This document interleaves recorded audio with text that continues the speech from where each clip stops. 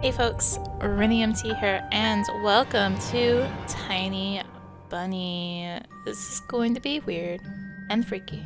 And thank you, Storyforge, for the code.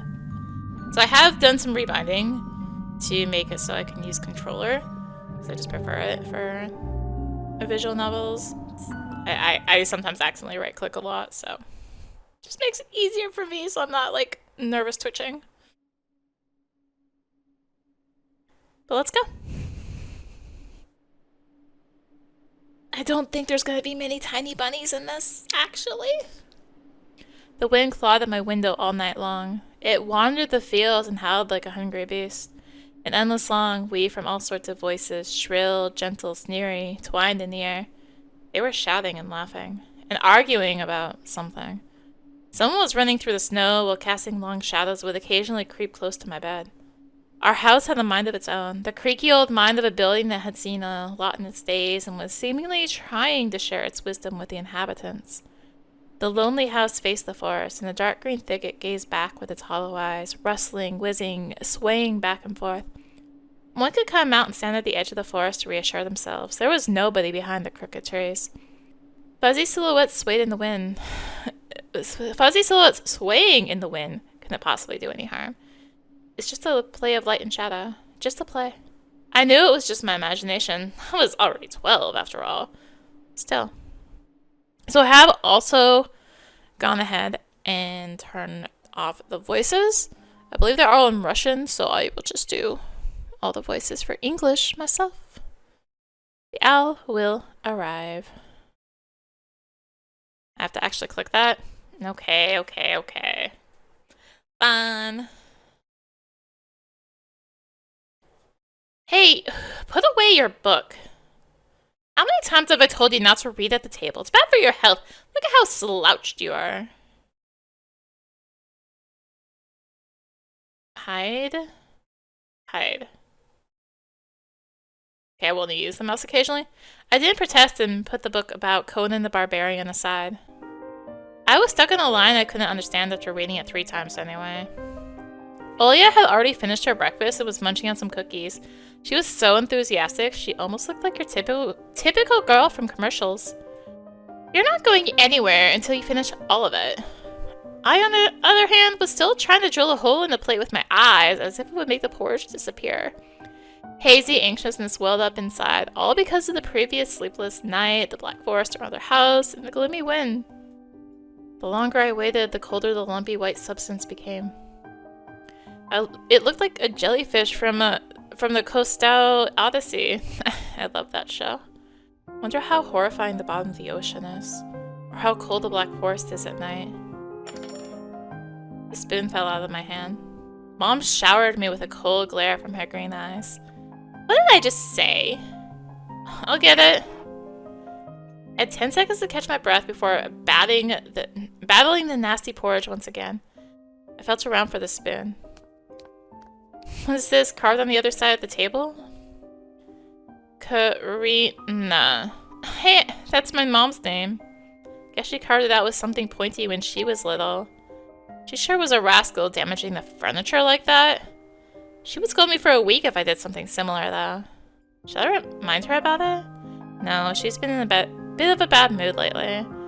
I imagined her being my age, sitting under this table. I wonder, was Mom afraid of the dark back then? The sounds coming from the attic? Or the thick forest?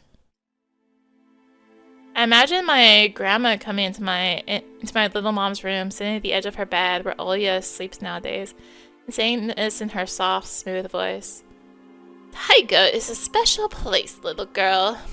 It's watching you closely, sniffing you out, trying to discern what kind of beast you are. If you're a good sort, it won't abandon you in times of trouble.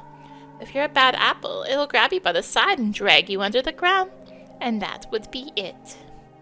Grandma was caring. She never fought with anybody, never yelled, never swore. Those were the times without the maddening screams until late at night, without smashed dishes and mutual accusations. Our parents used to love each other back then. I remember listening in on one of their conversations by chance. They were talking about Grandma getting prepared for her funeral. She had already bought the casket, and she called it her cute funeral box. It waited for its time in the closet patiently. It was black, upholstered with meat-colored material on the inside. Saw it when my grandma was getting buried. The house didn't change since the time she was alive. Only all of the photos were gone. Glass covered pictures with gray faces of my ancestors. They all had a dead but watchful look in their eyes. I crawled out from under the table. Olya was done with her cookies and was looking at my chair with like a sly woodland critter. I turned my gaze towards the frosted window. There were a lot of dark pines outside, but they didn't grab my attention.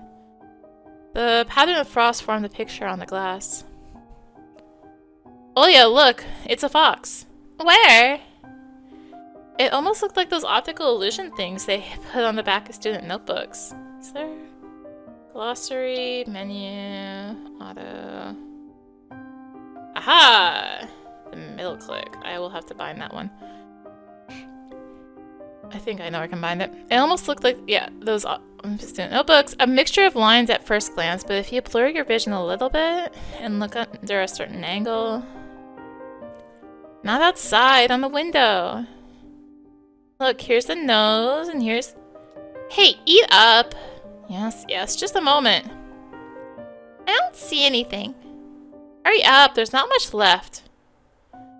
Ah, there it is, but it doesn't look like one.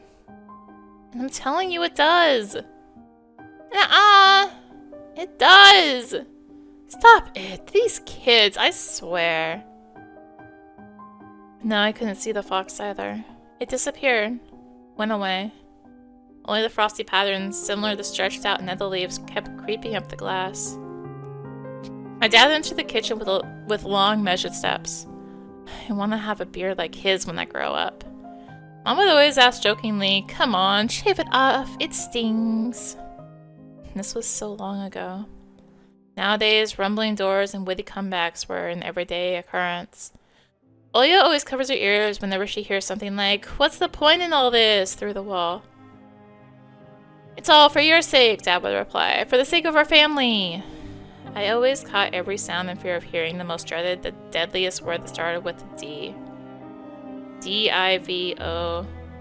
I didn't even want to finish it. It was scary to imagine that me and my little sister could be torn apart and taken into two different families. Anyway, your fox has nothing. I have an owl in my window. You and your owl talk again. You said you believed me just yesterday. Has anyone seen my car keys? Remember leaving them on the windowsill? Right. Maybe you did, and maybe not. You're a grown man, a father of two, and still. Karina, please stop. Just let me get ready in peace. Your keys are in the basket near the phone. Well, thank you very much. Anton, stop making a martyr out of yourself and finish eating already. But the owl! There was no owl. There was one! It had giant glowing eyes. Olya sprung up from the chair and placed her hand on her little face, imitating a pair of eyes with her fingers the size of an apple each. Last year you had a bye in your closet, now this owl. But I saw it! Olya shifted her gaze back and forth from Dad to Mom to me, but couldn't find any support. Have you thought about befriending it? You know, like feeding it with imaginary mice? Don't bully our girl. She's just afraid to sleep alone because she's still little. Olya pouted her lips in rebellion and rushed into the hallway. The staircase that led to the second floor creaked. Mom gave Dad a strict look. Oh, that look in her eyes. It's so uncomfortable to be pinned under it. Dad just snorted in reply and left, ringing with the keys he just found. A minute had passed and the theme song from The Little Mermaid echoed through the house. It was started on incredibly worn-out cassette tapes, which Dad already had to glue together once. So easy to fix objects, by gluing them back together, for example. But how do you fix a relationship? Mom moved to the living room and I was left alone, anxiously stealing glances at the window. Olya had trouble sleeping ever since we moved into this house. I just like looking at the art. Also their potential thumbnails. She would toss and turn or curl up into a ball under her blanket. Sometimes she would jump up in the middle of the night and turn on the VCR. Cartoons helped to take her mind off all the troubles we had with the move and our parents. Oh god. And Oya said she saw that giant flying monster outside her window. She became obsessed with it.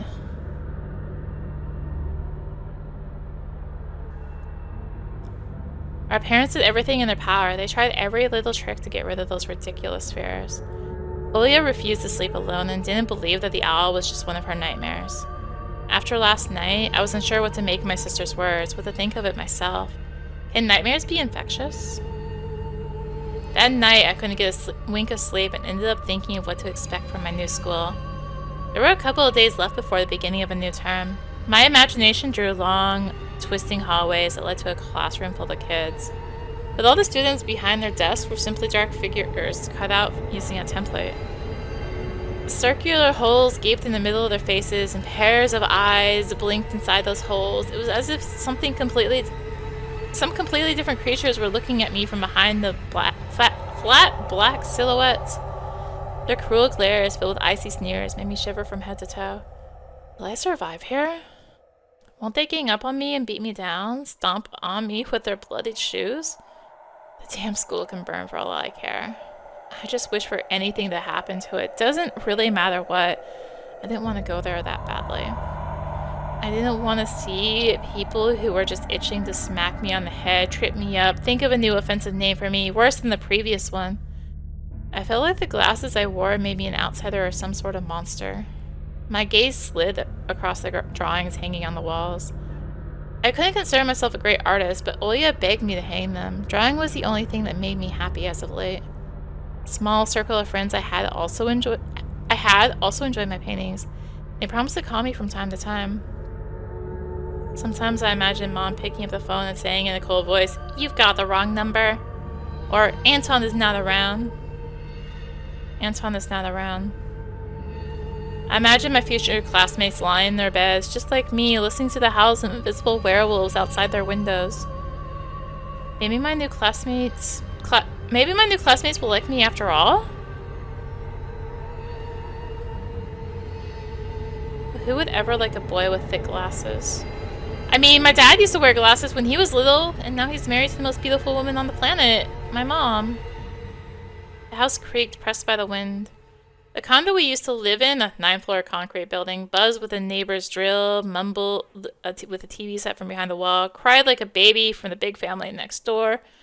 Current house, though I can't really call it new, was completely different. It was silent and easygoing during the day. Shadows lay dormant in the corners, on the closet cobwebs, and under the stairs. But they all woke up during the night. Something was watching me from every corner, almost as if the old photos of my deceased family with their ashen eyes were hanging on the walls in place of my drawings. The floor was squeaking, rusty drains were moaning, the attic was occupied by noisy drafts. One could think the house was performing some sort of demonic melody.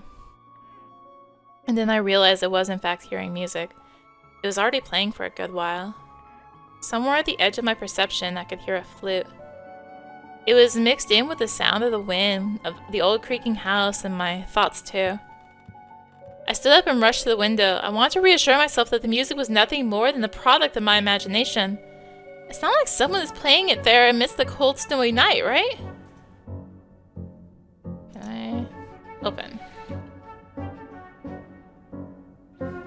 Someone was dancing in the field. Black silhouettes I could barely make out with a dark forest as their backdrop. They jumped around, basked in moonlight, bumped into piles of snow, rolled around and clawed on all fours. Stories about wolves playing under the moon came to mind, but these were clearly not wolves.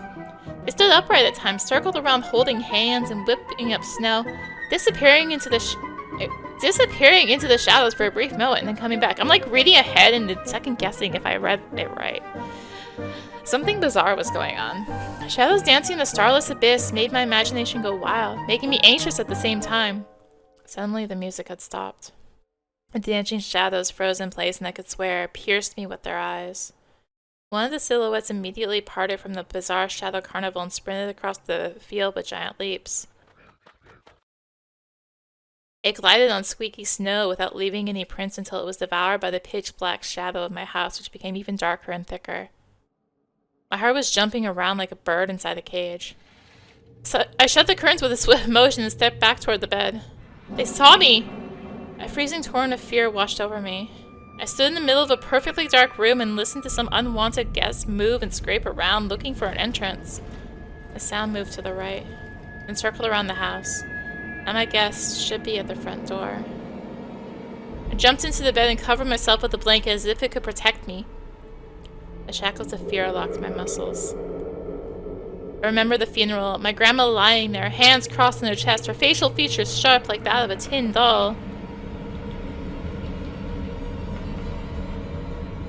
Ants running up and down the legs of chairs that held my grandma's casket. I imagine, oh god, imagine those little creatures climbing up her head and pulling up her eyelids with their tiny legs.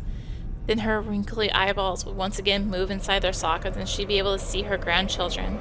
I was chanting the spell she taught me throughout the whole procedure, and now lying under the blanket, listening to squeaks and howls, I was repeating the same words.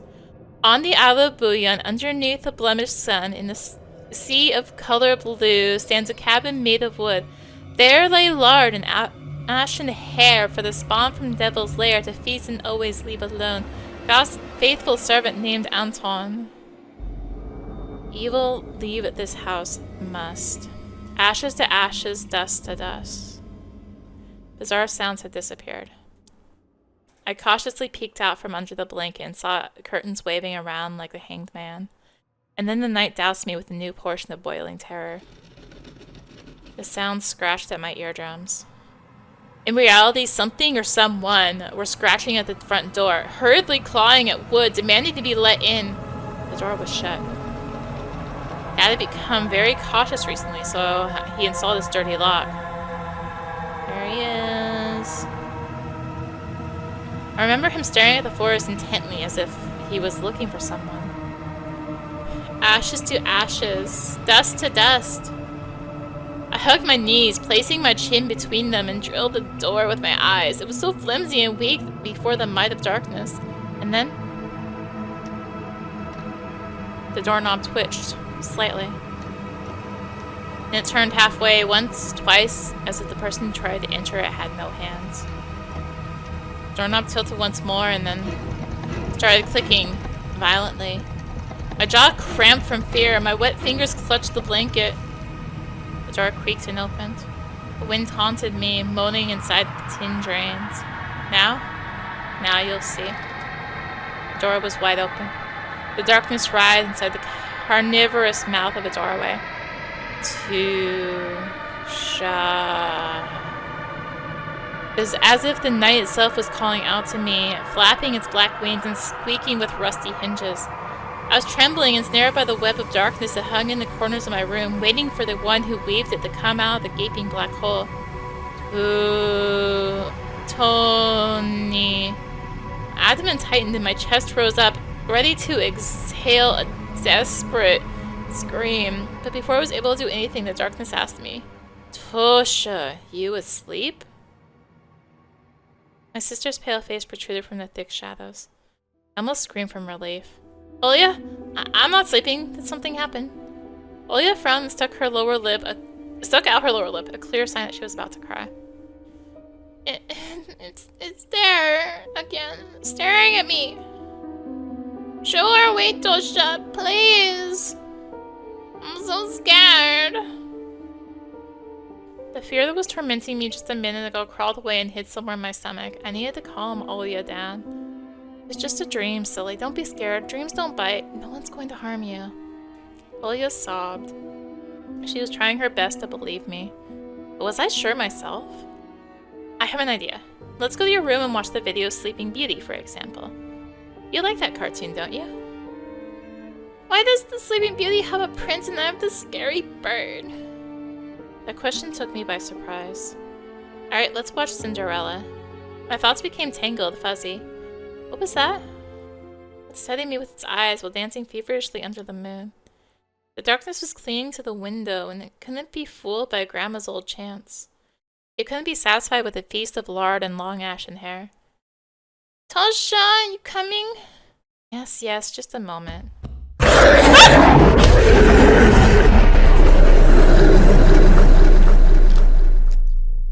Oh god!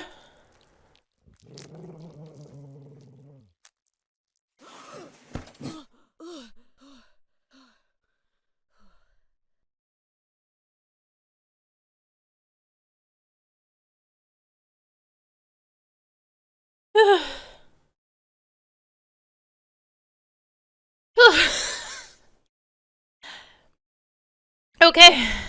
That's why I didn't want to laugh at Olya and her owl in the morning.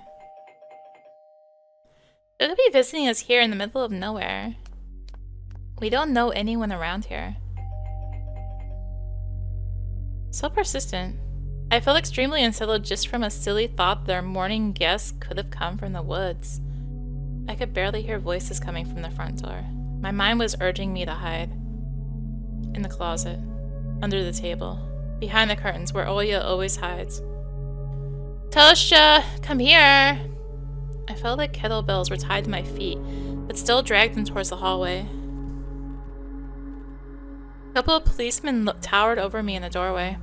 They smelled like frost and worry. Mom always winced and grumbled the moment she saw the patrol cars. Worse than bandits. At the moment, though, she looked somewhat confused. Hello? The senior officer, who wore a grim expression, nodded. My boy had gone missing yesterday. His name's Vova. Look at this, please. Have you seen him? Policeman held out a photograph to me.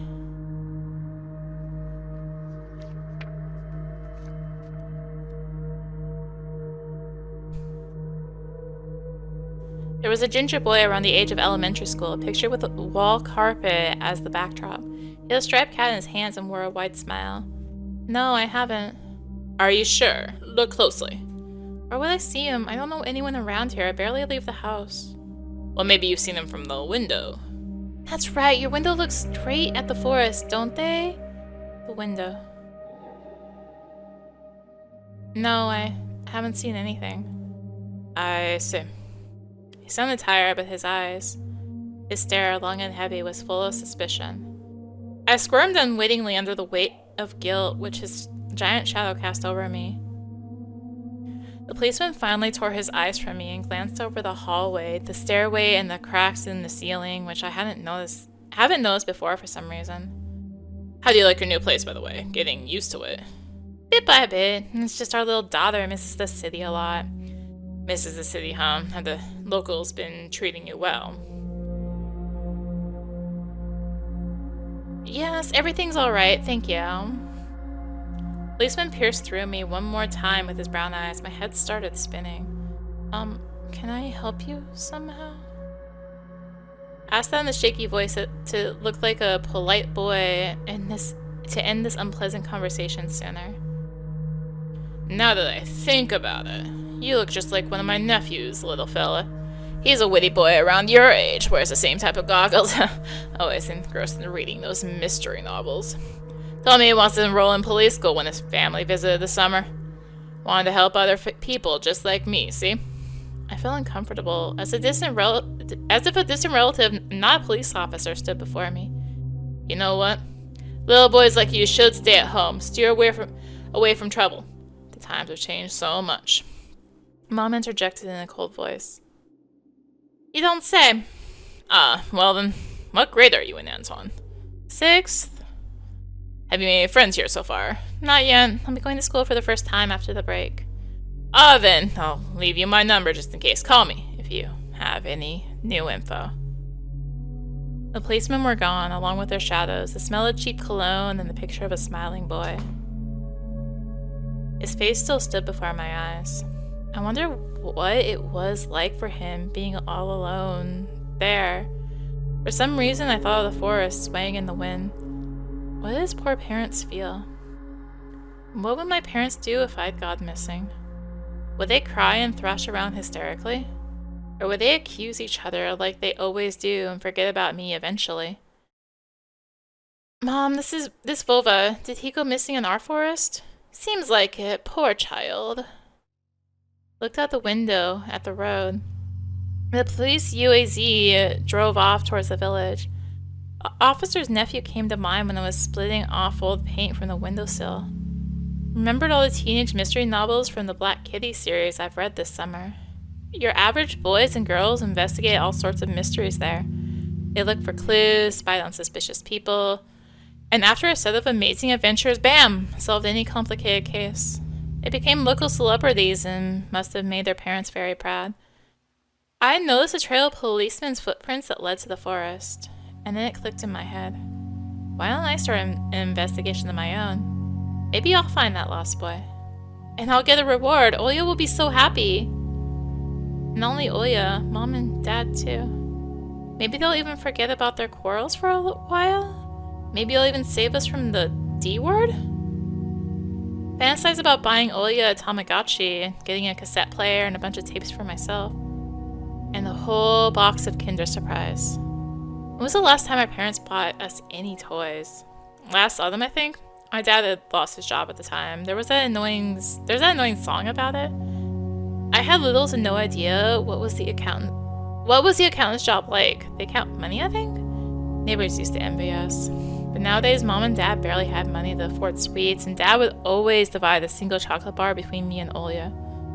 Sometimes I gave her my share too. No matter how much I wanted to eat sweets, she was still just a pipsqueak. I couldn't wait to go out looking for clues. I'm going outside. Yeah, right. You want the police to go around with your photograph next. Forest is so thick. What the boy got snatched up by wild animals or something even worse? Even worse echoed through the hallway. I won't go far. I'll stay away from the forest. Do you hear what I said, or should I repeat myself? Better go pack your school bag or play with Oya. The sound of splashing water came from the kitchen. It meant that the argument was over and Mom had the last word. Is there... Oh, things I can investigate? This cross had seen so many people come and go in this house. It was black, as if it absorbed all human sin from the long years it was hanging under the ceiling. After Grandma died, Mom was going to take it off and hang a horseshoe in its place as a lucky charm. But she cut herself with the cross's sharp corner and almost fell from the stepladder. Dad called a sign from above and ordered the cross to be left alone in its rightful place. Here and there. My parents prohibit me from making long-distance calls, but from time to time I really want to hear my old friends. Sometimes I would just pick up the phone, listen to the low hum of the zoomer and the distant crackling, imagining the wind howling in the isolating chords. Mom's peg top, a family relic. Mom played with it when she was little, then she gifted it to me. Olia was next in the succession line. The toy belongs to her now. She stared at the dancing spindle as if it could show her something, a fairy tale or maybe even our future. Now even my little sister was a bit too old for this old squeaky peg top. Got kitchen, front yard. Let's open this. The dark, stuffy closet. Mom says it smells like mice, but how would she know their spell? She hates when I stick my nose in there. She's afraid I'll cut myself on the freshly sharpened axe. And Olia can't even be lured to close it. She thinks Bye-Bye is living there. I tried to help her fight her fears once. I opened the door and turned on a dim lamp so she would see there was nothing but cobwebs, Dad's old tools, and scratched walls. She still didn't believe me. And I like to hide in the closet and listen to Olia count outside. 1, 2, 3, better hide from me. And then drag her feet on the creaking floorboards, hoping that she wouldn't need to look for me in the cramped monster's den. Go to the kitchen. Open. Open? Grandma kept ice cream for me and Olia there, but now I could only see the meat bits for soup and clumped together a pelmeni. Good to hate them already. I can't do the look here. Turn back. Lie to Mom. It's difficult to lie to Mom, but there was no other way for me to run away from home. Mom, something's wrong with the TV. Picture is dim and there are stripes all over the screen.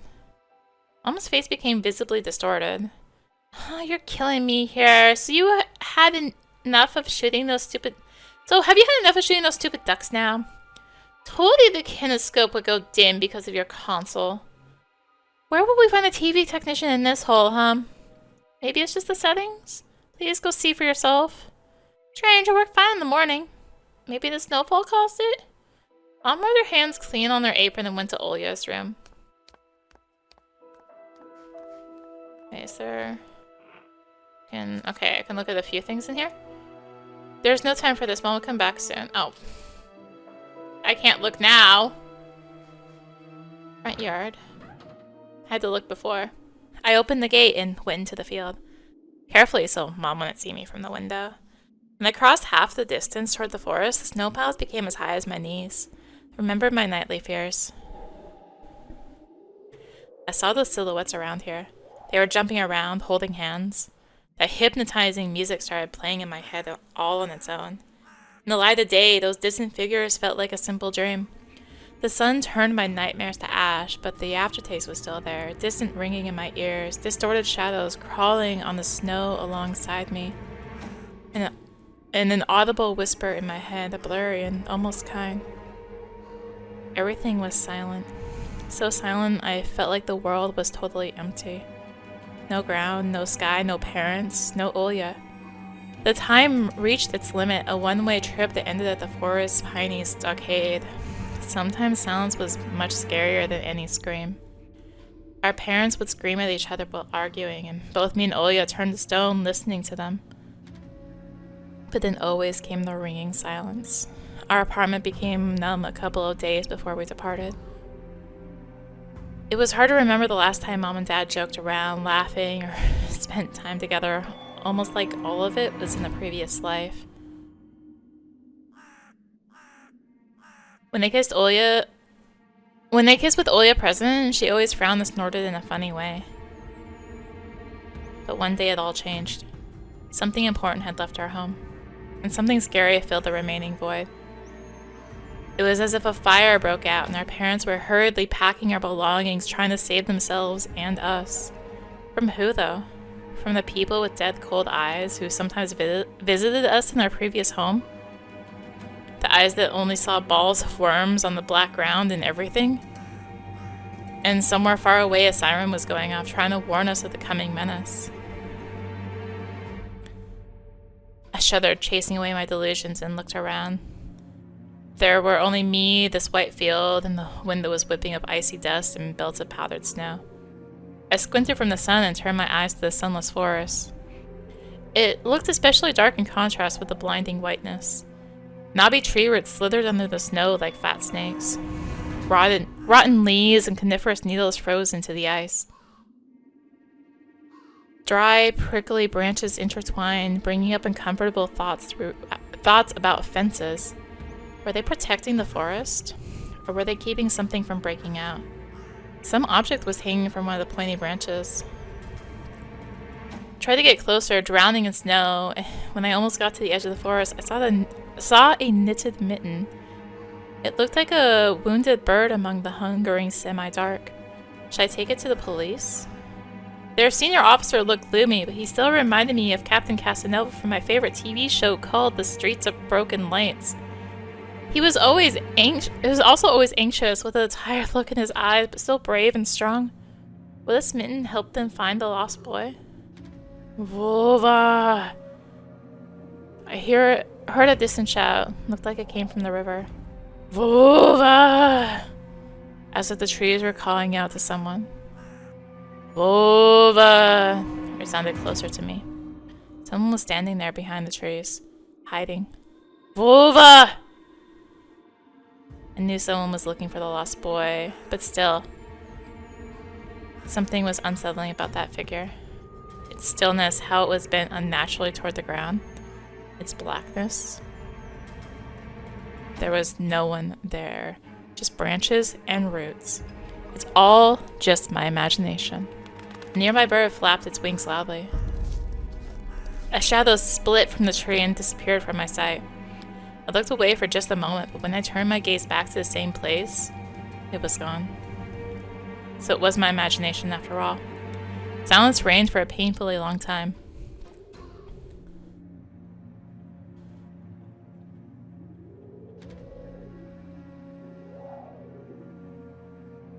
My muscles were tightly sprung, my heart was beating somewhere in my throat.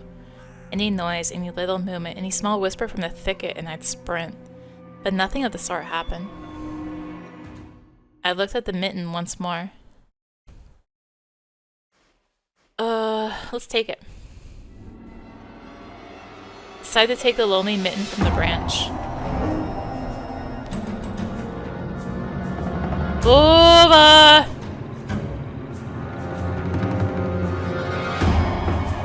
A shout rumbled across the field and dissolved into the distance. No echo, no hope for a reply.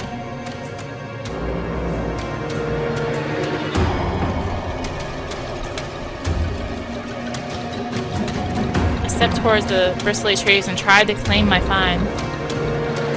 It didn't budge. Pulled harder, the branch cracked and the mitten tore off, landing in my hand with a squishy sound. All too heavy and wet. I squeezed it without thinking, and something dark spilled from it, forming a tiny string between the mitten and the snow. Steam rose from the snow pile.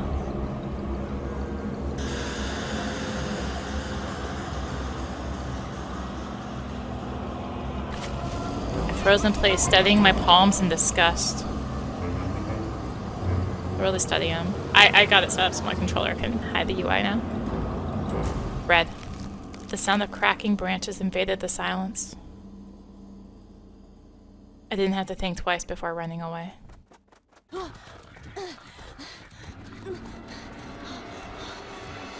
Someone was chasing me from the darkness, breaking pine branches, closing the distance with giant leaps. Snow was slowing me down. Crazy thoughts flew through my mind. I'll get caught. They'll get me.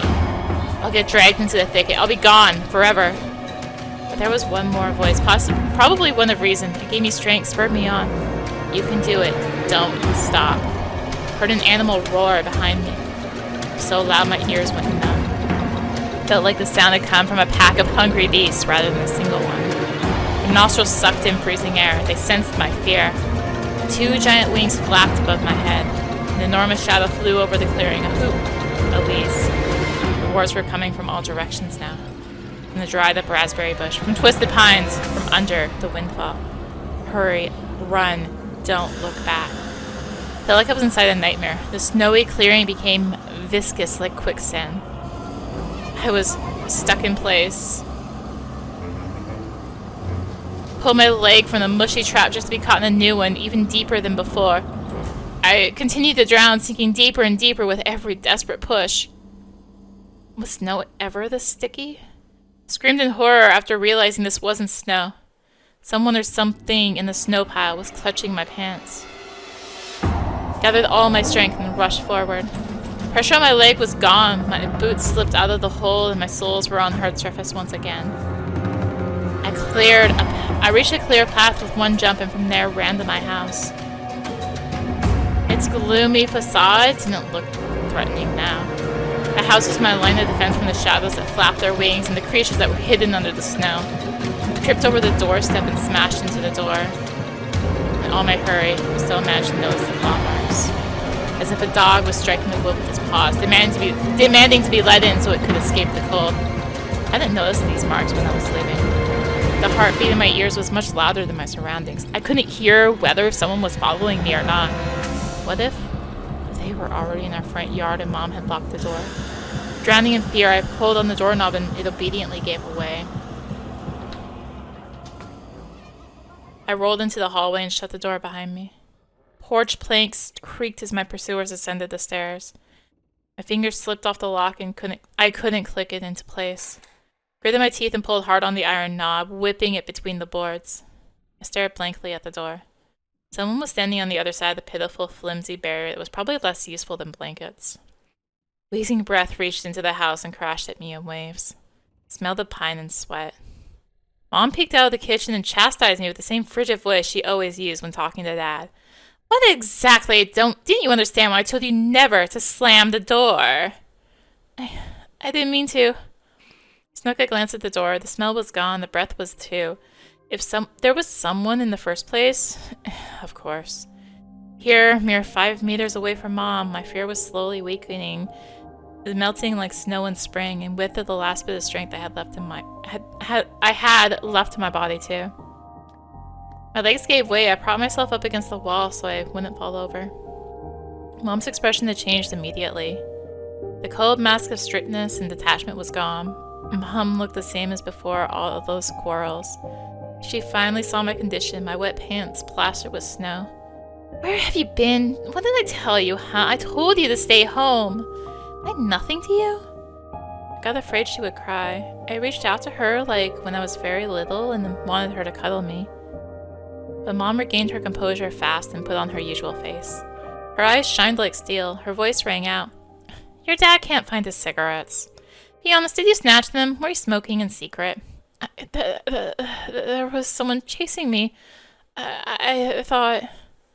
I stuttered as soon as I started explaining myself. Tears welled up in my eyes. Mom leaned toward me and sniffed my clothes like a bee, searching for the smell of tobacco.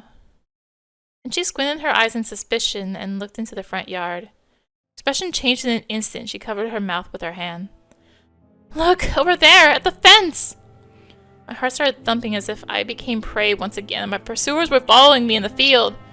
I could swear that I've heard something scratch at the door, just like my nightmare. Mom beckoned me with her finger, and I gathered all my remaining bravery to look into the kitchen window facing my fear. I barely discerned some hairy silhouettes swimming in snow through the icy winter patterns on the glass. Dogs. It's a small pack of strays with no name and owner, barely reminding of the hungry monsters that live on the edge of the forest. Oh boy, were you scared of them? I think they'd rather be scared of you, Anton. You were chasing me like a bunny. What if they're rabid? The smile slowly disappeared from Mom's face. Now she looked at the dogs as if it was her first time seeing them. What if they attack Olya? Mom? I wish your dad could just shoot them all. Mom, look, they're alive! Huh? What? Are they your friend or foe after all? Make up your mind. You're not a little kid anymore. Mom sighed in annoyance, and I felt so bitter that I bit my lower lip and fixed my gaze on the cobweb-ridden corner just to keep myself from crying. Well, some detective I am. In reality, I wasn't risking my life among monsters, but rather my pants among this pack of stupid strays. And what for? What use do I have for this? Mitten. Of course. A dark and sticky mitten that belongs to the lost boy made a squishy sound in my hand. It seems like I was clutching it the whole time. It's my trump card as a detective. Hurry to present this clue to my mom. Mom, look, this is Volva's mitten. That boy the police were asking about in the morning. It's drenched in blood. I found it hanging on a tree. I can show where. Let's call the police right away, like the officer had told us to. Mom, look! Ew! A shadow of doubt slowly crept onto Mom's contorted face, as if she was trying to remember something distant, like someone tries to remember their dream, but the images slip away. Stop it at this moment! Olya will go insane if she hears you. She already has trouble sleeping in lines all the time. And you joke around like this. The moment I realized the mitten was actually wet from snow. There was no blood whatsoever. I wanted to sink through the floor from embarrassment. Come here, my boy who cried wolf. Oh, don't just stand there. Come take your pills. A golden-colored pill, reminiscent of a dead wasp, fell onto my palm. I already took one during breakfast. Don't talk over me! I told you to stay home and you... Dad would have given you a good whipping for that. Come on, take it, or you won't be able to sleep at night, and you have school tomorrow. So I had to swallow the bitter medication, drinking it down with similarly awful water that gave off a taste of chlorine. Maybe it wasn't Volva's mitten. Maybe it wasn't a mitten at all. Just like the forest monsters. And Olya's owl. Am I going mad? What's happening to me? I read the pill had an immediate effect, or my overexerted brain didn't let fear inside anymore. Serenity washed over me, bringing yawny indifference along with it. Anton, you done? See, you can do it when you try. Take off your coat. Are you asleep? No, Mom, I was just thinking. What about, I wonder? It's just something silly. Mom scrutinized me with suspicious eyes, as if she wasn't sure she was looking at her own son and not some doppelganger that came from the forest. Is everything all right? You had the exact same expression when the policeman asked you about the window. I'm all right, Mom. She heaved a deep sigh. Fine. It seemed like the house had changed. The sofa's fabric had become discolored. Fingerprints appeared on the bathroom tiles. The light bulbs also felt different, dimmer and yellower. Even the saliva inside my mouth had a different taste. A melody from Aladdin could be heard from the upper floor. Olya was done rewatching her favorite Little Mermaid episodes and switched to other tapes. I slowly changed into my home clothes, stopped before the sink and studied my reflection in the mirror, like I was trying to solve one of those spot the differences puzzles. Then I went upstairs. Jafar's and Yako's voices died down. I walked past Olya's bedroom and slipped into my own. open? One of the drawers was empty. I hid the mitten there. The simple action drained the last bit of strength from me. I sat on the bed. And then I noticed there was someone behind the curtains. My tired hand dropped to the sheets. Whether it was due to the medication I took or the stress I underwent, the room began to contort as if the wind was blowing the walls out like a pair of sails. The corners of the room bent and undulated. The only stable thing in the whole room was the figure between the windowsill and the curtains. A flimsy piece of cloth was stuck to my hidden visitor. Remind me of burial sheets. Olya? Who else would be standing there? Slip and licked my dried up lips. Yeah, Olya, it's so funny. Silhouette was unmoving. It was enveloped softly by the curtains, as if there was a thick layer of darkness there, not a human being. Reached toward the curtains. Ba-dum, beat my heart, controlled by medication. Wincing in the field with a chorus of voices. For a second, I wanted to return to the bed, just lie down and watch the person behind the curtain, knowing full well they were looking back at me. They were looking without blinking, waiting for me to fall asleep. Plastic rings rustled against the holder when I pulled open the curtains. Gotcha! I knew it was you from the beginning. A blindingly bright halo lit up above Olya's head with the setting sun as the background. My sister was shining. When she was just a baby, Dad always used to say she was shining with happiness. Always retorted, but Dad, she's not some flashlight. I brought her to the window one day and sunlight poured on her smiling face. I felt like I was holding a light-woven child. I saw everything! Oh, really? What did you hide? She was just like my mom when she was little, before she put on her sad mask of tiredness and switched to her commanding tone of voice. It's nothing, just... Olya ran up to the table, her eyes round, and asked, You stole something and hid it there? Are you a thief? What? Don't be stupid. I didn't steal anything. Clear image came to mind, that mitten hanging from a tree branch. What if I did steal it after all? From the forest, from the tilted figure standing behind the black trees. Olya could be selfish and stubborn when she wanted. Then show me! Swear that you won't tell anyone, then I'll show you. Olya wore a plotting smile. I swear on Mom's heart. And those she heard in one of the movies about the pioneers we've watched. Don't say things like that. Olya nodded and made a gesture with her hand, locking her mouth with an imaginary key. She was filled with curiosity that was splashing in her giant eyes. We opened the drawer and Olya leaned in, holding her breath. It looked like there was not just a simple mitten, but some sort of exotic critter. Is this someone's mitten? She said that as if she couldn't understand what she saw. A certain boy lost it and got lost himself. Now do you understand how dangerous it is for kids to wander into the forest, right? He must be really cold out there. Will they find him? They will. Police are going house to house, showing his photo to everyone. Olya traversed the room with care and pressed her tiny palms against the window. And why are they going to the houses and not the forest?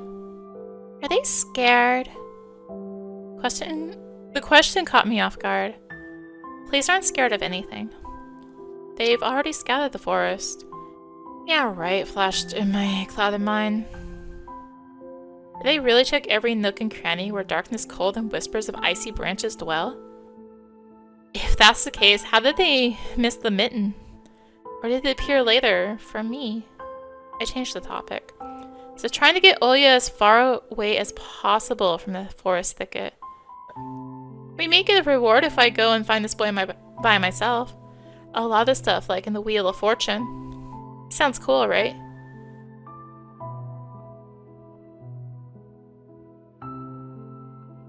Olya wasn't listening to me. She was piercing the forest with incredibly adult eyes, uncharacteristic for her. What if the owl got him? Nonsense! An owl won't be able to lift a human. But you know what? I was picking my words with utmost care. I forced them out of my overexerted brain. Stay away from the forest. I think it's How should I put it? It's cursed or something. Just like a fairy tale? No, more like in that spooky tape our parents hide from us. Ilya shivered and stole a glance at the window. I saw you running away. Someone was chasing you? No, it's just I was hurrying back home so Mom wouldn't be worried. As I looked at my sister, my heart was tearing apart. She was so fragile. It was so easy to stifle her light. A gust of wind and her small fire would be gone. You're lucky. Mom won't even let me go outside. I'm like a princess in a tower. Can't go anywhere. I'll die from boredom here. You're wrong. No one has ever died of boredom. And you have me and your cartoons, and Mom and Dad will be good to each other soon. You know what I would wish for on my next birthday? I wish for Mom and Dad to turn into children so we could go and play together like we used to. Yeah, and if you'd make them as small as bugs, we could place them into a little box. Olya giggled and tugged at my sleeve. Tosha, let's go watch Aladdin! The take went over my desire to be with my little sister. I was washed over by some sort of heinous apathy.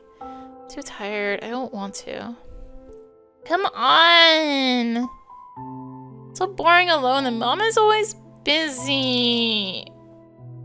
Can pick a cartoon you haven't seen before. I know all of our tapes by heart at this point. Not all of them! You haven't watched Peter Pan! Remember how you fell asleep in the middle of it? So much happens after that. Let's go! Let's go! Maybe a bit later. Should I tell you how it ends? Let's leave that for tomorrow. I won't tell you tomorrow. Hey, no, let's play hide and seek. No, Olya. And draw me a dino. Olya, please. Draw it! Draw it!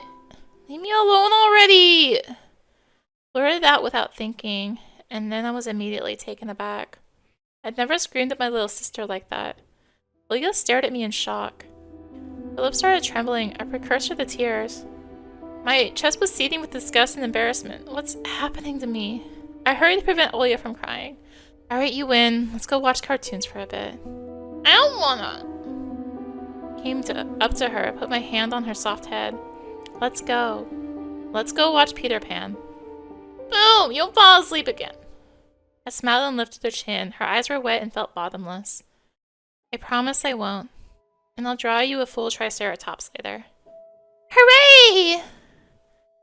Triceratops! Well, close enough. Olya rubbed her eyes with the sleeve of her pajamas and a shining smile returned to her face. I'll go ask Mom for the condensed milk and bread and you rewind the tape. The bread is fresh, just like how you like it. Okay, alright, just be careful not to spill the milk. Or you'll be yelled at again. Wanna bet I won't spill it? The tape is somewhere in the nightstand. Look for it. Olya disappeared into the doorway and I dragged my feet into the neighboring room. Right, let's turn on. The old photon TV was gathering dust in the corner. All that was left was clicking the button on the front panel. The tube warmed up and familiar white noise started dancing on the black screen. I almost reached out to turn on the VCR when the noise calmed down and the blurry image appeared for a moment. It was a dark taiga forest, just like the one outside my window. The picture split the screen in half. Something creepy resembling human speech was coming out of the speaker. Just a few moments later, the scenery was again overshadowed by noise. Did it catch some rogue signal? Local TV station only really showed Soviet cartoons, and even that was pretty rare. And only just recently, I used to always watch Robotech before school. It was so awesome. Maybe I should tinker with the antenna? What if I catch this channel again? On the other hand, Olya asked me to find the tape. It wouldn't be nice to disappoint her. But in my sleepy state, I don't have the strength to do all of it.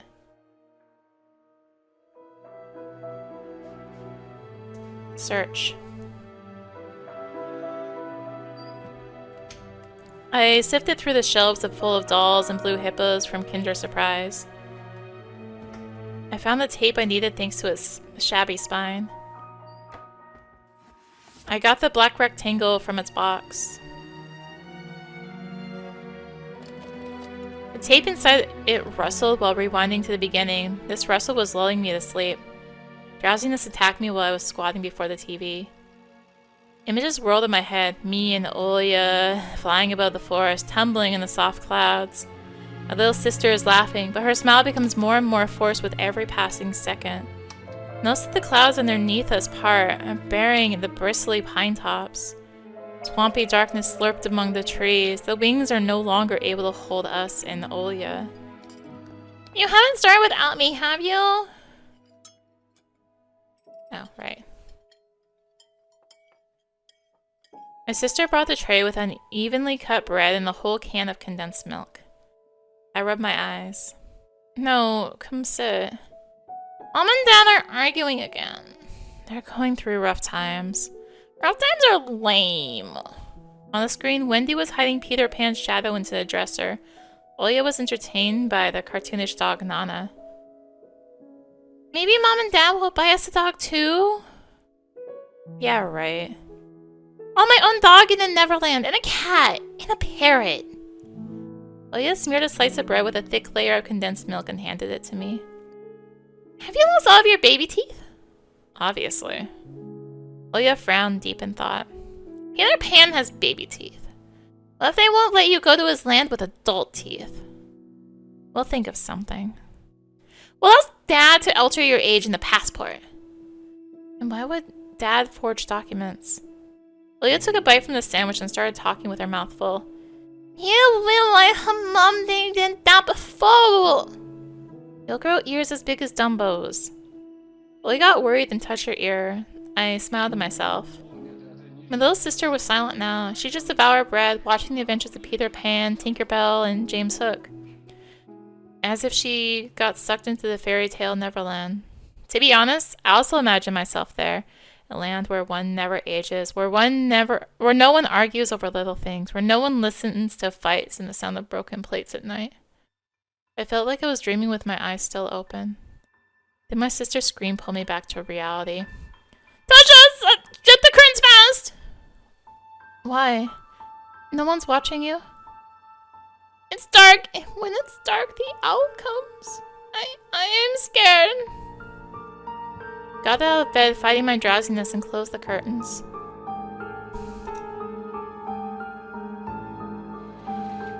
It had been best not to look outside toward the treetops, toward the taiga forest, which seemingly drew closer and closer. Of course, it was just a visual effect from shadows of branches scraping the snow. Tosha, Mom thinks I made the owl up. And Dad too! Thinks I'm a liar since I'm small. But the owl exists! Honestly it does. You do believe me, right? It comes every night, and... I swiftly grabbed Olya's hand and looked her in the eyes, trying to transfer at least some of my courage and determination. But did I really have those qualities? Aww. Yes, I believe you, alright. Just don't nag our parents about it anymore. They're already dealing with a lot, so they'll just get mad at you. Come and tell me if anything happens. And don't look out the window.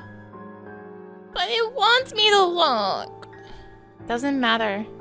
Act like it doesn't exist and never existed, like it's made up, just like Mom and Dad say. It'll get tired of waiting and fly away.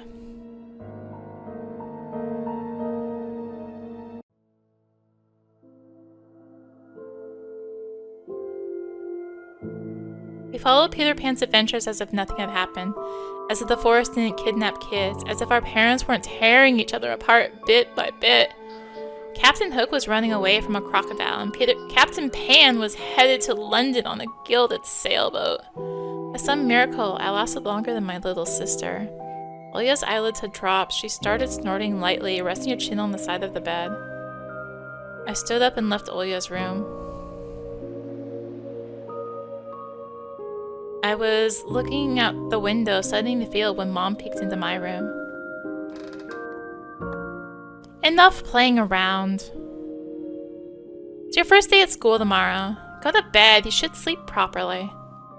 You won't be teased for being sleepy, right? Adults think everything is so simple. As if sound sleep would ensure my classmates would like me. I cover myself with a blanket up to my neck and listen to the house humming to something invisible rustling in the corners.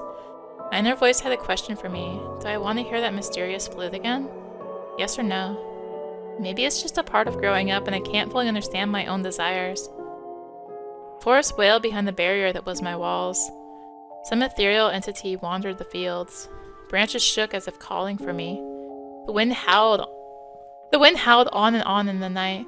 My thoughts were like annoying flies that entered my head before becoming weak and tangled. I didn't notice how I fell into a slumber. It has come after all. The day I feared the most, the first day of a new school term. Episode 2, Time to Play with You. Alright, I have to actually click it. New school, new teachers, most importantly, new classmates who I always have trouble connecting with. Like most other kids with glasses, probably. I forced myself to get out of my warm bed. Dad would usually drive me to my old school, but this morning the bedroom of my parents was silent. Did they sleep in? Maybe it was a good thing. I didn't want to get the daddy's boy reputation from day one. My parents were probably still tucked in, dreaming about the good old days when everything was so simple and easy. Sweet dreams, even if far removed from reality. I silently sneaked out to the first floor so I wouldn't wake up anybody, especially the peacefully sleeping Olya. Did my best to step on the middle of every floorboard. I used to play like this even in our old apartment. If my shoes touched the space between the floorboards, it counted as stepping into lava. The clock was spurring me on with its hands. I need to hurry, faster, faster. I was too fast, so I needed to circle the hallway once again. Boiling lava was bursting out of the cracks between floorboards. I needed to watch my step, to survive at any cost. Hippity hop, like a frog jumping on molehills, like a fearful bunny in a grove full of wolves. I made a sandwich in the kitchen, shoved it down my throat, and drank it with cold tea. My appetite was as good as of someone being led up the scaffold towards a guillotine. I lowered my gaze and saw that one of my feet was standing on 2 floorboards at the same time. Burnt to a crisp, huh? I moved my foot. Disgusting little snakes writhed in my belly, the fear of getting hit and being called nasty names. The clock clicked. I need to go. It was dark outside, fitting for an early winter morning. This darkness never fully left the houses around here. I took my time tying my shoes, buttoning up the puffy down jacket, trying to delay my unpleasant exit into the semi-dark, into the unnerving unknown. I rubbed my glasses for good luck, though I couldn't remember a single time these thick pieces of glass brought me any good fortune. The sky was akin to a giant bruise. On the east side of it, a black cloud was swelling up. It licked up stars from the sky and extinguished the rising sun. Darkness was plastered all over the treetops. The cautious cries of birds got tangled up in the thicket. I locked the front door with a long key that I wore around my neck. My parents made me wear this noose, afraid that I, being a total klutz that I am, could lose the key otherwise. The wind whizzed on the other side of the gate and invited me into my new life towards dubious adventures, and tagged alone like a old buddy, pushing me in the back. Wide shadows that pines throughout covered 1/3 of the clearing. Upon reaching the edge of the forest, I hid my nose in the coat's collar. I was squeezing through the thin fire break, my hair ruffled up and my back hunched over. Tall trees stood on both sides of the tiny trail.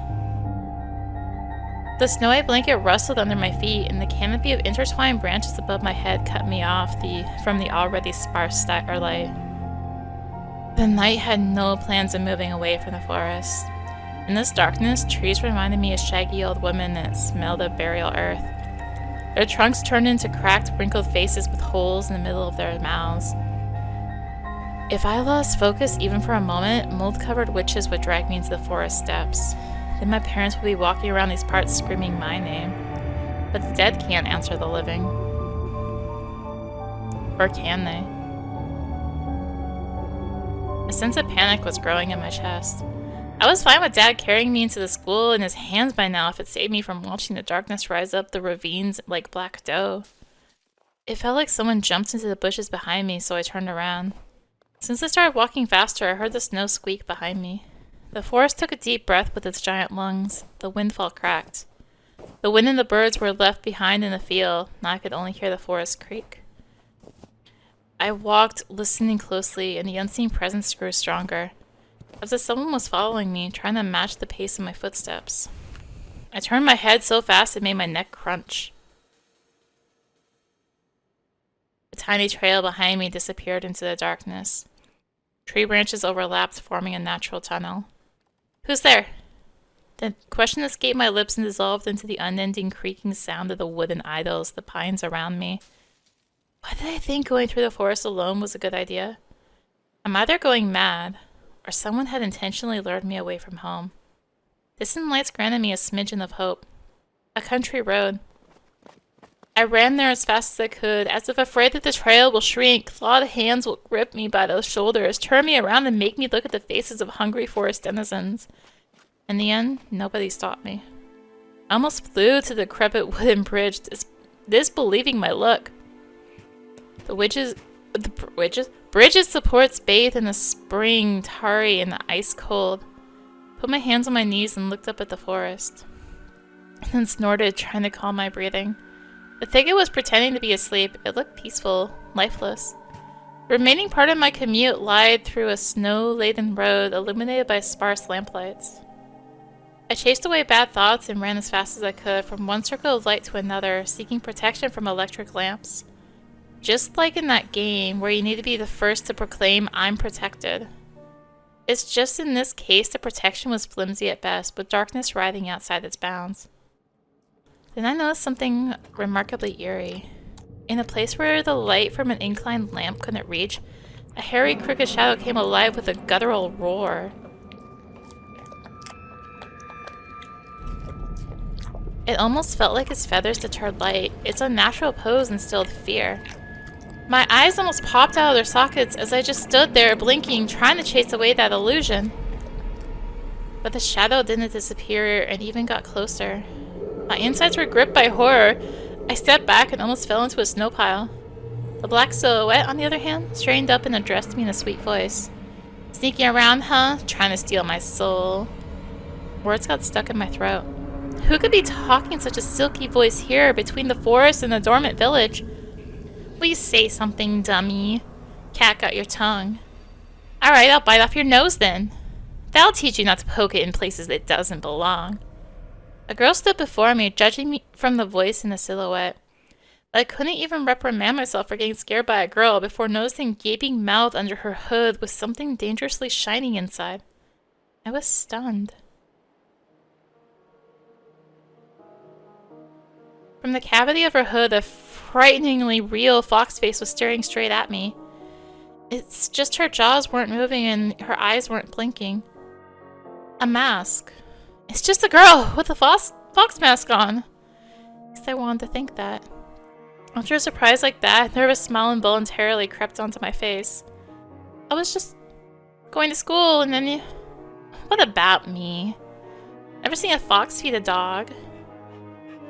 Indeed, there was a small dog circling the girl's legs. One of the strays that were chasing me yesterday, probably?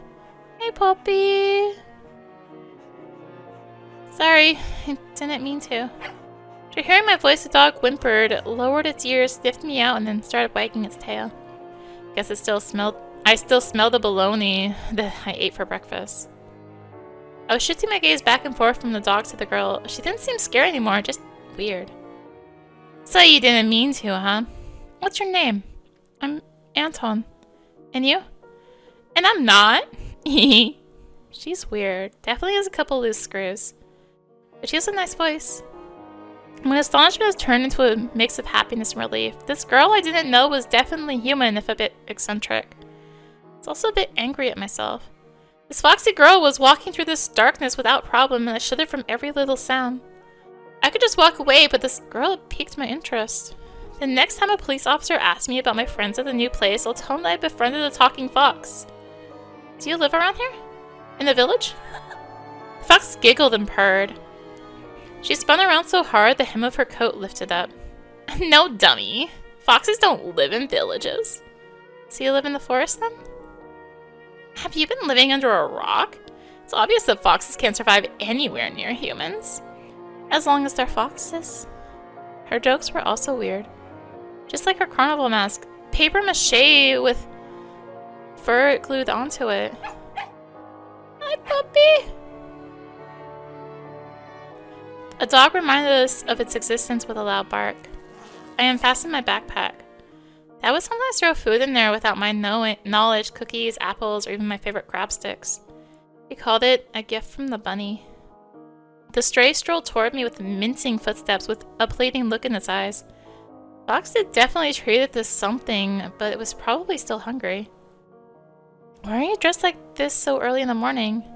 Going to a costume party? The girl shrugged, throwing silvery snowflakes off her nose. Her human form along with them. Turning into a genuine beast. Real fox, agile, cunning, dangerous. Ah. A moment of hesitation, you'll be ripped to shreds. She'll tear you up and gulp you down without breaking a sweat. Can't help but just stand there as a stump. Until I heard her calm, melodic laughter hidden underneath the beastly mask. I wish you could have seen your own mask, sweetie. Did she say sweetie? Got embarrassed. Went right up to my hair roots. We seen a fox in the zoo once when we went there with Dad, but it had patchy fur, was gray and skinny.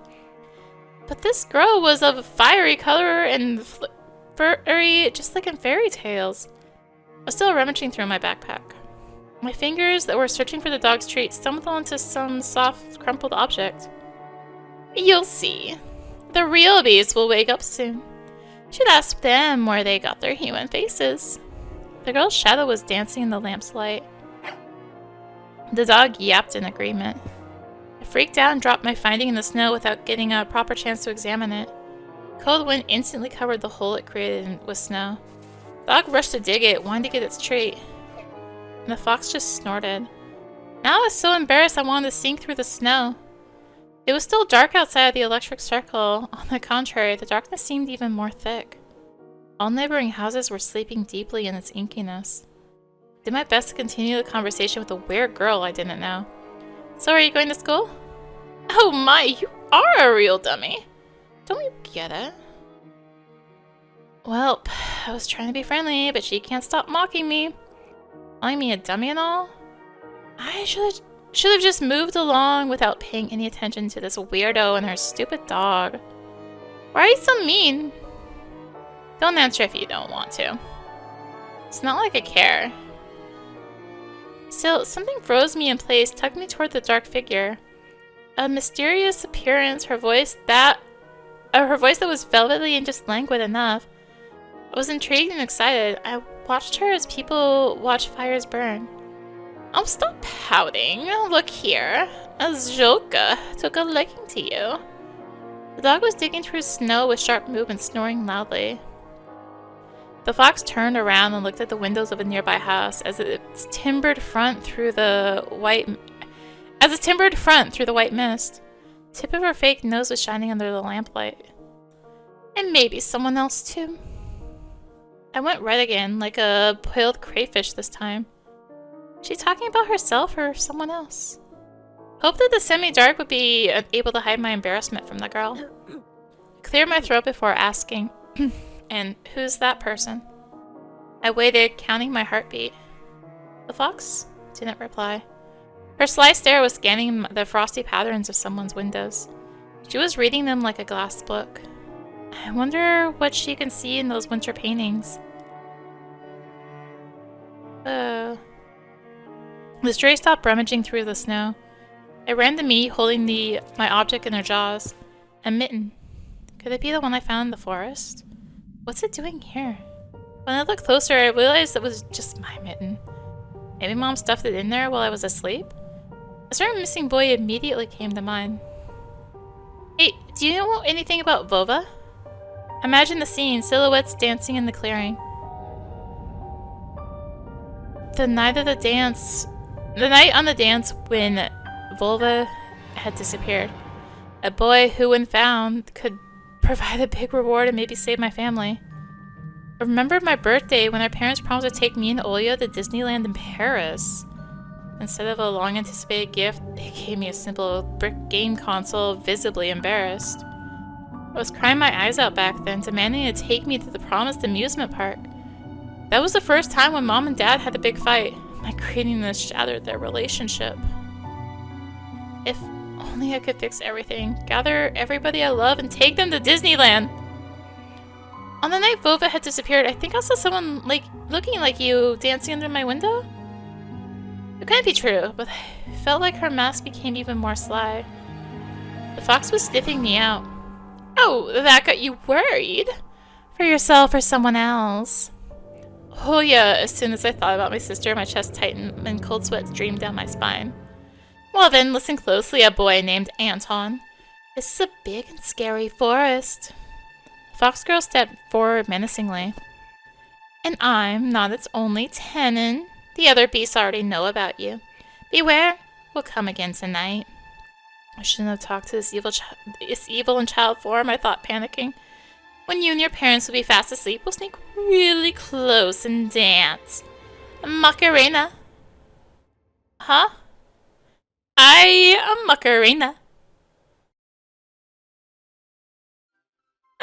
Look at you, your mouth is agape, Antosha. He saw me near his window at night. Yeah, right. Are you by chance a dimwit? Nobody would let me go outside that late. Children go missing here, you know. Touched the plastic frame of my glasses, puzzled by her silly joke. She got me scared to death. Hey, why don't you stop fondling your glasses? I was also nearsighted once. Listen to me, maybe you'll become smarter. Remember, what do they call foxes? Cunning? My words seemed to hurt her. Hey, what are you? Sorry. Her laughter was akin to the jingle of a pair of silver bells. Just pulling your leg. Of course we're cunning. If you're agile and brave enough to befriend a cunning fox, I'll help you look for Vova. There's a reason why you're doing it, right? I shrugged in reply. Her insight was alarming. I know why children have been swarming our forest recently. Sometimes you can find a lot of interesting stuff there. One day I saw a huge pile of candy once and I swam in it until my jaws cramped. A pile of candy? I couldn't deduce whether she believed in what she was saying from the tone of her voice. I showed her another smile, a fake one this time. Ooh, so wary.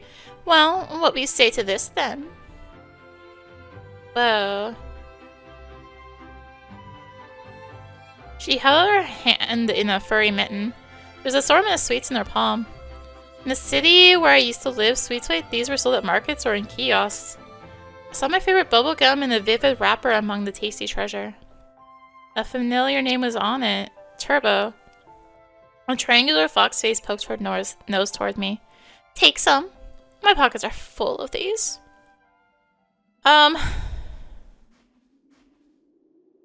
Okay.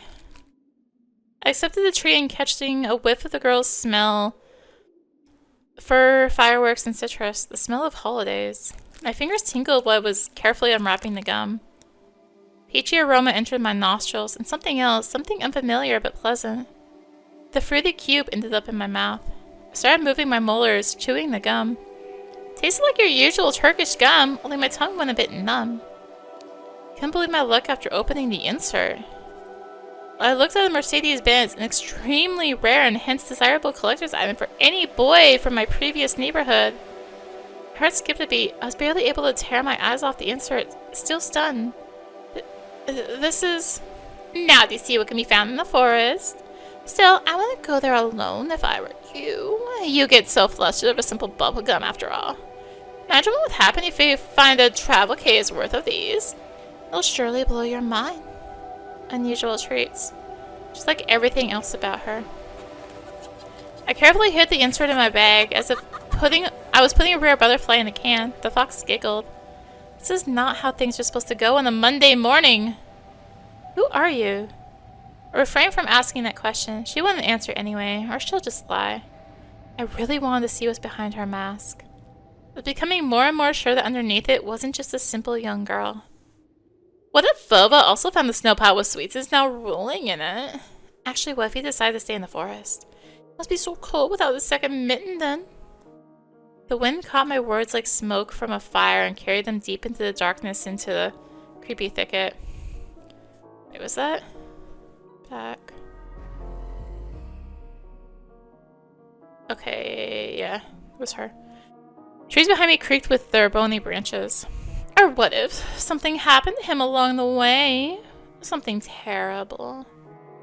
Forrest reacted to our words, became alive. It sniffed me out, perking up its ears, just like a curious beast. Fox Girl pierced me with her eyes again. Wild beast? You find that scary? Well, I don't know. He doesn't know. Oh my, have I befriended a dunce? Didn't like being called a dunce. Yet being friends with her sounded nice. My grades are good. Oh, really now? Will you come with me, good grades, Antoine? We'll find your Vova, and you'll be able to ask him what he found deep in the forest. As long as you're with me, nothing can hurt you in the forest. You'll see. Worms of worry writhed in my belly. Better run, whispered my mind. I don't believe you. Did you take me for a liar? Whatever, you're just like everybody else. The girl sounded hurt, although I didn't know if she was genuine about it. She turned around as if she had immediately lost all interest in me. The gum felt bitter now. I remembered my dad's favorite saying, "Where are your manners, son?" Indeed, this fox was kind to me. Please don't get mad. Foxes can also be nice, like in fairy tales. I just need to know what kind of fox you are. The girl giggled, hiding the nose of her mask in her hands. Then follow me into the forest and you'll get to know me.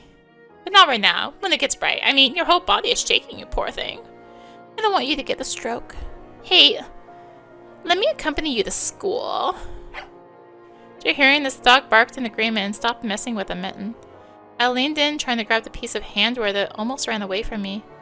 Well, if we're going the same direction. We went towards the school and the lost dawn. Here and there, the lights came on in the windows of houses we passed, as if their inhabitants were sending us warning signs. Silhouettes lurked behind curtains, dogs let out occasional barks. Spirals of gray smoke rose from chimneys, TVs bustled, and dishes clanged in kitchens. We watched the village slowly rise from its slumber, while carefully treading the snowy wheel trails. I walked in the left one, and she took the right one. The dog was following right behind us. I expected the fox to bring up something weird again, but she stayed silent all the way through the school, as if playing with me some game only she was privy to. She would giggle from time to time when the dog sneezed from the snowflakes that fell on its nose. I was the first to break the silence. So, what's your name? Here it comes. Names, names, names. You people always need to put labels on everything. What name would you give a fox like me? I don't know. I've also read about Alisa the fox. And you know what? I don't mind. I'll be Alisa. I couldn't understand if she was joking or not. Turned around as if looking for an answer from the dog, from the dark sky devoid of dawn. My silent questions were left unanswered. The school's outline was already in our sight. A giant brick box stuck in the endless night. Lights in the windows didn't bode well for me. The warden trees were guarding the schoolyard. Screams, childish laughter, and someone's whistling tore up the silence. I went here with Mom when we just moved, and the place looked cozy at that time. Empty corridors that smelled of polished, puffy snow outside. The second time I came alone to get the books and kept on imagining my peers rolling down the railings, grade schoolers running to the library, and teachers marching down the corridor with their air of self-importance on them. High schoolers were smoking at the entrance in track pants and wool caps perched on their foreheads. Their appearance destroyed the last hopes for a cozy school. Their stingy eyes and the teeth yellow from nicotine, their smirks, all of it had the same gloomy effect as the cloudy winter morning. Absorbed by my thoughts, I completely forgot about my companion. I'll wait for you at the backyard after school, near the hanged man. Near what? She just ignored my question. Don't be late. I hesitated. Feeling hot and cold again, Mom always said that when I would have trouble choosing between two options. Thinking about Mom helped me reply, I'm going straight home after school. Well, Antosha, I'm gonna let you off the hook, but the others will creep up to you with their smiles and sink their teeth into you. Won't be able to shake them off as easily. Remember my words. Fox opened her mouth in a wide yawn. What kind of trick is this? Someone running in the distance called out my name. I instinctively turned around. A huge snowball whizzed past my shoulder and hit the dog. Puppy! It whimpered and ran towards the spring. The darkness devoured it. Foxgirl was also nowhere to be seen. She dissolved in the frosty air. Or was she hiding in my shadow? I gulped and swallowed the gum. Unlucky. After taking a deep breath, I went toward the school, toward the cutlets of dough, toward the light raining down onto the snow.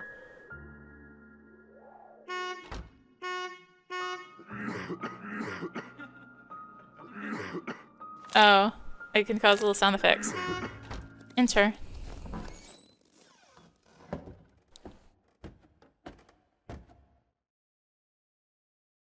I could hear muffled voices behind the doors, saw blinking lamps. Darkness creeped along the windows, and it felt like the school was drifting in open space like a lonely, lost spaceship. Aha.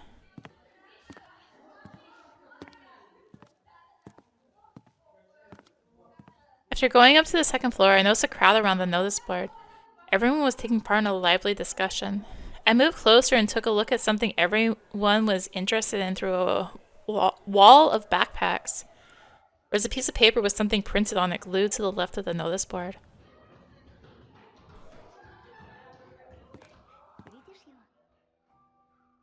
Vova Matukian, 10 years old, grade 4B. He left his home on January the 5th around 4 p.m. and never returned. Was last seen at the bridge over the Smoridian River. He was wearing an orange coat with a hood, a black wool cap, a scarf, and mittens with green stripes. Might have had a plastic toy gun on him. Features 142 centimeters tall, skinny, brown hair, and green eyes. Please call these numbers if you have any information on Vova's whereabouts. Child missing. Vova Matukian, that was his name. 4th grader. In that grainy print, Vova looked dead, with a black mouth and dark, empty eye sockets. Could it be that the darkness dwelling deep in the forest invaded his pores and mutilated his face? Plastic toy gun couldn't protect him from the whispering branches and the howling wind. Empty eyes of the lost boy pierced through my soul as if pleading. Unable to meet his stare, I turned around and rushed to the window, took a seat on the windowsill. The corridor was slowly filling up with children in groups of few. Nobody paid me any mind. In the darkness of school toilets, child voices were hammering a nursery rhyme.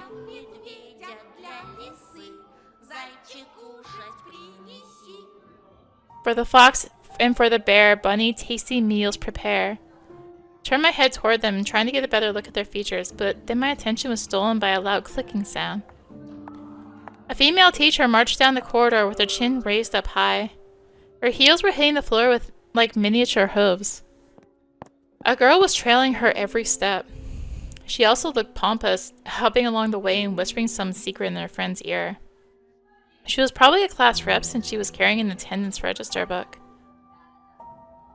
Ectorina, Ectorina, take this, please.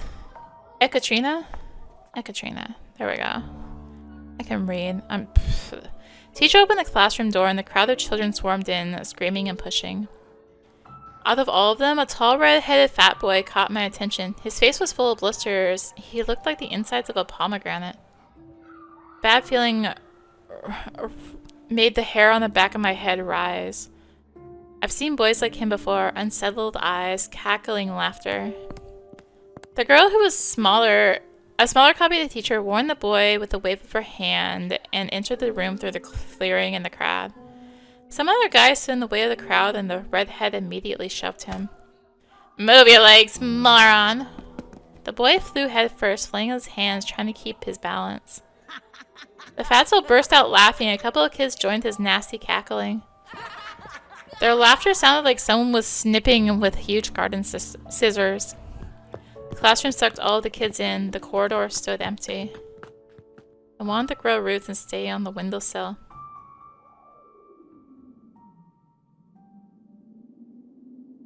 Just Just a handful of lampposts outside were battling the darkness, writhing like fluorescent fish in the black ocean. Maybe I can still run away. Go outside, dissolve in the dark. Imagine myself running through snow, how it squeaks under my boots, and how I'm becoming lighter and lighter with every step. The ringer's trill blew that illusion away. I tore myself from the window with great effort, and took a couple of deep breaths, trying to at least calm down my mad pulse, and entered the classroom.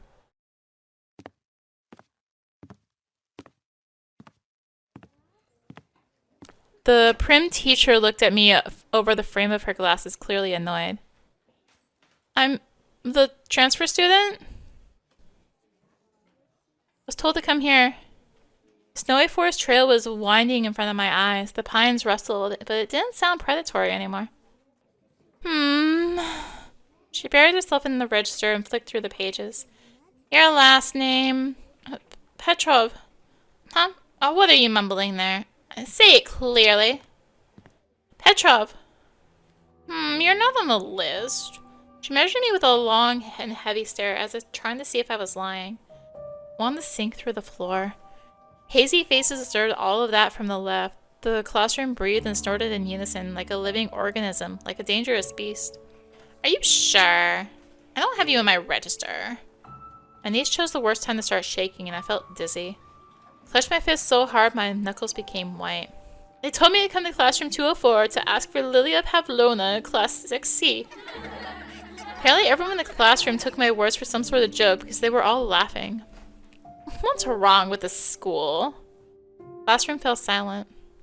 Kids hid their smirks for a better occasion. Why do we have so many interns? They all know how to put lipstick all over their bulging lips, but when it comes to real problems, I have to solve everything. Why would they send you here without any proper paperwork? Ugh, we've had the same thing happen so many times already. Wait here, I'll be back. Try to have a little chat with them. The teacher flew past me, mumbling something to herself in righteous anger, and I was left standing at the center of the classroom. Like a convict in front of a firing squad, I lowered my gaze, feeling the mocking stares from all around the classroom directed at me. It prickled my skin, danced on it like laser sights. Once again, I imagined running away from this place, fighting the clawing wind, soaring high above the pines in one long jump, with the wind in my back as my only companion. The eyes of my future classmates were asking, this new boy, is he one of us or an outsider? Somebody whispered something and stifled laughter rolled through the classroom. Wipe the board! It is easy to guess who the main prankster here. Who? Hey, Four Eyes! Are you not only blind, but also deaf? I said, wipe the board! My knees weren't the only shaking part of my body anymore. I was trembling from head to toe, and I prayed for the teacher to come back sooner. My prayers were answered by the powers that be.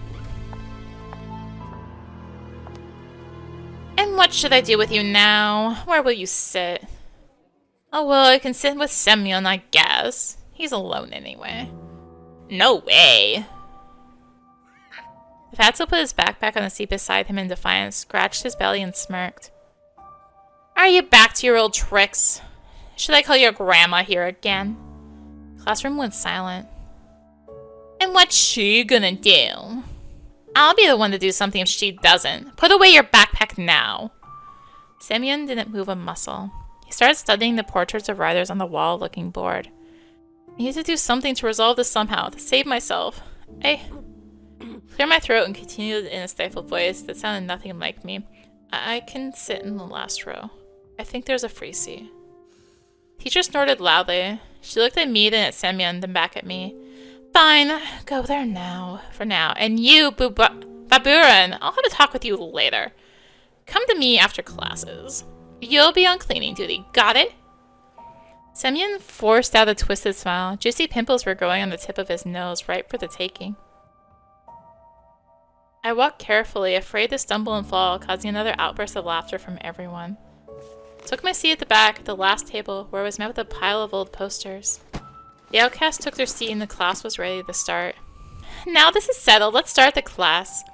Today's theme is traditions of Russian and international literature and Zhoshenko's Don't Lie. Fatso turned back to me. His stare informed me of the coming days, weeks, and months of bullying. Got my eyes on you, he said, his watery look.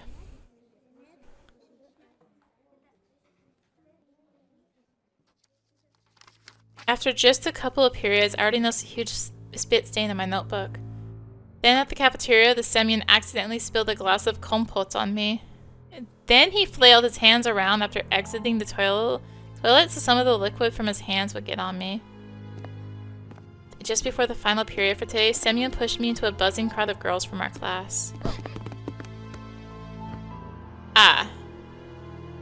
They made way, cursing, but I couldn't hold my balance and ended up ramming my face into the girl I took for the class rep before, right in her chest.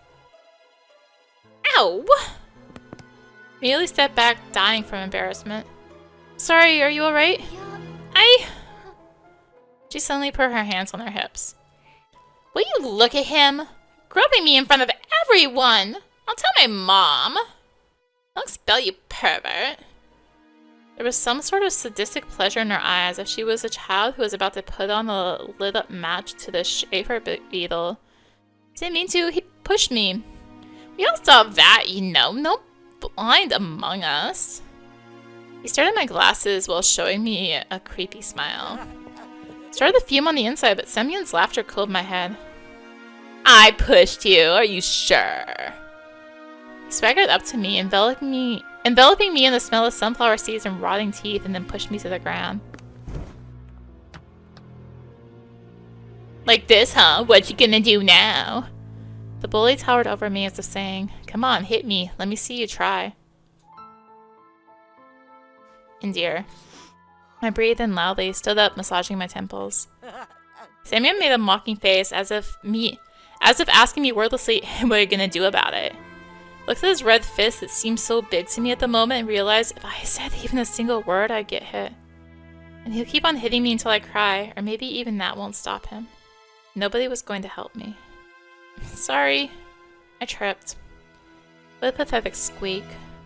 If you could actually burn up from shame, I would have been reduced to cinders by now. Learn how to walk. A blind rat. I lowered my eyes and squeezed past Semyon. He showered me with the smell of decaying teeth. Bye-bye, sucker. I felt a loud snort behind my back. My muscles became wooden, and I felt him wiping his hand on my back. Continued walking. Oh no, humiliating insult, you don't have to stand up for yourself. Continued walking, listening to demeaning smirks from all the sides. It was even worse than I expected. I was late to leave the school after classes on purpose. Semyon didn't attend the last period, so I was hopeful. What if he decided to dodge the cleaning duty and ran home, forgetting all about me? This was a relief. I didn't want to meet him in the empty hallway. Smirks of my classmates stood before my eyes like overturned horseshoes. My class had a lot of fun at my expense, but those who missed the show were asking the others to describe my bullying in full detail. Should I have just transferred into a school for freaks? I'd be less conspicuous among hunchbacks, lame-legged, and disfigured. While the other students were leaving the school, loudly laughing, I was pretending to skim through my books near a window. I was staring outside, nervous. Semyon was nowhere to be found in the front yard or near the school gate. I didn't really believe I was this lucky, so I decided to be extra cautious, stay for some time more in the corridor that was gradually getting less crowded. All of the bustle moved to the first floor. There was a skeleton peeking out the biology classroom. Some jokester put a cap with the American condor on its head. The sound of running water was coming from the bathroom. It's the only person left in the whole school. I'm not alone, a sudden thought came to mind. Remember the missing boy? His portrait was on the noseboard near the schedule. I remembered his smile. Him looking at me. And the fact that he's most likely already dead. Hello! I shuddered and turned around.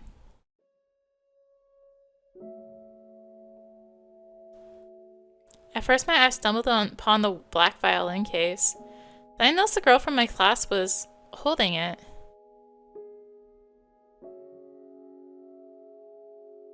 Hello. She sat in the first row of the second column. I could swear I caught her looking at me a couple of times. I was sneaking glances at her myself.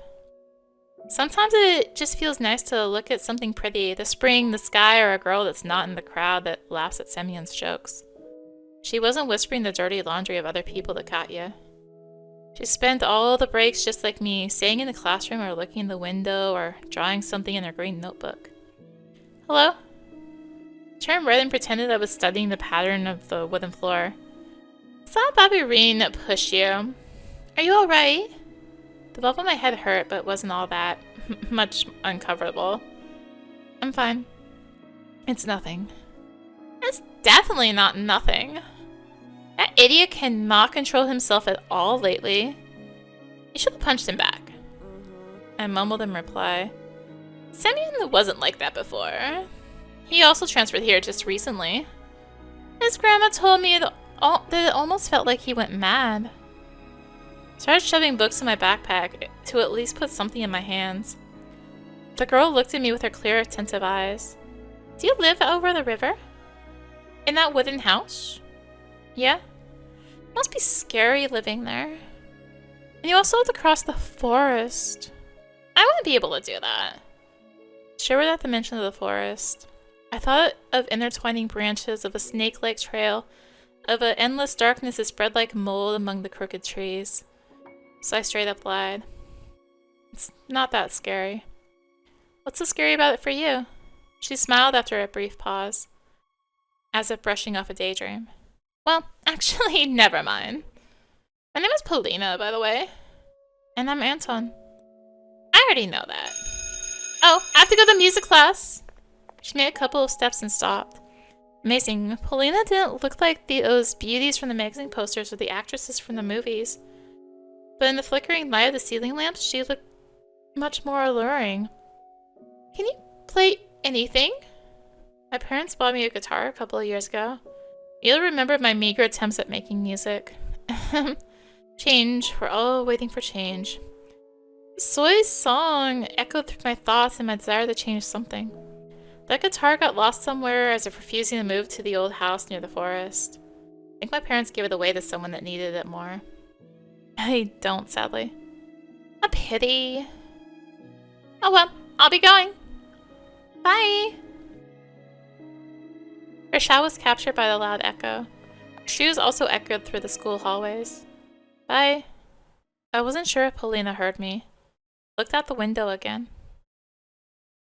Oh, I'm so sorry, Semyon would say while shoving me off the staircase in a way that could break my neck. Or oops, didn't mean that after spilling compote on me in the cafeteria. And this kept happening every day. I couldn't relax for a moment because of this string of coincidences. To my horror, I realized it was only going to get worse and I couldn't do anything about it. I always walked looking down at school and counted down minutes until the classes ended.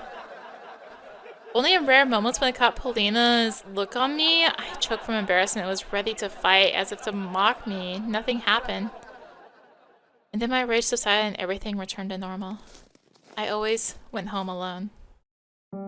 First, I slipped through the village, then over the bridge across the river, and then finally through the forest. The road slithered between the trees for around 10 minutes. There were no passers-by, only cars slowly crawled past me, as if afraid to sink in snow. Tried walking as fast as possible because branches white from the snow and black trunks created an illusion of someone wandering the forest. Somebody tall, sneaky, who can turn into a tree or a snow pile, and then, when nobody's looking at them, continue their journey along the road. Yo, Antoshka! My heart nearly stopped. From the darkness behind the pines, just like cavemen from their cave, appeared smirking Semyon with a bunch of his cronies. And who do we have here? Check out the four-eyes freak, eh? It surrounded me like a carnivorous pride, making me step back. The smell of sweat and tobacco attacked my nostrils. The inside of my mouth felt salty, as if I'd licked a battery. Look at this sucker, guys. He tripped so hard at school that he broke the floor. Who will repair it now? Will you pay for it, wimp? Don't you worry, we'll teach you how to walk right. Is it? My button to clear. Hold up, I need to adjust controller settings. Oh, come on. Edit layout. Oh no, it's enter. Mouse. It changed my settings. I think I know why it changes my settings, but it changed my settings. The Siberian brought a sizable signet ring. Is it? Oh, wait. Oh, is it because my mouse wasn't... There we go. There we go. It's because my mouse wasn't in the window. There we go. That's what I was looking for.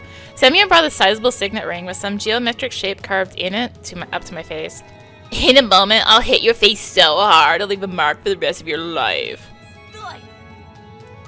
Stop! A wheezy whisper left my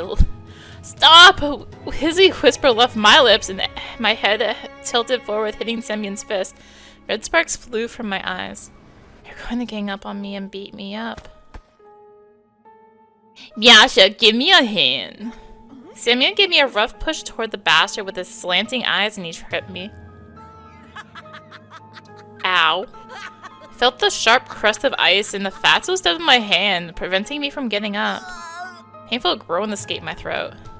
Did you hear him whimper? Is he actually dumb or something? Started to lose breath from anger and resentment. The pain was growing. My ear was hot and pulsating pain was shooting through it, like it was cut off and a ball of nettle was sewn in its place. Why so silent, Antoshka? Come on, tell us. What are you? At this moment, I felt pure, unbridled rage, the amalgamation of my anger. Like the sprout's ink, it rose up from the depths of my mind, filling all my thoughts. Morons!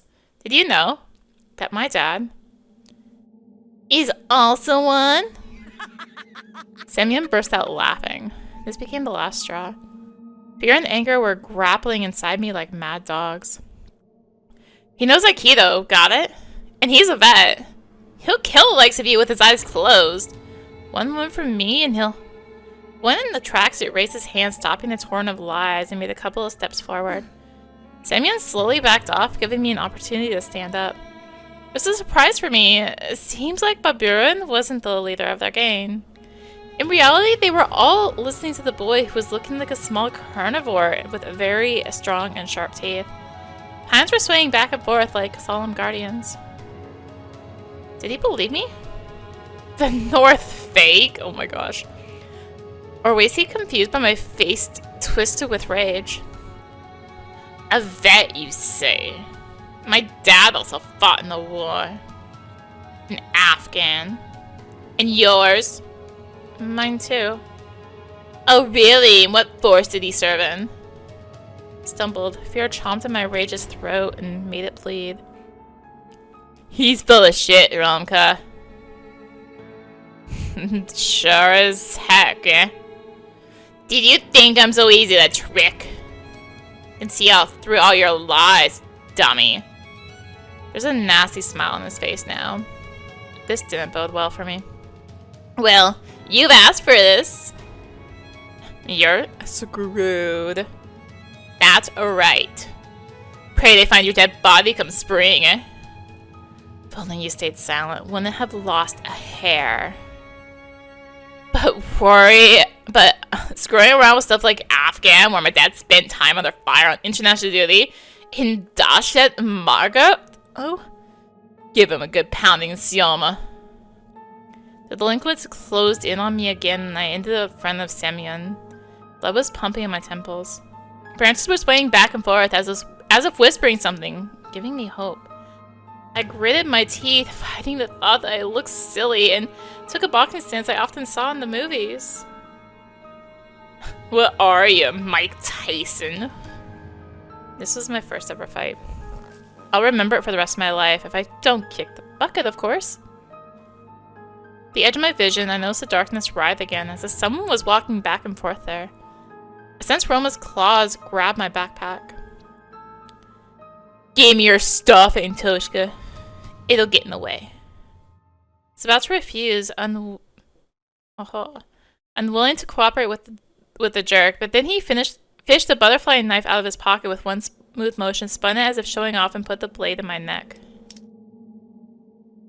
Hey, easy, buddy. But did he say in or to? To my neck. Okay, I'm like, hold up. Hey, easy buddy, I can make it painful. Look how the steam instead of words. Romka pulled with all his might. My backpack ended up in his hands. Calm and relaxed. Insidious smile on his face. He looked into my backpack. Are you hiding something from us? Some rat stole my school shoes. Let's see if it was. And what's this? Romka gave me a dubious smile.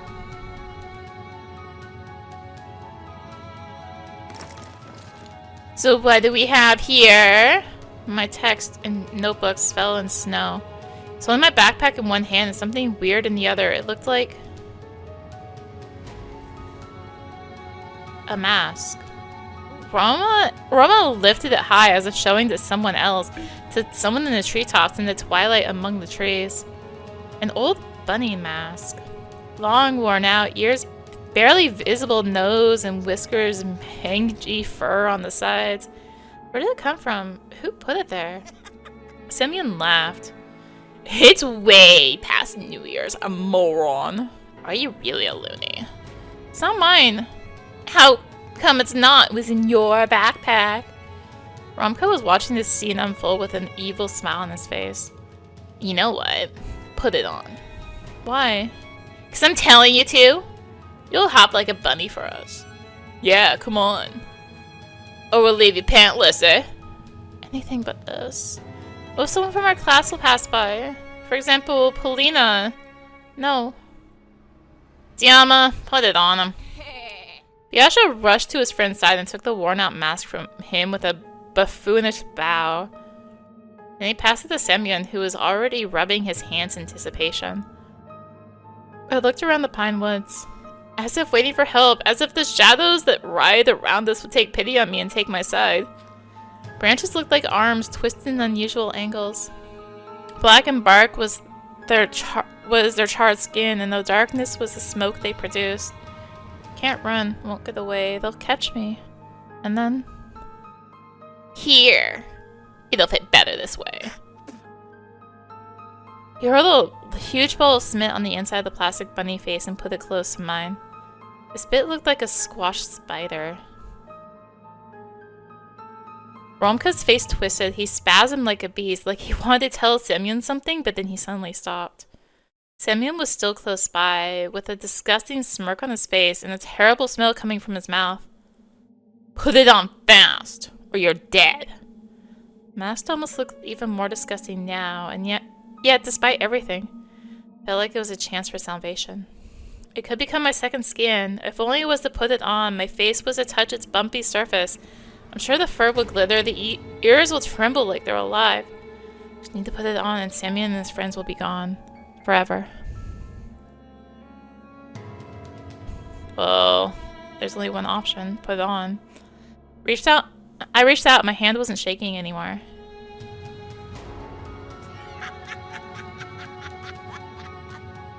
Semyon handed me the mask and let out an evil laugh. The fur felt warm to the touch, just like I expected. Got goosebumps. Electricity flowed through my spine. This is it. My salvation. Voice whispered to me from the well of my subconscious, just put it on and nobody will hurt you. The forest froze, gazing at me with cracks in the bark. I acted slowly. Took off my glasses. Got rid of the nasty spit on the paper mache. There was movement inside of the bunny face, as if something was trying to break out, and I needed to help it. Lifted up the mask and started moving it towards my flaming cheeks. Just like in that movie with Jim Carrey, this mask had power. This mask had strength. Carton touched my skin, I would be breaking out so bad. There was an assignment in school once where we had to do paper mache stuff, and I broke out so badly from it. I don't even know what, it was probably the newsprint, I'm guessing, on the paper. But, heck, yeah, I, like, total rash, had to go home. It was awful. Carton touched my skin. It enveloped my skull and my nose took the shape of my face. It smelled like an animal lair in pine. My lips touched some sort of hard, wavy material. My armor. Strangely enough, through the slits of the old carnival mask, I was able to see as good as through my glasses. A trio of boys frozen in the clearing. Snowflakes frozen in the air. The trees, whose shadows formed black streams toward me, and a weird silhouette in the early twilight behind the windfall. In all that silence, Semyon nervously whispered, "Hey guys, what's up with him?" I broadened my shoulders. My muscles felt like they were made of steel. Invisible plumes of fog flew toward me, breaking off the trees. I was absorbing the forest power with every pore of my body. I smiled underneath the mask. No, I showed my teeth. My fists were itching. My stomach was growling. "He's turning." "You asked for this." I made a step forward. Semyon carefully stepped toward me as if he was walking on thin ice. A trail from my dreams snaked in front of me again. Endless, alluring. It was beckoning me away from all the problems to the new, wonderful world, the world of magic Neverland. Pulled on the zipper, opened my coat, and threw it into the snow with a fast motion. Then growled. I felt like something was frantically looking for the exit underneath my skin. I went towards Semyon. "He's turning!" "Ah!" "Turning into an idiot!" The clearing blew up in hysteric laughter. Yasha was clutching his stomach. Roma smirked, shaking his head. And Semyon, who was laughing the most out of the three, spat on his knuckles and waved his fist like a club. "You're such a moron, Tosha." Fist collided with my mask. The fur didn't dampen the blow at all. There was no power, no magic smoke coming from the pines. I flew through the bushes and landed on my butt. My vision, bolstered by adrenaline a moment before, returned to normal. Now that was something. I thought he'd get on all fours and tear us to bits. Like a carrot. Yo, did you see that? Did ya? Does this count as him hopping? This was even better. I sobbed. The mask had one advantage. If I cried now, nobody would see my tears. What a loony. You belong in a loony house. For animals, eh? Semyon put his knee in the snow pile and ripped the glasses out of my numb fingers. Get my glasses back! I won't make it home. Bullshit. Haven't you heard that bunnies have good sense of smell? So don't worry, just use it. Hippity hop, hippity hop. Semyon shoved the trophy into his pocket and flashed me a toothy grin. Besides, bunnies don't wear glasses. Now scram. I stood up, still wobbly. The trees became a blurry, dark wall. 3 bright silhouettes were wobbling around me. There were black spots on them, their eye sockets and mouths. It looked to me like there was more of them than it should be. I turned to the forest. Semyon's boot came to my rescue, kicking me in the butt and quickening my shameful retreat. Hippity hop, hippity hop. Threw the mask into a ravine out of spite. You were hoping for a miracle. And then zigzagged through the fire break, alone in a giant snow-laden world. The trunks around me bent in all directions, their treetops disappeared into the darkness above me. The sky was pushing me down. I wanted to cry, but my eyes were completely dry by now. Only sadness and longing were left, a desire to bury myself under the snow, or leave for the Neverland, joining Vova and Senya. I didn't care where to go, just somewhere far away from here. Somewhere very far away.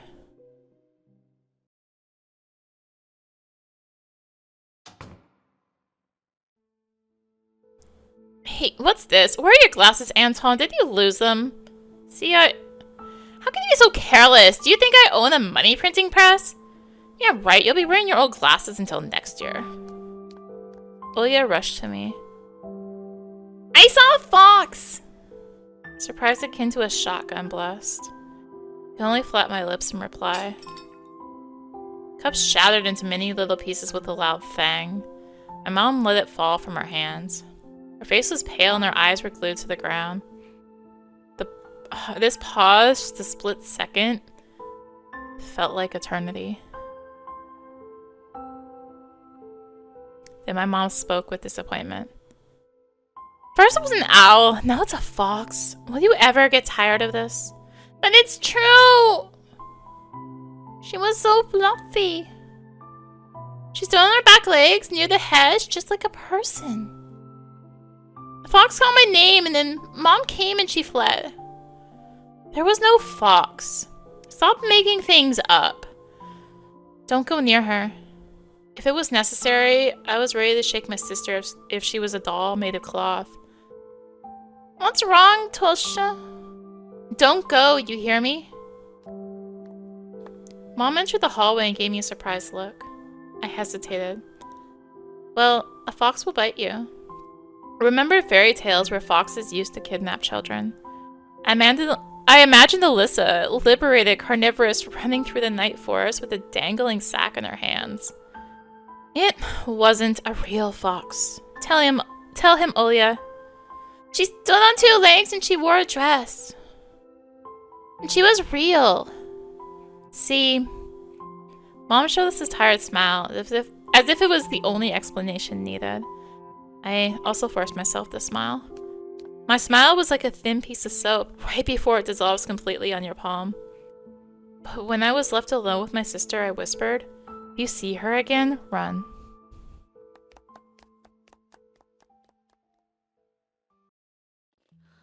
I shut my eyes and threw the vitamins in my mouth, washed them down with water. Please stop driving me mad, please! I was doing my homework on a Friday evening, like usual. I had already finished the hard part. There was only my art homework left, my favorite subject. Draw. I needed to draw some sort of magical beast.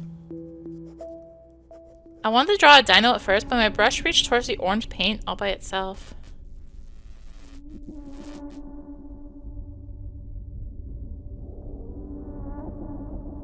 One stroke after another, the picture of a fox started slowly forming on a piece of paper. She was almost popping out of the snow white sheet. She stood on her back legs and wore a sly smile. My brush moved again, drawing a fluffy tail. A moment later, it dropped out of my weak hand. After I finished my drawing, I spent a while studying in surprise, as if I couldn't understand where this red beast came from.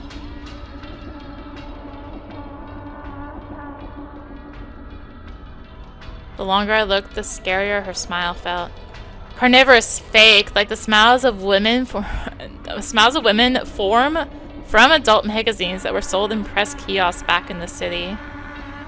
The luring smile that masked deep-seated malice. And the fox's eyes turned out red as a bloodshot. They look more like bullet holes you see in action movies.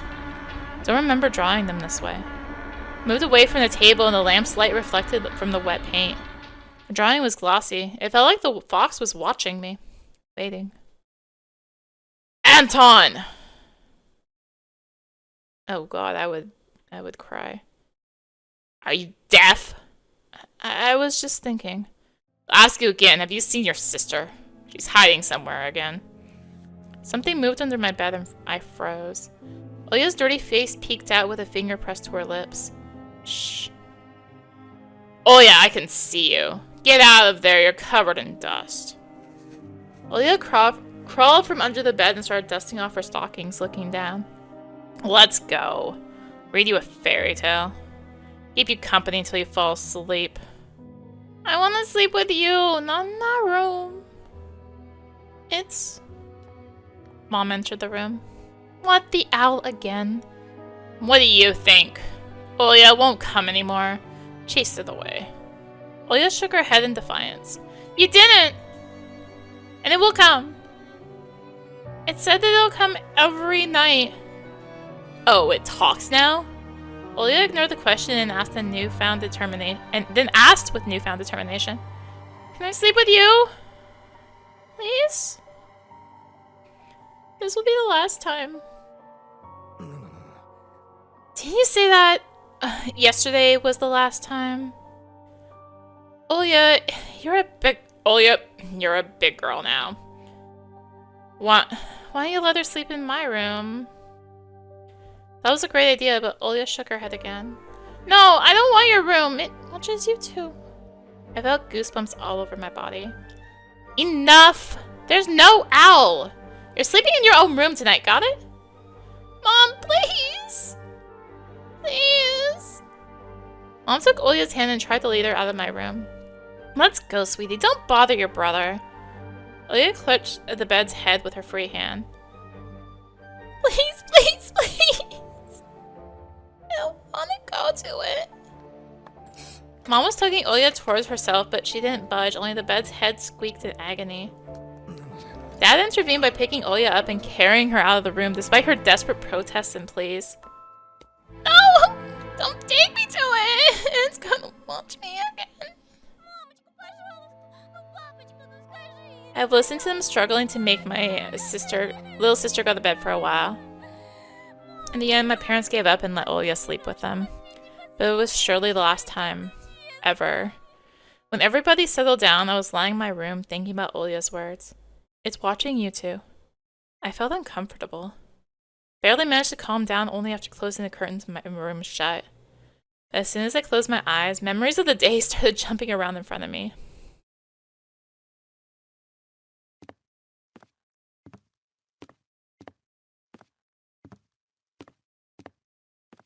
I was in the middle of the stuffy school corridor.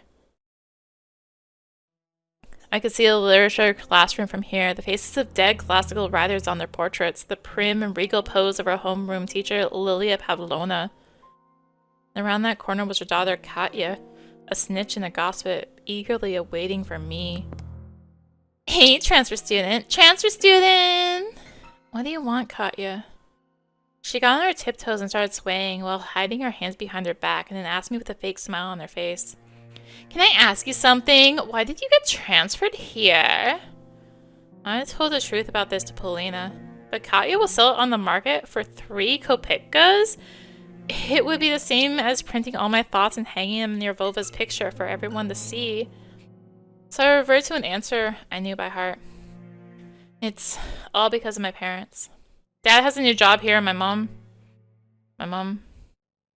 But Katya didn't even listen to me. She just rushed towards the perked up ears of her friends, whispered something while stealing glances at me and giggling. Yeah, right. He takes us all for fools. I've heard it's all because of his father. He crossed the road with some big shot, and now their family is hiding in our remote little village. It's not true. You're lying.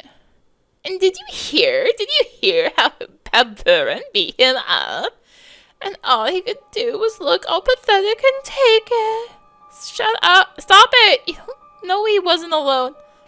And if that wasn't enough, there are rumors that this weirdo carries a bunny mask with him wherever he goes. Who in the right mind would do something like that, huh, girls? I see. Our Antoshka must be truly special. Maybe he's an autist, but what if he's a serial killer? I'm sure you'll be able to find an axe in his backpack if you look hard enough, or something even worse. Yes. Shut up. Look at him scream, as if something bit him. His pupils, look at how wide they are. Hope he won't go insane and resort to violence again. I mean, there must be a reason his mom always feeds him those pills, right? I just stood there in confusion, trying in vain to understand how she found out about my medicine. And what scared me even more was the possibility that her nonsense had some truth mixed in. Yes, that's right. He's as insane as his little sister. Can you imagine she says a human-sized owl visits her every night? Yes, but not a single healthy person has seen it. And the simpleton believes her. Can you imagine that? And then I caught a single kind look from the smirking crowd. Who can it be, Anton? Are you unwell? Polina, please listen to me. Yeah, right. Don't listen to this liar, Polinochka.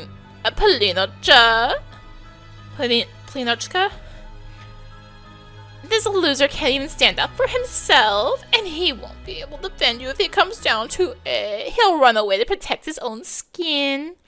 Weakling. Lena slouched as if someone kicked her in the stomach and then burst out in tears and fell to the dirty floor, wailing and screaming. No! Why, Anton? Why? Couldn't understand her reaction, but I still rushed to Polina's side before getting shoved violently by Katya. Get your paws off her, you monster! Rage was building up under the veil of my fear. slowly rose from the cloudy mist. I felt my upper lip creep up, showing my teeth. The fact that your father beats your mother doesn't give you the right to do the same to girls. My fists became hammers. I couldn't unclench them. Nobody can speak about my family like that. Came to my senses was already lunged. I already lunged at the angry Katya. He went nuts. Help, help, Pedro went completely insane. The same moment, the crowd around her became louder. It started whistling and roaring and growing. The subtle silhouettes of my schoolmates became larger, wider. They shot up toward the ceiling, turning the giant black forest chock full of toothy faces. Oh, jeez. I shrank to a tiny ball of fur and started shaking in fear before the might of ulcer-ridden trunks that belonged to either trees or humans. It was impossible to tell. So you finally shown your animal nature? Coward. Katya's face was twisted in jubilation and ecstasy. Anton! Why? No! Why did you do this to me? Polina screamed while choking on her tears. He is just an animal. An outsider.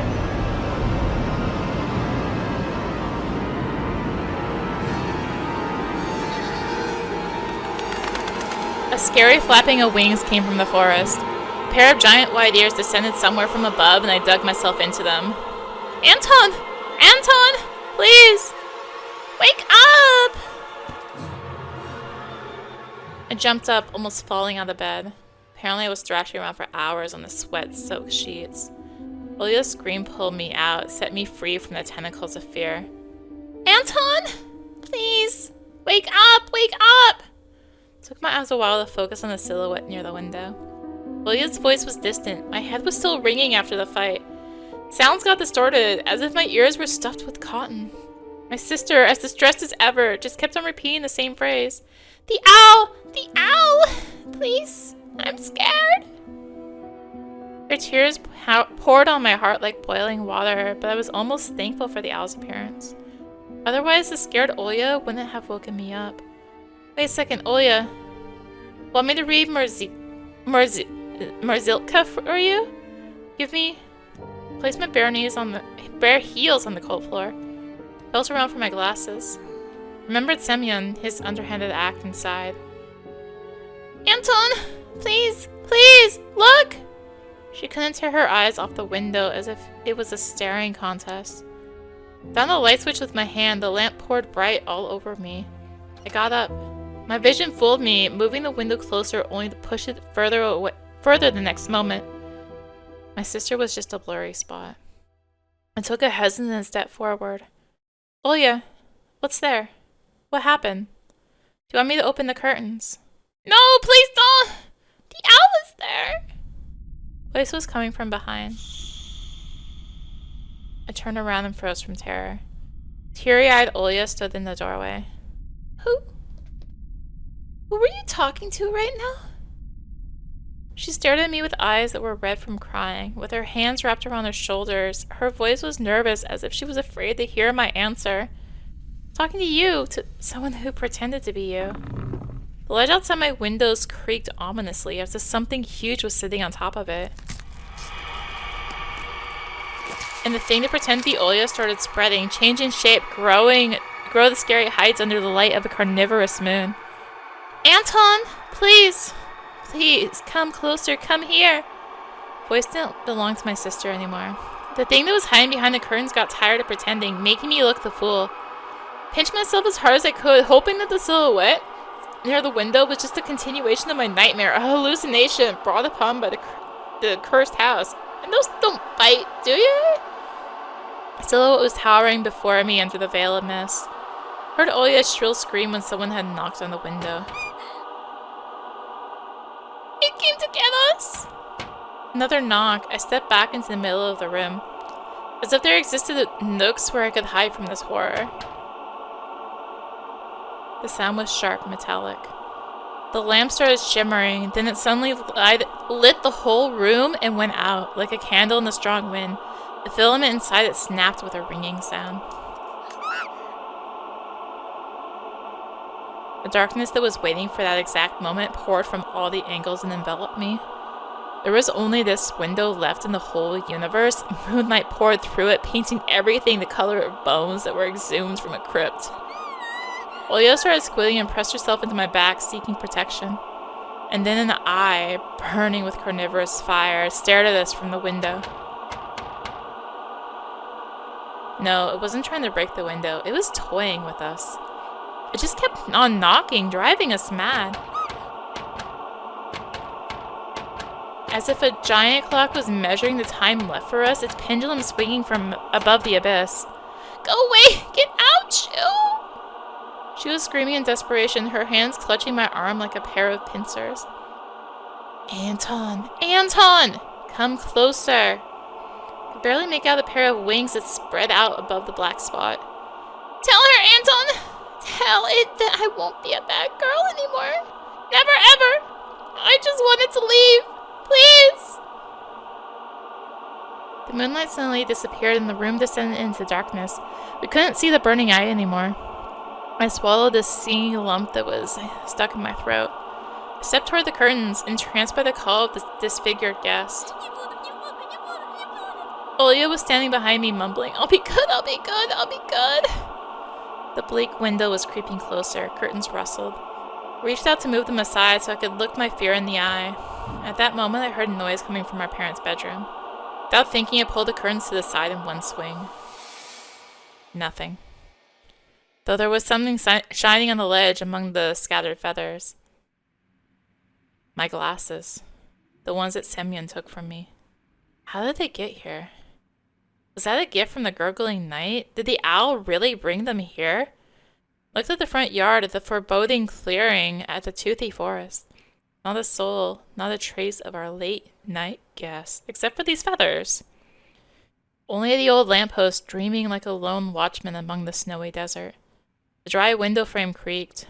I tore away the insulating tape and the stipes of glued newspaper.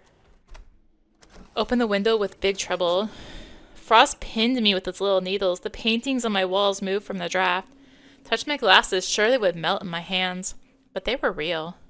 My brain was scrambling for an explanation. Semyon and his gang just pulled a prank on me. That was it. That's it.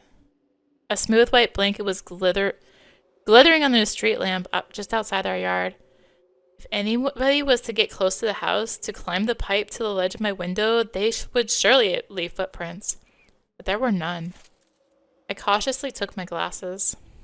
My wrist was still intact. Nobody pulled me into the darkness, full of restless writhing. Why aren't you in bed? I swayed from surprise and almost fell out of the window.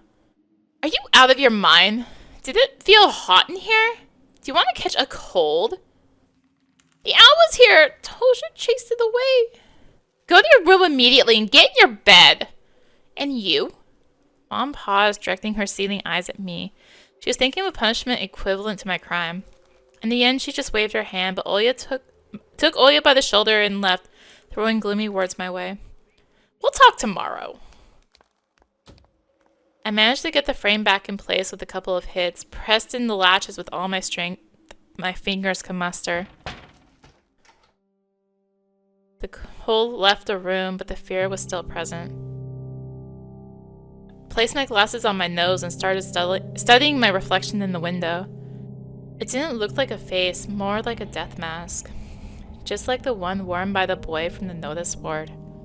That night, I was on the edge of joining him there.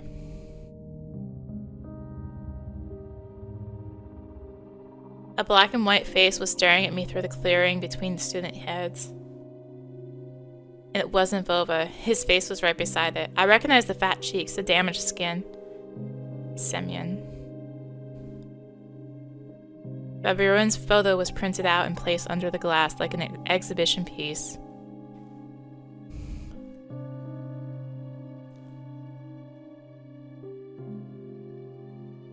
Episode 3, On and the Wolf's Grey Fur Will Stand.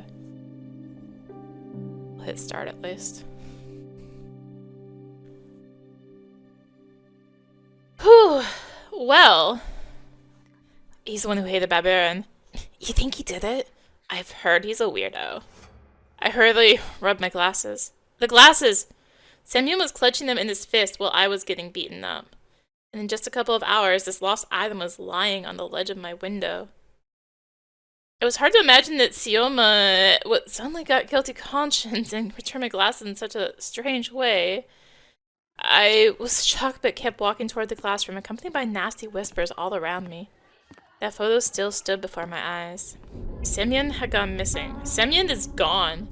His fat fingers will never get to my throat. His signet ring won't smash into my chin. He'll never humiliate me again. Wasn't that what I wished for? On the other hand, did I really wish Semyon to become a murky stain on the notice board? He was still someone's son or a grandson, and he went through the same struggles as me. Did I really wish for my unseen companion to dispatch him in such a brutal fashion? I didn't know the answer. Or was I just scared of it? Nonetheless, school still had something nice about it. Polina, the girl with the violin, was like a mountain spring, like well water that you gulp down, pressing your lips against the zinc outer ring of a bucket, and can't ever get enough. What if I make her one of the characters in the story I'll draw? The protagonist will save her from terrifying monsters. As soon as I thought of monsters, a bunch of my classmates slid down the rails, smirking like the xenomorphs from the Alien. Immediately felt larvae of fear right in my stomach. I didn't want to cross paths with Romka and Biasha after what happened yesterday, especially since Semyon suddenly went missing.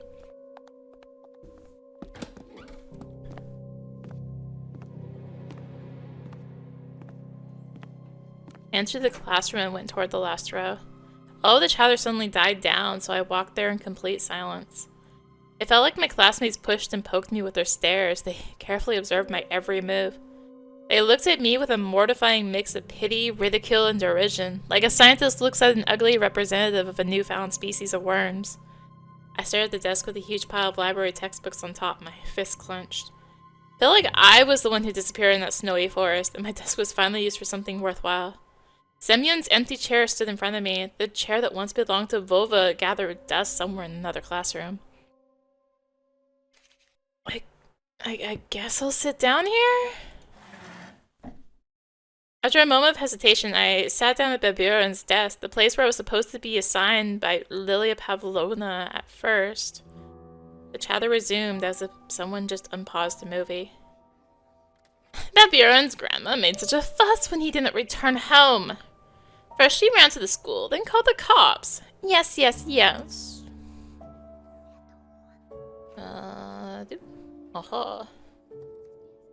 Kaya snuck a cunning glance at me, then leaned into her neighbor and whispered something. Girls from the second row also leaned in. She shared something with them too. Whispers. Nods. I kept catching her stare on myself. Her neighbor stared too. The whole class was watching me.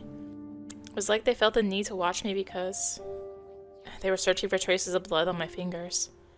I wanted to defend myself and shout, "Guys, listen, I'm innocent!" The delinquents turned around and stared at me in silence. Their looks were dripping with malice. But why? What did I do to them? Their friend went missing, and they're still focused on me. Suddenly I noticed Biasha drilling a hole in my nose with his eyes. It felt like he was about to point his finger at me and shout at the top of his lungs, "Everyone look! Baburin snatched his glasses yesterday, and now he has them back! A murderer!" But he remained silent, as if there was nothing special at all about my glasses.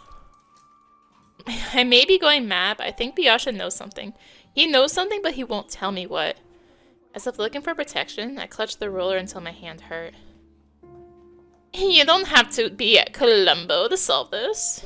Who held a grudge against Baburin? The metal ruler fell out of my weak fingers. It hit the floor with a jingle, and that made the other kids shudder. Katya bit her tongue and squirmed nervously. Chairs scraped against the floor, and my classmates moved away from me, closer to the exit, toward the teacher's desk. I was not the only one to catch wind of that change. Romka and Biasha looked around and winced in contempt. Too bad that they weren't afraid of me like everybody else. Shut it. I bet you Baburin just got a whipping from his old hag and ran off. They'll find him soon. I'll find him all right. In a ravine with his stomach cut open. I gulped. Why? Imagine Sioma in a snowy blanket, on a snowy blanket, his face white like a fish belly, split down the middle by the crevice of his mouth, snowflakes falling on his glassy eyes and filling up his throat. See? I could almost hear his condescending tone. It's all your fault. But why was Semyon the only one to get his just desserts for bullying me? Weren't all of them supposed to disappear? Romka, Biasha, Katya, along with every laughing onlooker? Of course, Semyon did me a favor by disappearing. Thanks to him, my classmates now stared at me in awe. That was only one side of the coin. What if I'll have to repay that favor soon? The door creaked. Polina entered the classroom.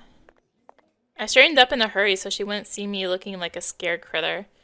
Polina went to her seat without looking at me. The ringer's trill announced the start of the class. Alright, stop messing around. Class, stand up. You too, Petrov. Lilia Pavlovna went to her desk, followed by a policeman in uniform. It was the man that visited us just recently, tall and his stare so sharp you could get cut on it. Hello there, kids. Hi. You can sit down now, kids. This is Senior Lieutenant Konstantin Vladimirovich Tikhonov. He's going to ask you a couple questions and give you a small PSA. The class livened up. Talking to a policeman was way better than studying. I, on the other hand, was ready to sit through hundreds of hours of Russian literature just to escape the lieutenant's oppressive stare. His brown eyes felt around the classroom looking for me. Hair stood on the back of my neck and an icicle had lodged in my gut. Is it true that Babirin got killed by a serial killer? Shush, Ekaterina! Let the adults ask the questions here. We're all scared. Maybe the killer is somewhere close. Maybe they're even sitting among us. Her sly stare was directed at me. Tikhonov stepped in between the rows of desks and started walking at an excruciatingly slow pace, brushing his fingers against the chairs as he passed by. Some of the students almost broke their necks following his movements. That's how a crowd of commoners would gleefully anticipate a public execution in the Middle Ages. And he just walked, getting closer and closer to me. I gritted my teeth to stop myself from screaming. Calm down. Breathe. You didn't kill or kidnap anyone. Hi. He already knew the answer to his question, but the policeman still asked in a stern voice. Anton Petrov? Yes? Stand up, Petrov. My muscles turned to stone. I got up and glued myself from the chair. I felt like I could hear all my joints creak in the process. I only wished that Polina wouldn't turn around and see the grimace of horror on my face. If only I could be somewhere far away, in the forest, digging myself into a snow pile, rolling up into a ball there. The officer stared at me as if he was about to lock a pair of handcuffs on my wrist. I wonder how cold these bracelets are to the touch. I imagined myself getting jailed and put into a juvenile detention center where tens of Semyons would constantly harass me. I don't know anything. I have nothing to do with this. Nobody is accusing you of anything. For now. Only then I noticed the file that said case number in his hand had a gray cover made from rough carton. Flopped onto the desk like a guillotine blade that slid down on someone's neck. With a measured notion, Tikhonov opened the file, still studying me with his gaze. Caught a glimpse of documents and photos. They showed prints on the snow. They looked like animal prints. Have you talked to Semyon Babirin before? I only knew him for a week. Everyone knows that Petrov hated him. Turned red. You ugly. I want to sink my teeth into Katya's face and chew out her cheek. Instead, I replied with the calmest voice I could muster. We had a fight some time ago. He hit me. The voice came from the side. You're screwed. Hey, Piatifanov, shut your mouth. Staggered, barely able to keep my balance. Surprisingly, Lilia Pavlovna came to my rescue. Siberian is a troubled teen, a true pain in the rear. The officer replied with a meaningful nod and fished out a notebook out of the file.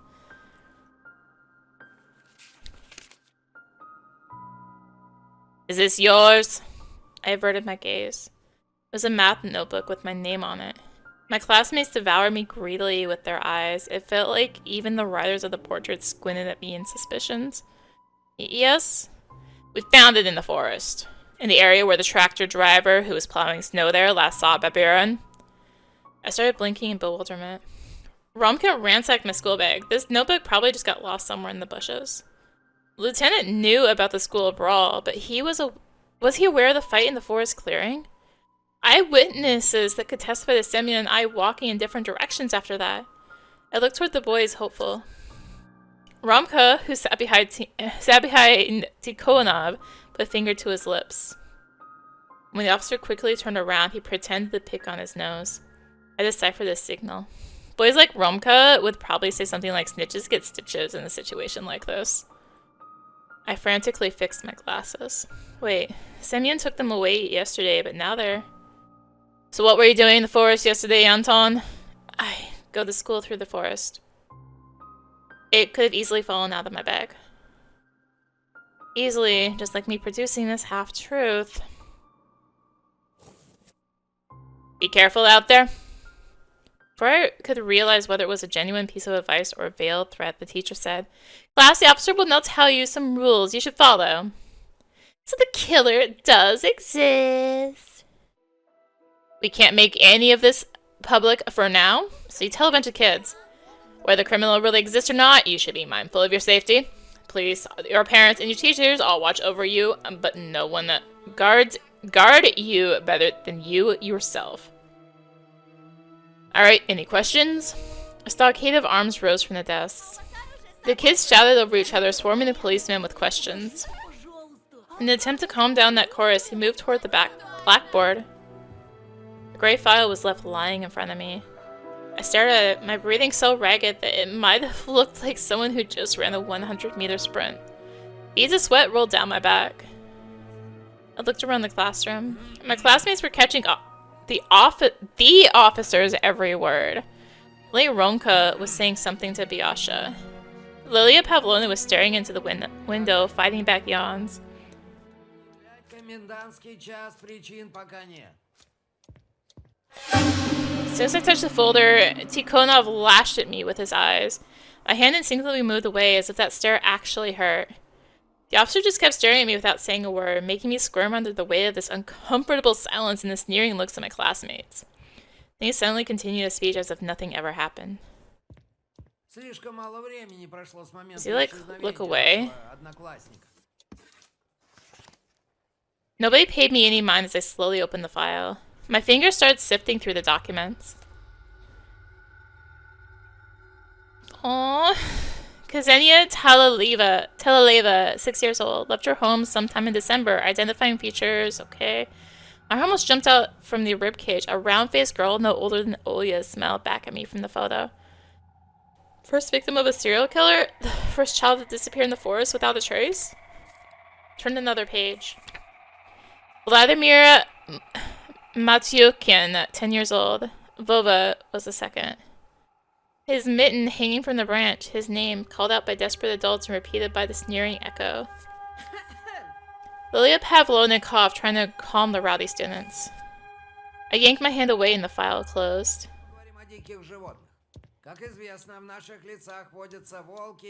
Open. I clanged my teeth from surprise, pushed back into the back of my chair, blinking in bewilderment. The officer silently gathered the documents and gave me a stern look. Well, aren't you a curious boy, Petrov? Let me say this again. If you see anyone suspicious in the village, be it near the school or on the forest trail, contact the police immediately. You know our number, right? 02. Thanks for listening, boys and girls. Thank you, Lilia Papillona. We'll find your classmate. Yeah, right, a thought flashed through my mind. Dig through enough ditches and maybe you'll be able to piece them together. Like Legos. My thoughts turned evil for some reason. I couldn't control them. I tried to switch to the lieutenant's speech about suspicious individuals. What if I saw the killer before? What if I was a hair's breadth away from them? Suspicious people, How suspicious was the fox girl that wandered in the darkness? A weirdo that always appears out of nowhere and then dissolves into thin air with her riddles and rhymes. Could she really harm the hulking Semyon? Should I tell the officer about her? What if lives of other students depend on... what if lives of other kids depend on this? The cute Ksenia or Vova too? Wait, what if I get mocked for speaking out? What if they'll start whispering behind my back, or what's even worse, think that I'm insane? Ronka gave me a stern look over the shoulder. I doubt someone like him would approve of cooperating with the police. Katya's braid dangled nervously behind the delinquent sitting in front of me. My hand was glued to the desk. Tikhonov was saying goodbye to Lilia Pavlovna. He was about to leave. It'll be too late soon. Oh gosh. Stay silent. No way. I've had enough humiliation. I keep my head down, like a bunny. I lock my fingers and zip my mouth. The bell rang. Did I avoid everyone's attention? I guess from doing that.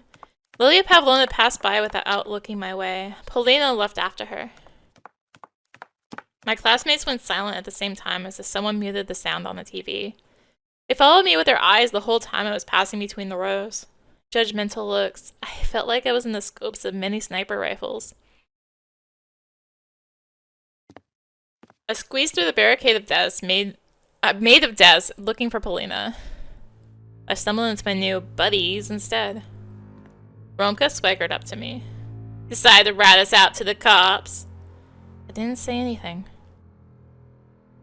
But sure as heck thought about it. Excuse me.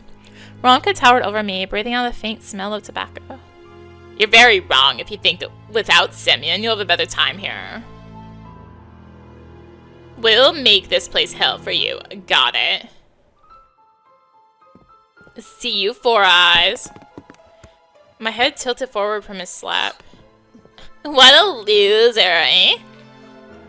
Wasn't surprised to find a note stuck to my back during the break. It said, kick me. My nightmare clearly wasn't about to end.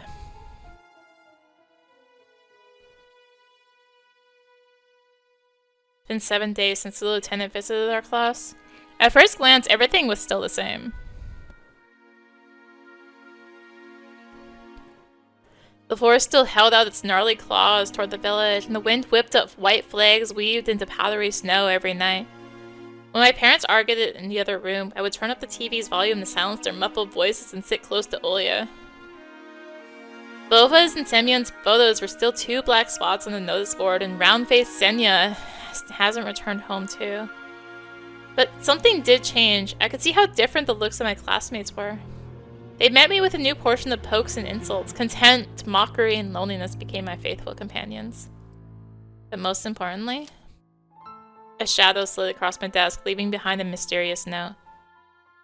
I glanced into the space between the rows, but the messenger was already nowhere to be found. Who sent me this note? What could this carefully ripped out and neatly folded piece of paper be hiding from me? More threats and humiliation, or... I took the piece of paper and carefully inhaled the wafting aroma. Blackberry. Inside was a message in beautiful handwriting. I'm waiting at a dead end near the dressing room. Come alone. Drunk on that sudden call, I immediately started walking, looking over my shoulder from time to time, making sure nobody is following me. Even though I suspected it could be another trap set by Romka and Biasha at first, this buzzing thought soon left my mind. The two of them didn't have enough combined brain power to fake Polina's note so carefully. I didn't even notice how I almost broke into a run and jumped around the corner. As soon as I did that, I ran into somebody in the dark nook. Inside the dark nook. Ow! Like a magic bird, a green notebook glided to my feet. Helena puffed her cheeks in exaggerated anger. Petrov, have you lost your sight completely? Fix my glasses. My nearsightedness wasn't that embarrassing anymore. I bent down and picked up the notebook. Hello. Sorry, I was in a rush. Were you waiting for me? Did something happen? Helena studied me with her eyes and clicked her tongue. Do you know what you look like, Antosha? Like blues improv. I blinked in bewilderment. What do you mean? I always associate people I know with something. I do that too, but why music? It can't be anything other than music. Some people are like guitar solos, some are drums, some like our Lily Pavlona or war marches. And you're so thoughtful, so mysterious, sometimes even a bit sad. You're definitely blues. And what about the improv part? It's when the listener has no idea where the melody will go, what tempo it will adopt. Of course, some of the things Polina said went completely over my head. But I couldn't stop looking at her smile, light like a breeze in May, and her eyes deep and blue. One needs to have experience and taste to recognize the music in you. You're not some pop music. I don't think I even know what blues is. Polina gasped and frowned, which made her look even more beautiful. Don't say something like that to my face! I'll make sure to give you a cassette. Grandpa used to bring me so much music from the city, jazz, swing, and classical too. He was the one that knows my musical mindset. When I was still very little, I tried recording the sounds of nature on paper, the songs of the rain and the forest. I wish I had ears like yours. And I'd love to have your eyes. I tensed up, worried that she was making fun of me, but Polina shook her head. No, I'm serious. You have the eyes of an artist. You're so good at picturing things. I can't do that. Kaya walked past us with her trademark frosty glare. We dove into the shadows trying to escape it. You understand why we're hiding here, right? Because of people like her. And what kind of melody is Katya? Polina flashed me a sly smile. The squeaking sound of unoiled door hinges. You know, that nasty discount. I giggled, covering my mouth. Kaya didn't hear our whispers, but she suddenly glanced over her shoulder, clearly annoyed. A moment later, she sighed and went her way.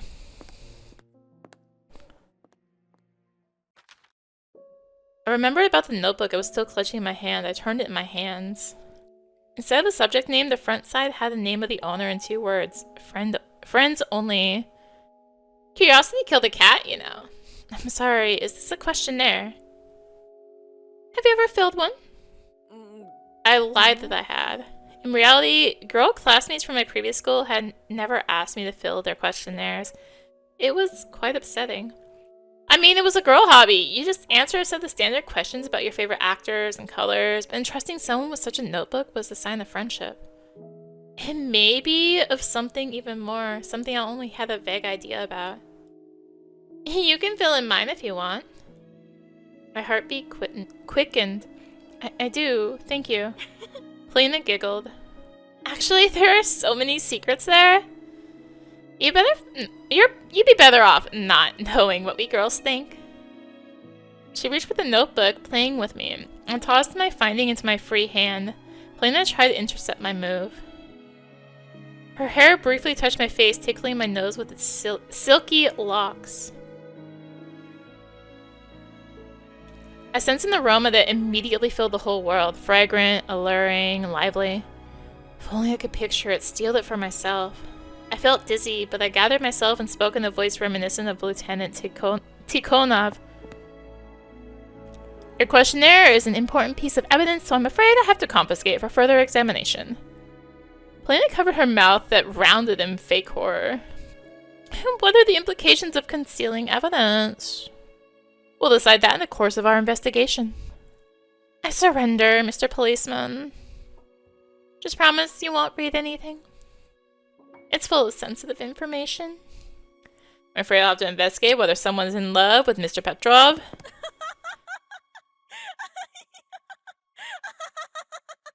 Helena burst out laughing and pressed herself against my chest, showering me with the aroma of her hair and her milky skin that looked almost transparent, with tiny threads of veins running under it. Her whisper was hot, like a piece of butter sizzling on a pan. And then swear that you will keep this information private. I swear on my police badge. And now we need to hurry, Antosha.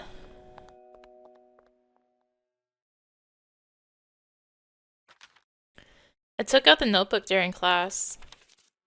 Skimmed through it, reading into other people's preferences.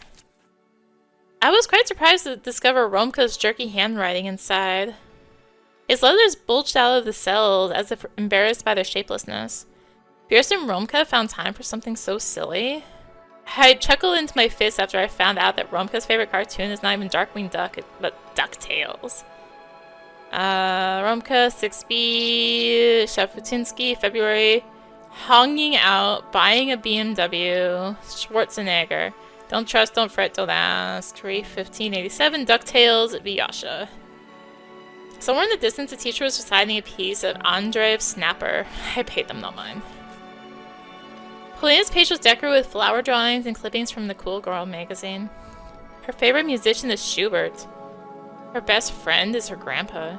Her hobby is not violin, like I expected, but much more mysterious listening. Can such a mundane process really be someone's hobby? I looked at Polina over the heads of other students. She was focused on taking notes.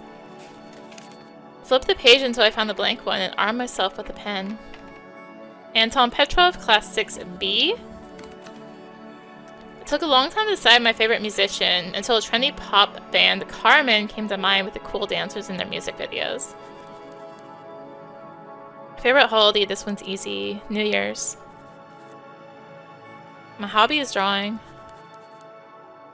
My dream, going to Disneyland, I guess. My hero. My hand moved on its own, writing D8. I stopped on those two letters. What if those who read this after me will find my answer laughable and stupid? After thinking for a bit, I decided that not everything should be disclosed on paper. That's how DA turned into Spider-Man. The spelling was wrong, but who cares?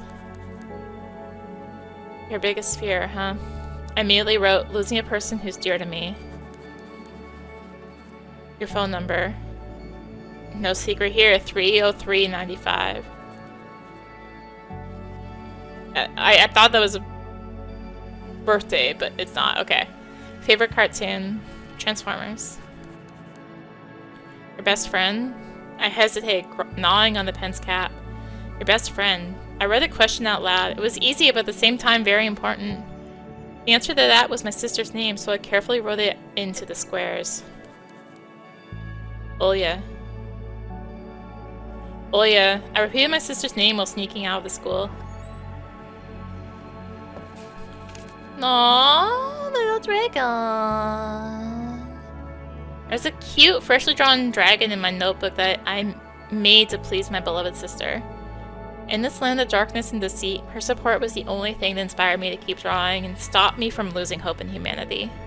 Refreshing frosty air made my cheeks turn beet red. It was bright outside, and the sun looked like a whole egg yolk. The road looked as if it was silvered. The snow sparkled under the sunlight. I smiled, squinting from the blinding whiteness. Who cares if I don't have any true friends anymore? I have something more important. Someone who needs my help, who will never betray or hurt me. Family is the most important thing ever. That's what Dad always told me. Hey, what's up with the stupid grin? His numb lips immediately shrank. Vyasha was shuffling with his feet. Let me try that again. Vyasha was shuffling his feet in the middle of the yard, his boots restless on the ice. It's not a grin. I tried to go around him to no avail. Lady Fortune waved me goodbye, disappearing in the early twilight. In a hurry, eh? A little bit. Dad is waiting for me. I'll shoot him a pager message that you're not coming, eh? My eye flinched with unwittingly. My skin dampened. Let's go, eh? We have a small business to discuss.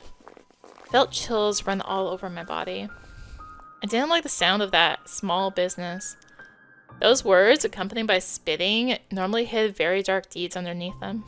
Strangers that used to call at our old apartment used to say, "Get your old man, we have a small business to discuss." Yasha turned around. He looked like an astronaut in this tight hood. If I were to imagine him as a sound, he'd be a deafening whistle, a signal given by someone who stands watch. To my demise, there was nobody in the backyard. Apart from that grim-faced Romka. He stood there, his feet wide apart, his right hand hidden behind his back. Romka's dry lips were tightly pursed. He kept shooting glances at me as he looked around. There he is. I can see that. Well, hello there, Antosha. What do you want? He slowly took out a thin, carnivorously shiny blade from behind his back. A knife, the steel butterfly of death that flies towards the victim's heartbeat. I stepped back instinctively and ran my back into Biasha. Romka's minion pushed me back. We wanted to know. Do you have any hard feelings for me or Biasha? Romka started picking on his yellow nail, looking at me with an evil smirk on his face. Well, there in the forest, we kind of roughed you up.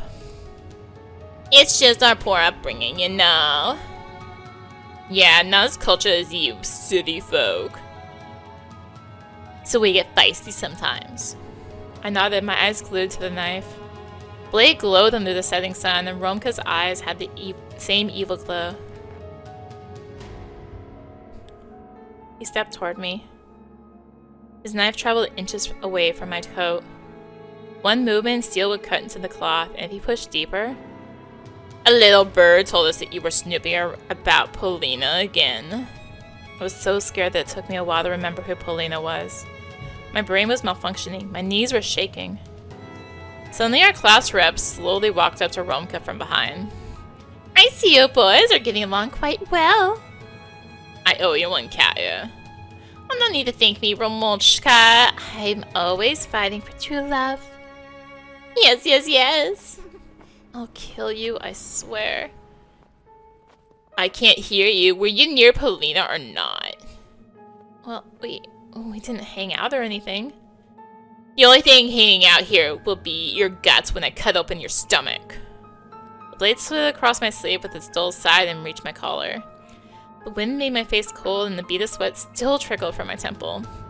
A switch flipped in my head. It all made sense now. I remembered Romka constantly sneaking glances at Polina. Remembered his scrawly handwriting in the questionnaire. Why didn't I study it more in depth? I see you near Polina even once, and you won't get away with a simple bump. Got it. Yes. Now scram. I was probably so hypnotized by the knife that Romka had to repeat his threat. Scram! Thought about the cold sharp blade when retreating from the yard. I was asking myself whether I had enough courage to break the promise I made to these bastards. The aftertaste of horrible water I drank down my meds with lingered in my mouth. My thoughts were focused on Polina. But Romka's threat was also on my mind. I wandered around the house, feeling intoxicated, and nodded to everything my sister said without trying to discern her words. Olia was talking nonstop, at times lifting up her arms and laughing, only to suddenly go quiet and give me mom's signature gnarly look. I was yanked out of the prison of my own mind, where seething thoughts pecked at my brain like heartbeats, stopping me from coming back to reality. I stared back. Olia looked like a mini version of our mom right now. Well, to be precise, she looked like the person Mom turned into when we moved here, with her intimidating posture and her eyebrows directed toward the ceiling. You weren't listening to me, were you? She tried spitting out those words at me, copying facial expressions of the person she spent almost all of her free time with. For a moment, I felt like the light Olia exuded all these years waned and wavered in the winds of prolonged changes. Very soon, my beautiful princess will turn into the dragon that was once guarding her prison tower. That thought was much scarier to me than any other horror sneaking up to me from the future. Sorry, Olia. I didn't want it to make you mad. I just got lost in thought. I looked around the room, my gaze jumping from one object to another like a hungry beast, trying to find anything that could distract Olia. Let's play the console. Olia pouted, but there was a spark of interest in her small emerald eyes. The Snow Queen's ice shard inside them started thawing. And what about the second controller? It's not working. And Dad has no time to fix it. We can play with the light gun? What do you want to do? Cowboys? Ducks? You're better than me at both. Oh, come on. You must have been practicing the whole time I was away from home. Aliyah burst out laughing. Her heart was warm once again. How did you know? I'm a good shooter now. You've already lost. You picked the wrong fight here. Come on. Turn it on. Little Oya jumped toward the TV set and after flicking the power switch, started it, blindly feeling around the backside of the photon, trying to plug the console's cable into the antenna input. But bits of TV shows started flashing on the CRT screen when I armed myself with a remote to look for the channel with a sought-after Dendi signal. Did anything interesting happen at home? It was a mundane question for me. I didn't put any actual meaning behind it. But Olia's expression suddenly changed. She lost all of the childish nonchalantness she'd worked so hard to acquire before. What happened, Olia? My sister managed to put the cable in its place and started brushing off her dust-covered hands. She was clearly looking for the courage to continue the conversation. Mom, she... Olia went silent, and for a moment I thought I saw tears welling up in her eyes. She had this scary thing happen to her. Again. My sister looked at me with wet eyes. She had a fit, huh? This had happened before, but it was a rare occasion. Now that we'd moved to this godforsaken place, Mama's fits rose in frequency. Why? It's a fish. Dad brought home a big fish. It was wrapped in a newspaper and had a foul smell. Mom got angry again, then she took a knife. Olia squirmed, looking fearfully out of the window. They started screaming at each other. I froze, imagining my little sister so small and unnoticeable, standing in the kitchen doorway. She wasn't even trying to hide. Her parents just paid her no mind at all. And the mom struck it! Like this! Olia slightly moved her fist downward, imitating a strike. She hit the fish! Oh jeez. It was still alive, Tosha. It must have been in pain. And Mom... It was easy to imagine what happened next. The writhing fish with a blade between its fins squirted some foul-smelling musk into Mom's face. Whenever death got this close to my mom, be it when the person was hit by a bus in front of us and their blood was smeared all over the windshield, or when Grandma chopped off a chicken's head and Mom always got into a weird, dreadful fit. Her eyes would roll over and she would fall on her face like a freshly cut tree and started writhing just like the agonizing fish, turning over chairs and blurting out bits of scary sentences. What about Dad? Did he help her? Olia shuddered as if just remembering it pained her. Yes, but at first... He started laughing, Tosha. He let out an evil laugh when he saw Mom was in trouble. And then he cried. Olia's story made me raise an eyebrow. It seemed like the forest oozing madness had not only completely consumed our mom, but also infected our strong and courageous dad. I quickly stepped toward Olia and locked her in a tight embrace. Aww. She dug her face into my chest and I could feel my shirt becoming wet. Why are they bullying each other, Tosha? Are they crazy? I stuttered, unable to justify the actions of our parents. I had run out of words, and all I could do was hug Olia even tighter.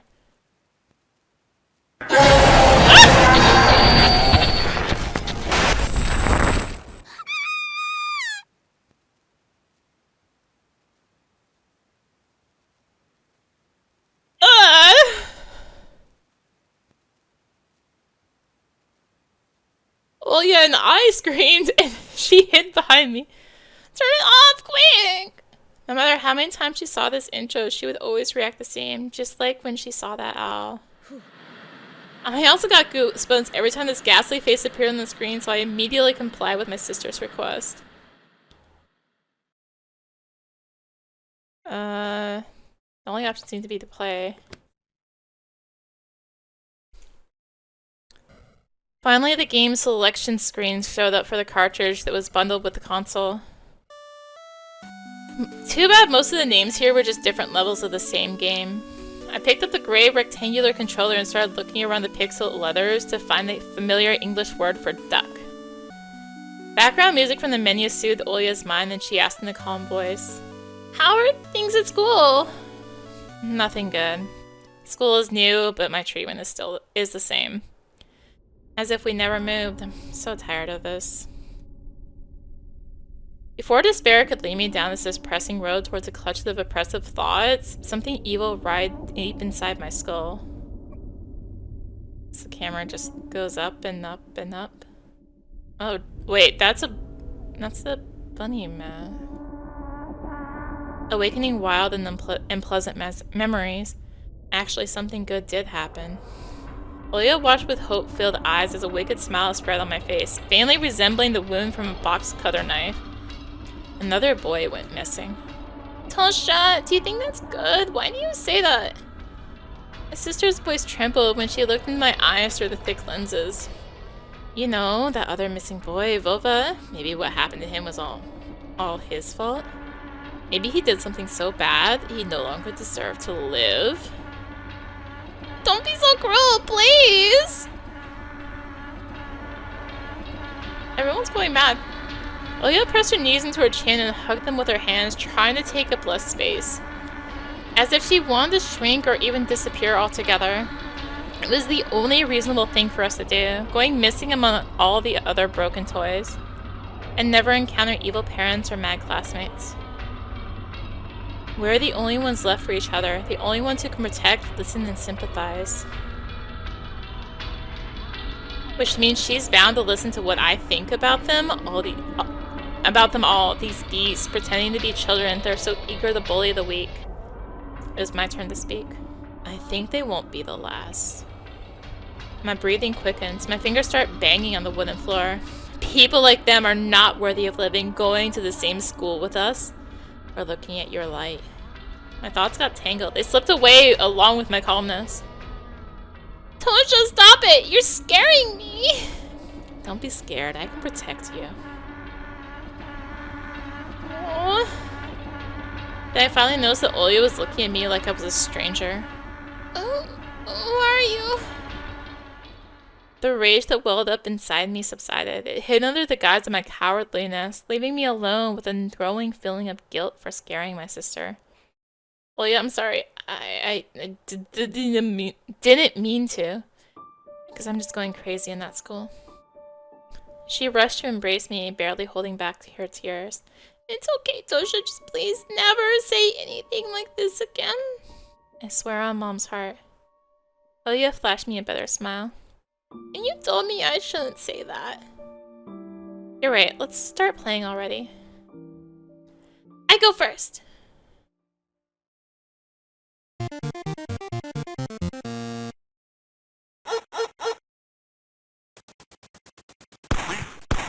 Okay, this is like on its own.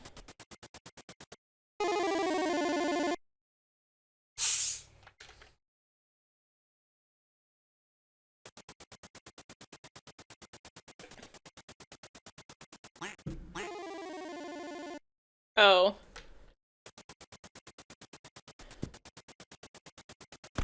I have to actually...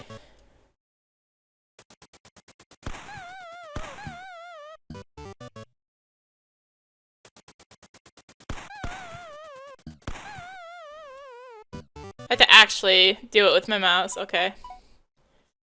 Let's get dangerous.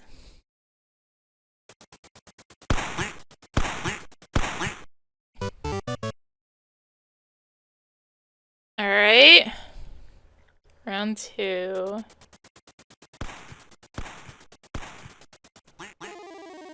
I missed. I missed.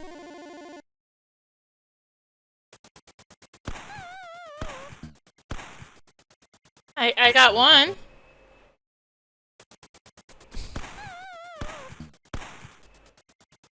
I'm not doing well. Ha! Who wants some more? Oh geez, what the heck?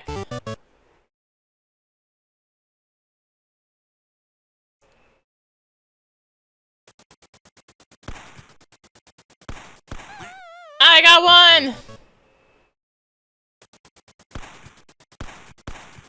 I did not get one there.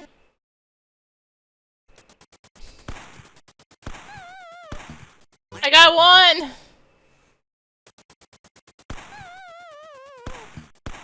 Hi, I got two! Woohoo! I still lose though. Bang bang and they're dead! You've lost, Tusha! Made your sister happy though. My mom only managed to get through to me on her third attempt. Anton, there's a call for you. It's a girl. I sobered up in an instant and rushed to the hallway. Watch your step. I grabbed the phone, pressed it into my chest, looking at my mom. She shrugged and went into the room, gathering the toys thrown around by Olya as she went. Hello? Your mom has such a young voice. Well, yeah, I mean, she's young. Are you busy right now? No, of course not. Only she knew how costly this conversation could be for me, what risk I took on just answering this call. There were a pen and a shabby notepad lying on the nightstand. I picked them up and started moving the tip of the pen across paper, producing chaotic doodles that always ended turning up into hearts. I've been thinking, I need to tell you something. I froze. It can't be. Does she like me? You've been looking so lost lately. And when I saw you at school today, you were pale like a ghost.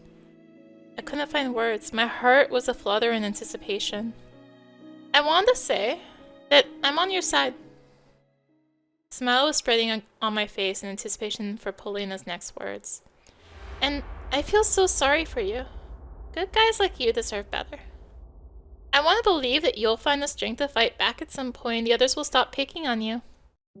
Pen fell out of my weak fingers. Is that all she's going to say? Maybe you'll even find a girlfriend. She sounded as if she was unsure of her own words. Well, I just wanted to let you know that you're a nice guy. It was a total failure.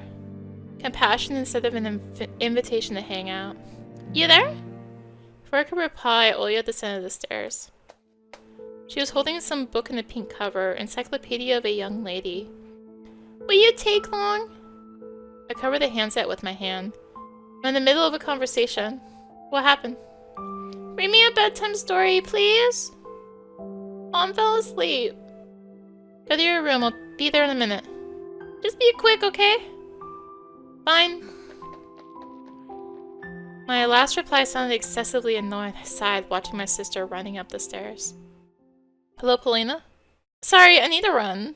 Can you imagine? There's someone in love with me and he snoops about under my windows, demanding to go on a date with him.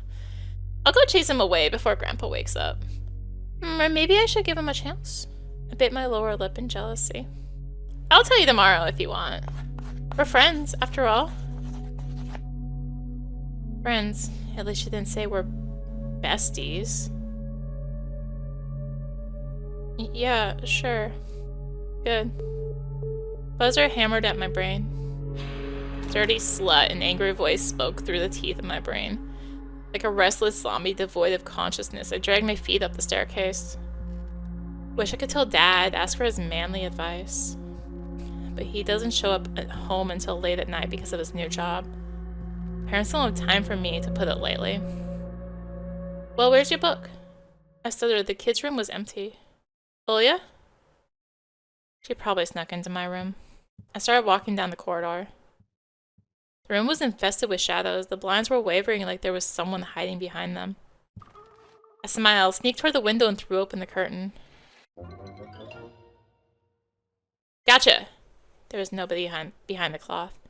The window was a TV screen showing a wintry scene. The lamppost, the field, a couple of walking figures in the middle of it. Alisa and Olya. I gasped and pressed my fist to my mouth, sinking my teeth into it. Alisa was leading Olya into the thicket.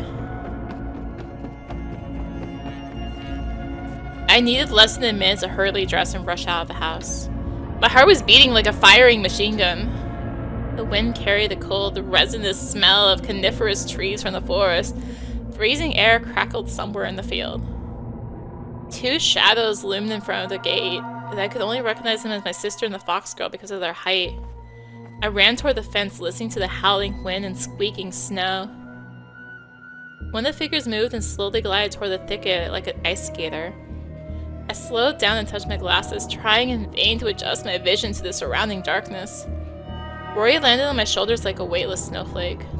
A snake woke up in my belly and started writhing. I felt nauseous. I thought about my home, the flimsy fortress I'd left behind. I finally caught up to my sister, dressed only in a coat. Ilya, have you seen that foxy? Ilya, why did you go outside? Mom finds out. My sister froze in place, facing the taiga. She was in a hand's reach, and I put my numb wrist on her shoulder for some reason, probably to make sure it wasn't a dream. Oh, a pointy beak was directed at me, strewn with feathers that formed an owl face. Something wearing a bird mask was staring at me. Hoot hoot, she won't. Voice sounded exactly like Ilya's. Oh. Hoot hoot, she won't.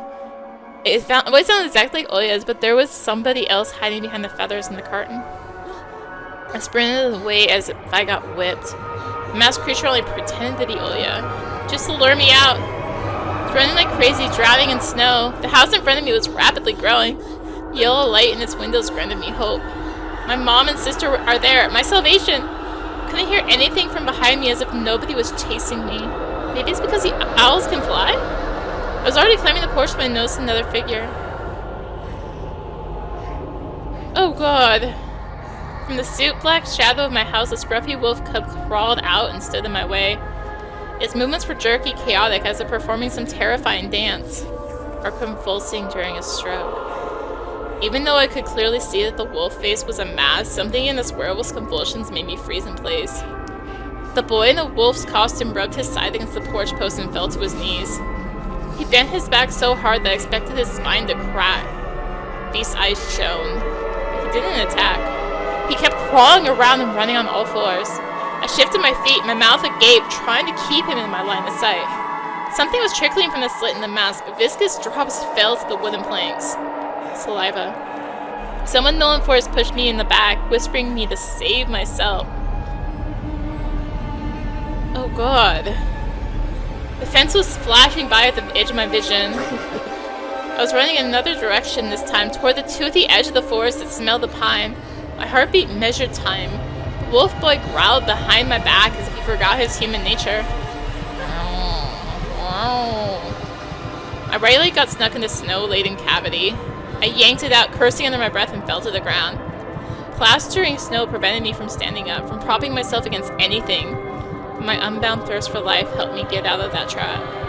Darkness was creeping closer. Like the toxic fumes of burial pyres, I ran again, gasping for air that stung my throat. My hair swayed in the wind.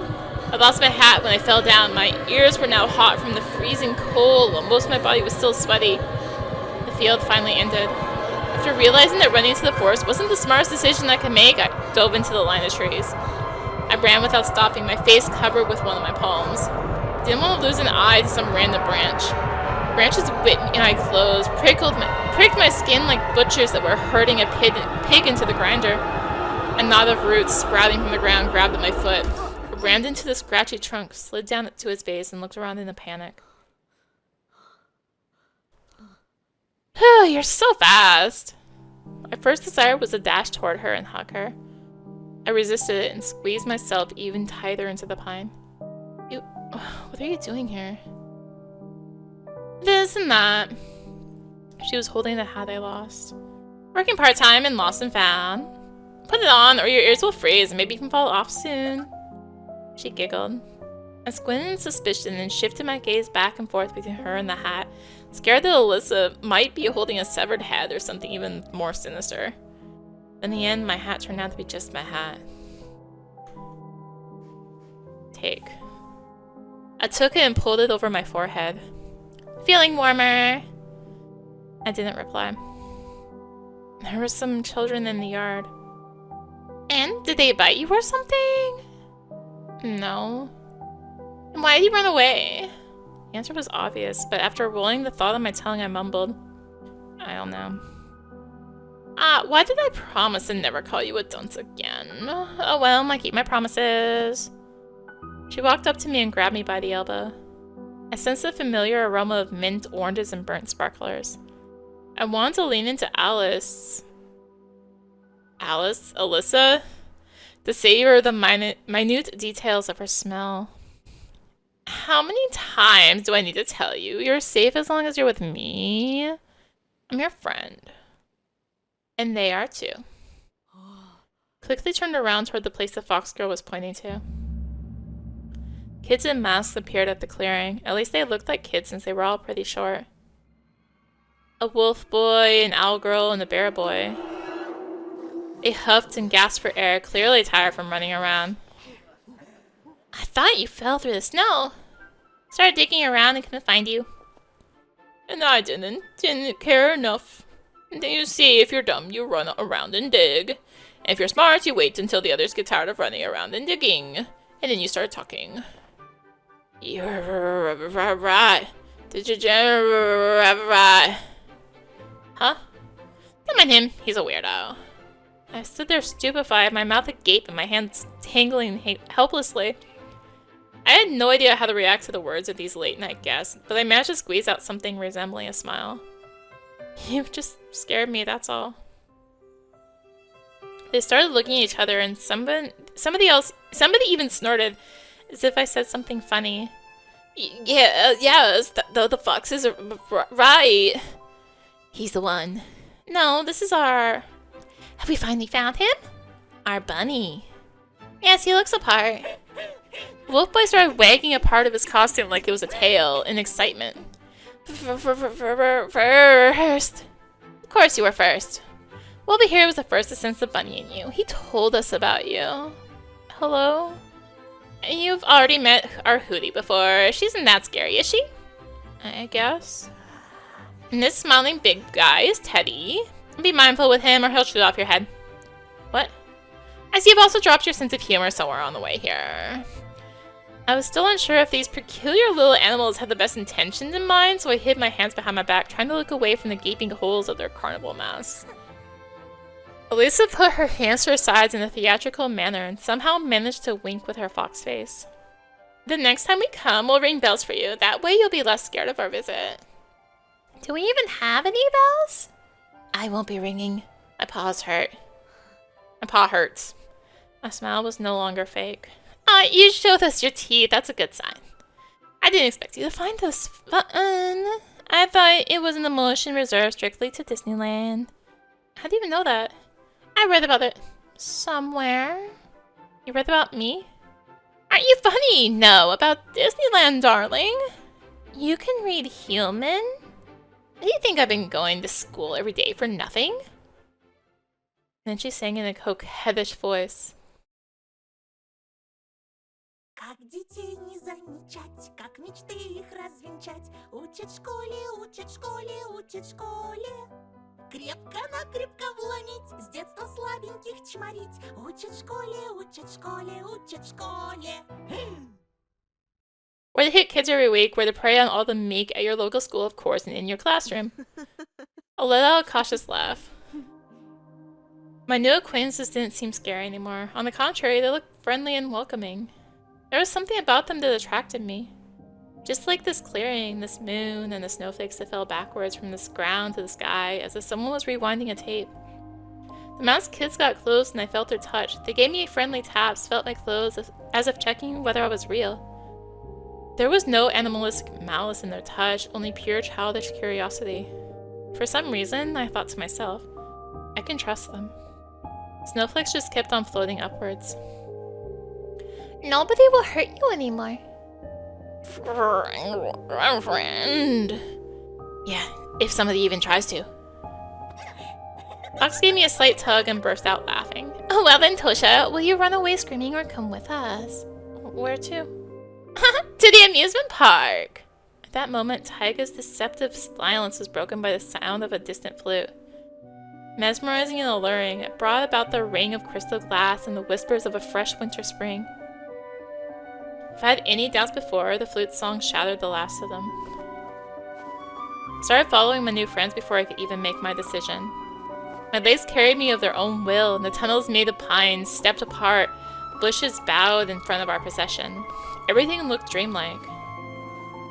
Because even the clearing we ended up on, I only saw in my dream. The flute soared up in the treetops like some fantastical bird. The snowflakes floated up in a spiral. The moon painted tree branches with silver. Alisa gasped in amazement. I was also in awe. I tilted my head backwards as far as I could. What a sight! It's so beautiful. It's so beautiful. Wolfie howled in agreement.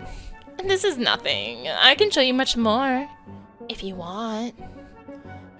I did want. I wanted to see what the fox girl saw with her eyes hidden in the semi-dark of her cape. Now I didn't feel weird about these masked kids. I felt weird for being the only one without a mask. I felt like I was naked in the January winds. Why do you wear these masks? I was trembling, but I wasn't scared. My trembling was caused by the cold. It originated from the peculiar anxiousness, the anticipation of something amazing. And why do you ask? I touched my cold cheek. I'm not wearing one. I love human tails. Human nails? Human fails. I've already told you. All the villagers wear masks. It's just you won't find anything human underneath them. Even me? You're so clumsy, Anton. You've already found your glasses once already. And your hat. Aha. And your real face. I looked at the mask the fox was holding out to me. The bunny mask that looked like a silver ingot under the moonlight. I was curious to see the world through its slits. Take. Suddenly, fighting its way through the flute's melody, a thought came to me. The glasses they found were in Semyon's possession. My new acquaintances must have known what happened to him. Or even worse. Where did Semyon disappear to? What happened to him? And the other children?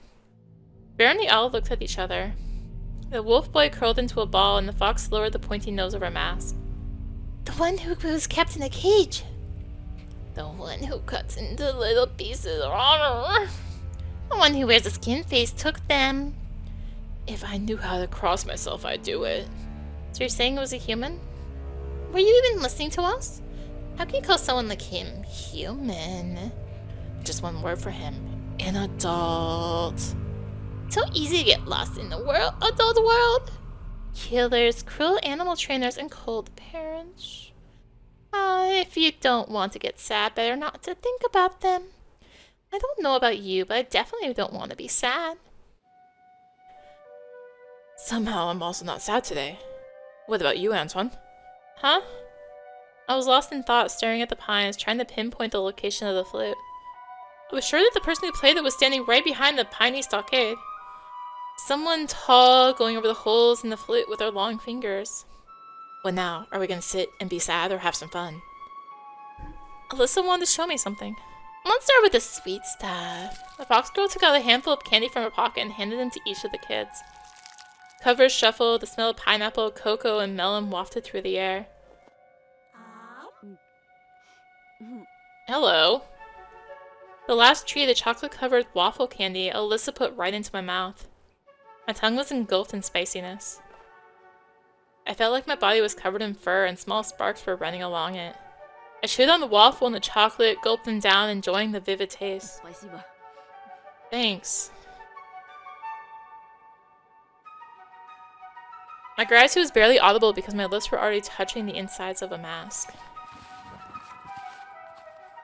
A demon knows how I put it against my face. The paper mache was warm. The mask stuck to my skin, giving it a nice prickle. The kind when you dive into a hot bath after being outside in winter, when you lie there and purr from the soapy water. See, I told you, this is yours. Mine. What are we waiting for? The phone won't have itself. You're right! The melody kept swirling the field like a hurricane.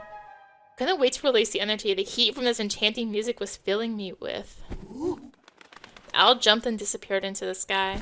I heard her laughter from somewhere above, and then she landed huffing and sighing. You can do it too! Give it a try! I followed suit. My feet tore off the ground. I flew toward the stars like a rocket and screamed from happiness after seeing my friends down below. The wind helped me fly. It felt like I was jumping on a huge trampoline. The stars looked like vivid sparkles that I could reach and lick up. The moon also got closer, and then I plunged. I got scared that I'd break my legs for a moment, but my soul landed softly on the ground and I regained my balance. You're safe with us. And wait, everything's in color now, suddenly. And all your dreams will come true. I'm so happy that I finally found you.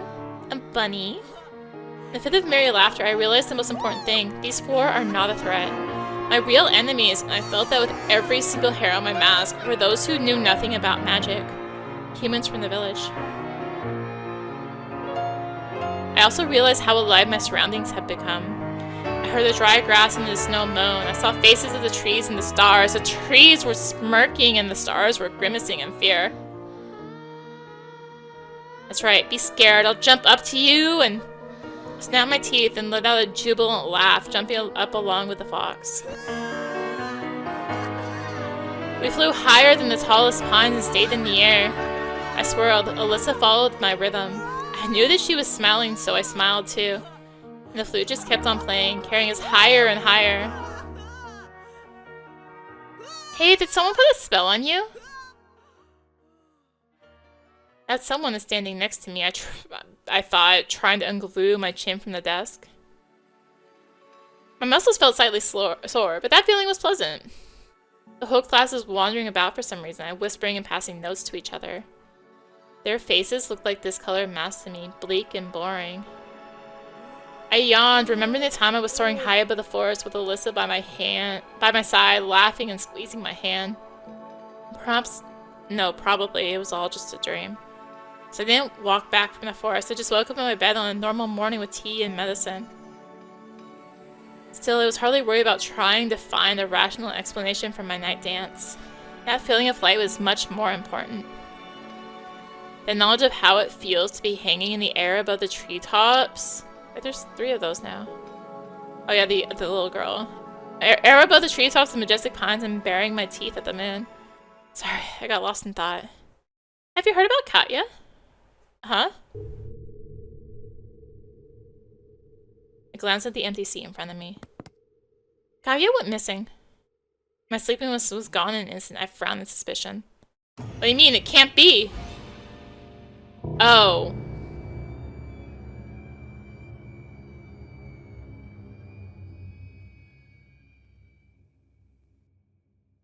Oh.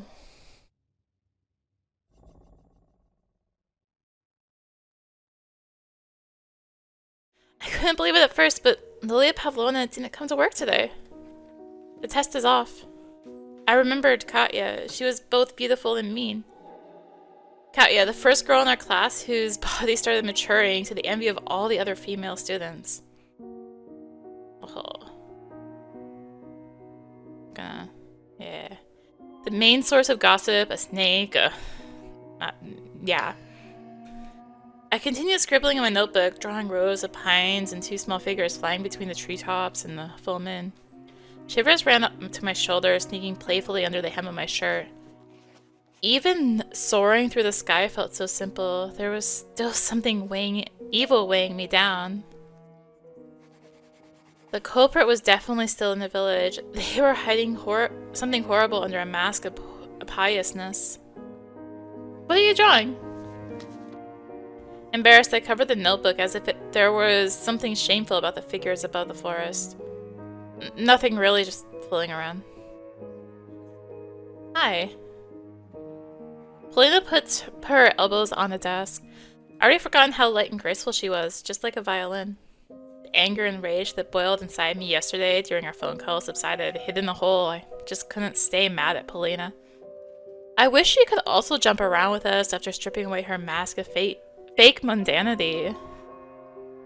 I smiled, imagining Polina's skirt flapping in the wind, the stars sparkling all around us, her asking in bewilderment whether it is all a dream, and myself telling her that it doesn't matter. Polina's expression grew dark again. It's also tragic that I find it difficult to empathize with her. I tried so hard, but then I remembered all her nasty deeds, and Polina shook her head. I'm a monster, aren't I? No, I thought. You're one of the most beautiful girls I've ever met. Alas, you're only number 2 on that list. Decided not to say that out loud. It's not okay that I felt worse when I lost my questionnaire than when she went missing. My nostrils picked up the smell of candy, tree resin, and fireworks. You lost your questionnaire? Yes, somebody out there is reading other people's secrets now. Yes, the forest, I thought, imagining the crooked branches turning notebook pages, touching the childish handwriting with their icy twigs. I hope the search goes well. I was unsure whether she spoke about Katya or her notebook. I wanted to ask her about it, but then I noticed Polina's intense stare directed at me. What? You've changed. I smoothed my hair flat, surprised. I just didn't sleep well last night. You're a different melody today, some mysterious ancient tune. Thought about the flute's melody streaming between the bushy treetops. I hope you haven't told anyone about our chat yesterday? Of course not. She nodded, as if acknowledging that she can fully trust me. I was unsure whether I merited such trust. Her hair cascaded down around her shoulders. The smell was so wonderful that it sent me flying towards the glowing stars of my inner cosmos without any magic. Biyasha jumped at me like that Jack-in-the-Box toy and yelled in my ear. Looky here! Have a lovey-dovey time, eh? Hey, Four Eyes, are you trying to pick up Polina? Polina came to my help even though I didn't ask her to. Or maybe I did, with my entire appearance? What's with this nonsense? We're just friends. Is he your girlfriend then? Do you go by addresses together with this fag? He's not a fag. Leave Petrov alone. I needed to do something, but I just sat there clutching the edge of my desk. Ronka gave me a deriding snort. A girl saved you, ugly face. I'll let you live for now. My enemies left the classroom guffawing. Lena showed me a sad smile. Be strong. I wanted to scream that I couldn't. Couldn't be strong and stand up against these bastards.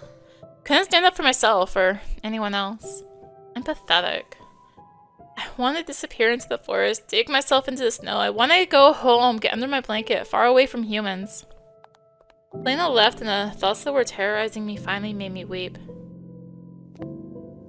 I stayed late after school again to escape Ronka's ire for my rash act of talking to Polina, which meant I had to drag my feet toward home in the twilight. A bored school janitor scraped his shovel against the asphalt and the upperclassmen blew out smoke that formed clouds similar to dialogue bubbles in comics. I wanted to fill those bubbles with friendly words, but there was nothing friendly about the icy stares those guys gave me. I was leaving the unpleasant world of stale buns and nasty insults. Someone shoved me near the stairs. Didn't their parents teach them to apologize? I crossed the village and slowed my pace near the bridge. I turned my head around, looking for my fox friend, but neither she nor my other new friends could be seen anywhere. I was met with a silent forest. It felt like a crouching predator, pretending to be asleep.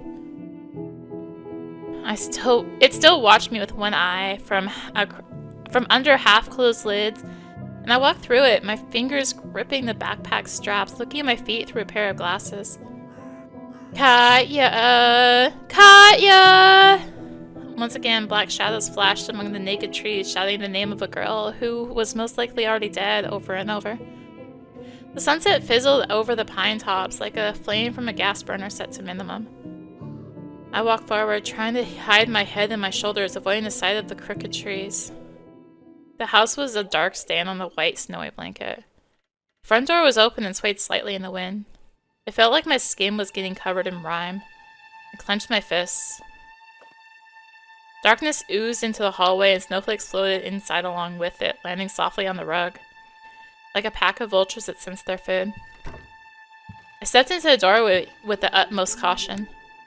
For a moment, I thought I heard someone talking in the kitchen, but it turned out to be a radio broadcast. Previously mentioned cyclone is getting even close to the region. The official forecast for tomorrow suggests gusts of wind reaching up to 70 kilometers per hour.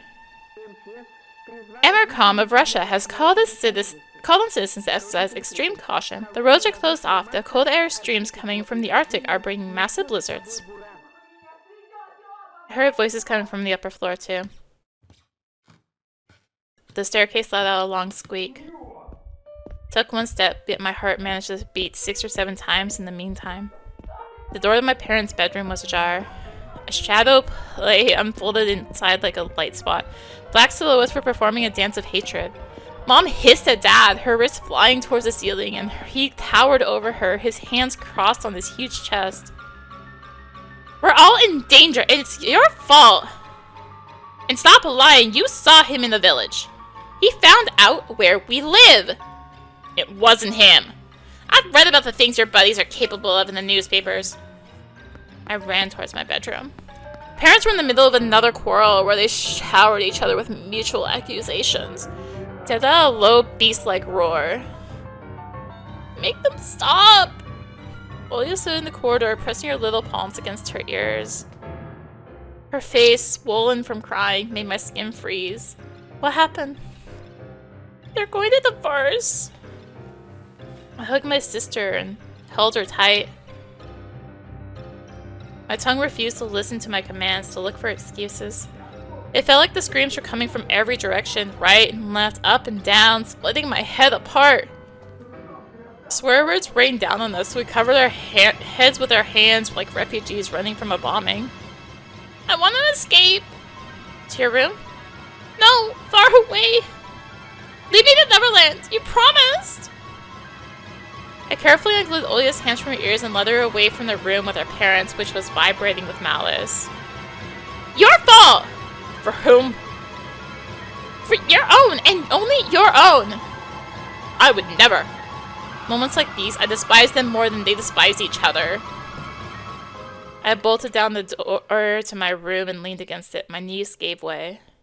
Look, Olya, I also hate it here. At least you can go to school. I let out a sad laugh. That school is one big nightmare. Everybody hates me. There's only this one girl who isn't making fun of me. She takes pity on me instead, like I'm a beaten dog. You're not a doggy. I don't know who I am anymore. But the outside world is clearly no better than our home. Do you know a better place? Let's go there! We'll fly or swim. If only we could do that. I would have sacrificed everything to escape and take you with me. Olya's upper lip trembled. Swear? Put on a bitter smile. On my own life. Something hit the window's ledge on the outside. Olya shuddered and shifted her gaze toward it. Bam, another snowball smacked into the window's frame.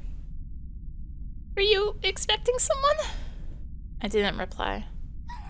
Saya let go of her wrist. Olya wept in fear. I crossed the room, wincing from every shout coming from my parents. I could hear plates getting smashed now. They must have moved their argument to the kitchen. I'm gonna save it here. I'm, like, scared. Okay. I flung the curtains and the window open. Hootie, Teddy, Wolfie, and most importantly, the charming Alisa stood outside, waving at us. Olya gasped in surprise when she saw the owl girl. See, I told you! Yeah, I know. I always believed you. Who are they? Her fearful voice also had some curiosity mixed in. Only the most boring children sit at home in weather like this. We still have so many games to play. Who? But let's not play all of them. My butt hurts. We play a little then rest. Friends! Come on, come out to play and dance. My heart started beating faster as soon as I saw Alisa. My inner voice practically screamed, she's here, she's finally here. Do they know the way to Neverland? I entertained that possibility, looking at the animal kids. Maybe. Let's go find out.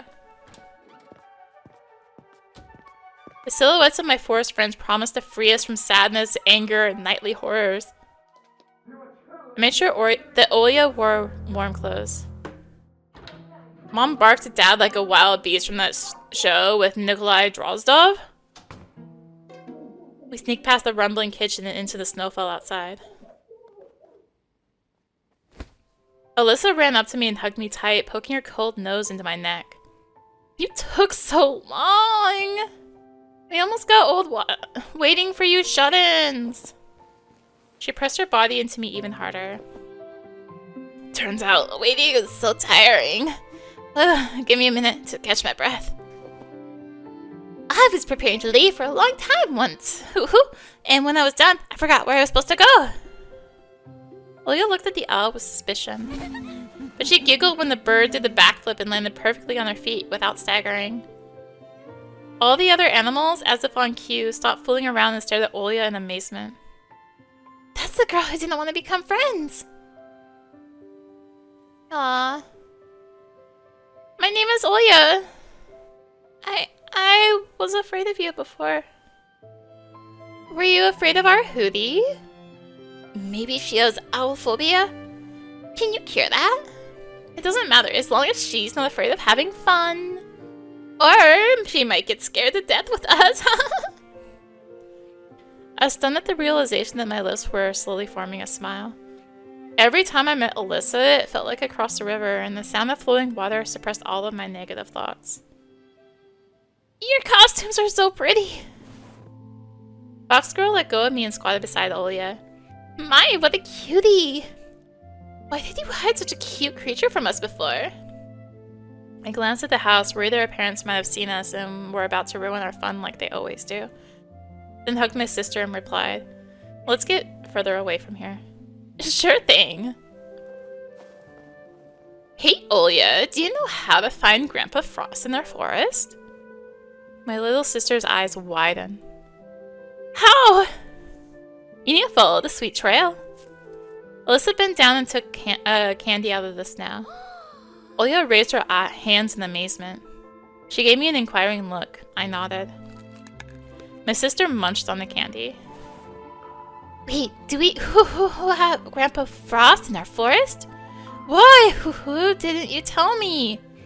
I did, this afternoon. But I sleep during the day. Right, I told you while you were sleeping.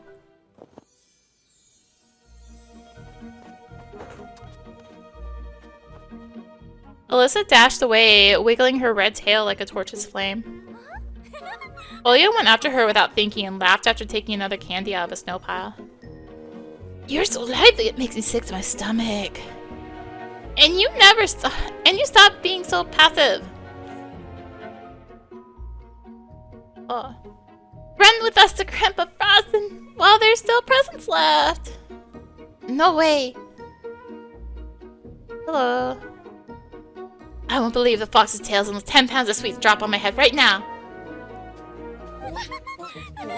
When the aforementioned sweets started raining down on the bear's head, I couldn't stop myself from laughing at him, ouching and bobbing his head up and down.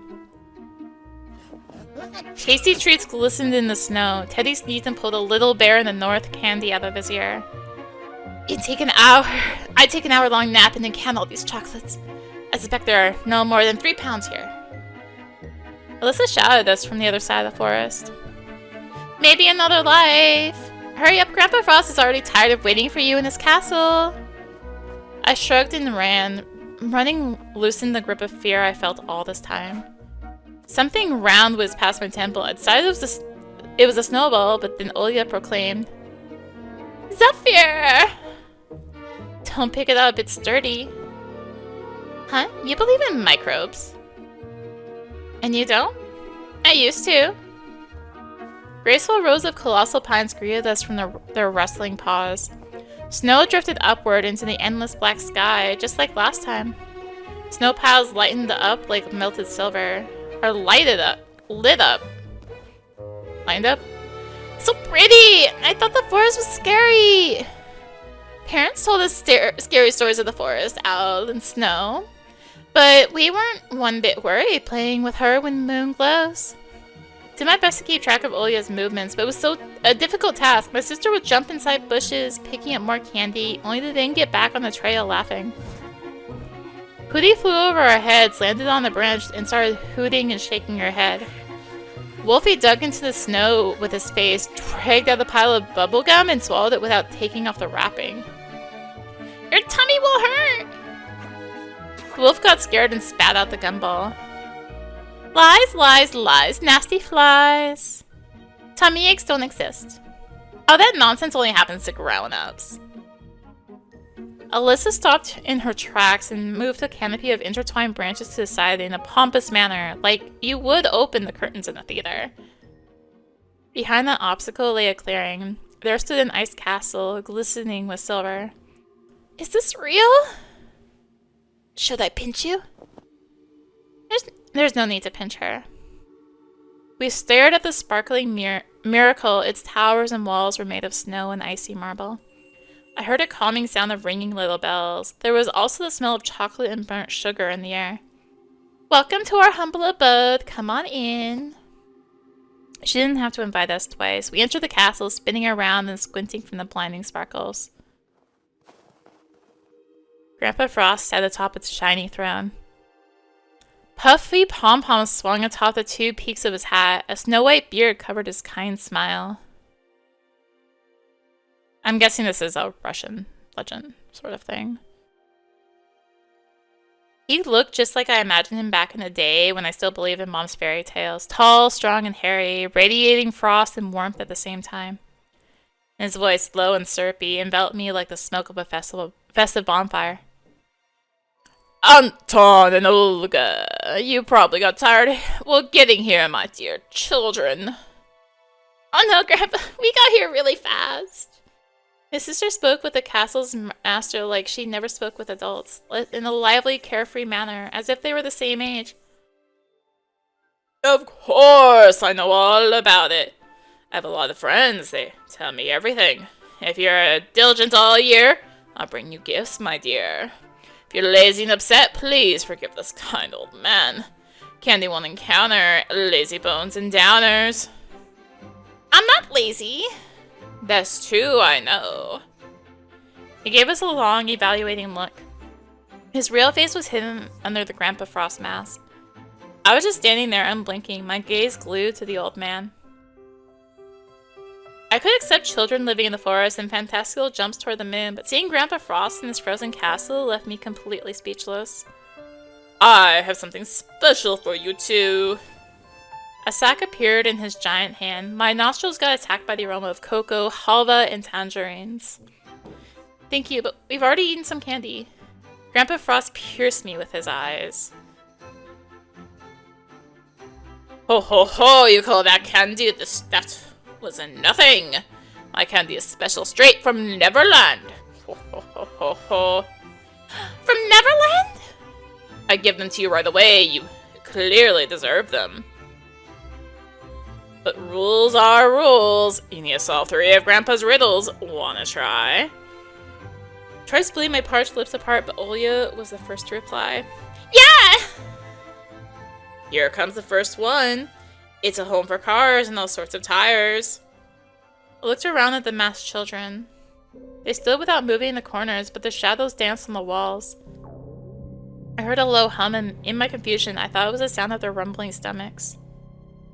A garage! Correct. Now onto the second one. You try to solve it too, Anton. All day long to the shadows they belong. They rattle the plates and hiss at their mates. My eyebrows shot up in confusion. Moms? Olya raised her hand. Can I? It's a kitty!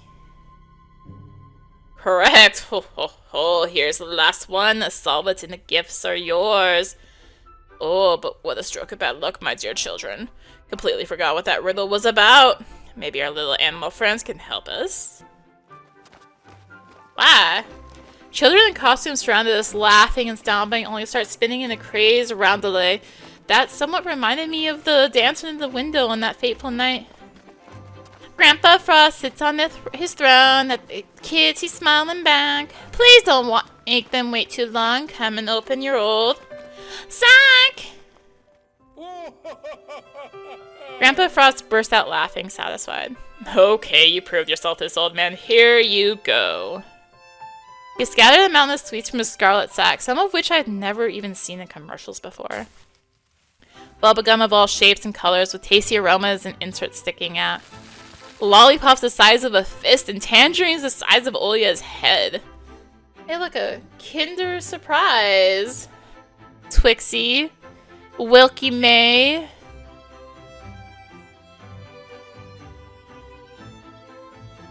Yeah, okay, anyway.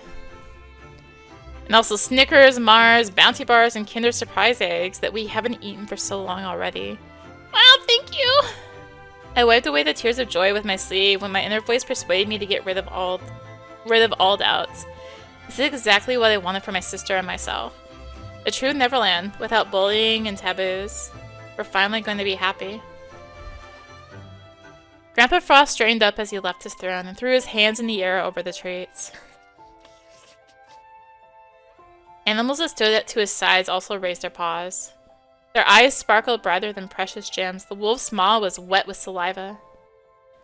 Feast, my children! Animal kids rushed to devour candy one by one, pushing each other and growling. Their faces were smeared with something dark. Olivia grabbed the closest candy and tore off the wrapper.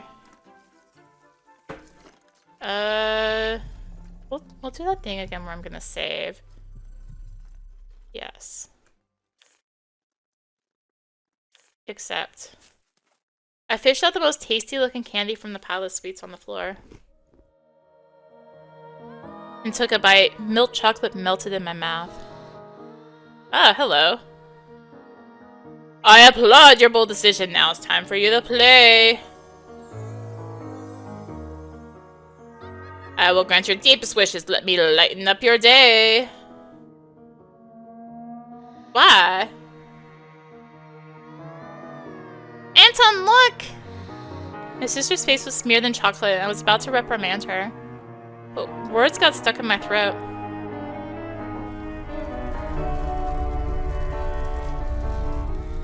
A giant spruce shot toward the stars and disappeared somewhere in outer space, crowned by a giant moon.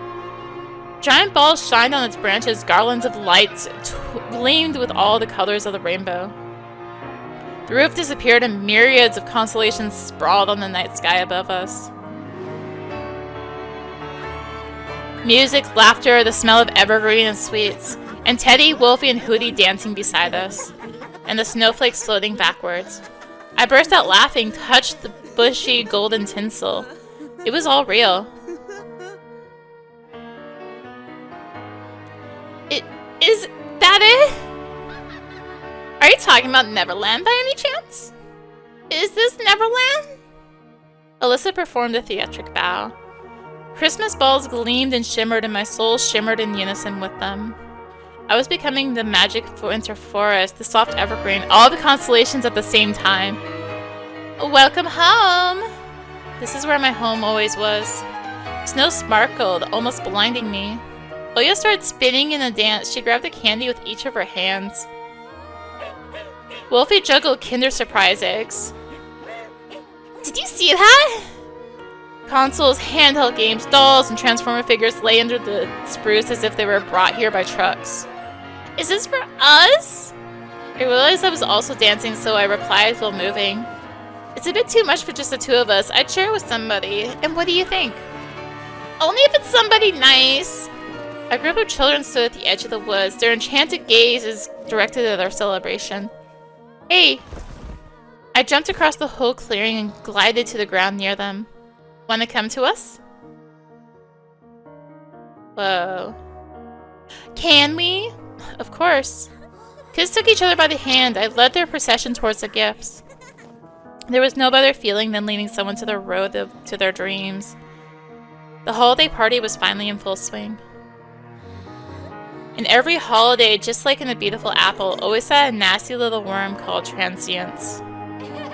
Yet here, under the bristly paws of a magnificent spruce, holidays never ended. Are you happy, Tosha?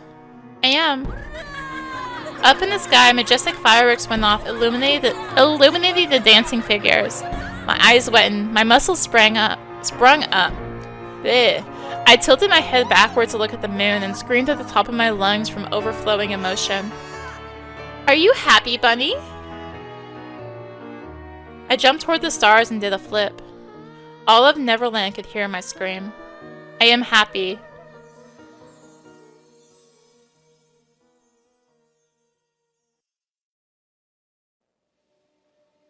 For the first time in the long days I'd spent in the new house, I woke up with a smile on my face. This time, happiness had a tight grip on me. I stretched, enjoying the sweet sensation with every cell of my body. Outside, I could hear the joyful chirping of beautiful red-chested bullfinches who celebrated the bright January sun. Their chirping granted me hope that the naked forest outside my window would someday turn into a lush paradise for my parents and my little sister. The corridor was filled with dog barks and a patter of tiny feet. The door to my bedroom flew open, greeting me with a warm breeze and the aroma of freshly made coffee. Olya stood in the doorway, shining with happiness, holding the cute Zholka who wiggled both her body and her tail. "Look, Tosha, look! Papa said she can stay!" Tears of joy formed in my little sister's eyes. "I have my own dog now!" Couldn't help but jump up from bed upon hearing this wonderful news. And that's Zholka. Zholka, no! Her name is Princess. Right, Your Highness? The dog barked in agreement. Knock, knock. Can I come in?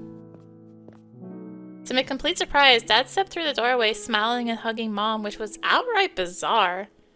"What do you think of our new family member? This idiot threw herself under my car. I barely avoided her. I got my car scratched, thought I'd choke her with my own 2 hands. Then looked in her in the eye, and there I saw, how should I put it? Intelligence. Yeah, and the poor thing was shaking all over.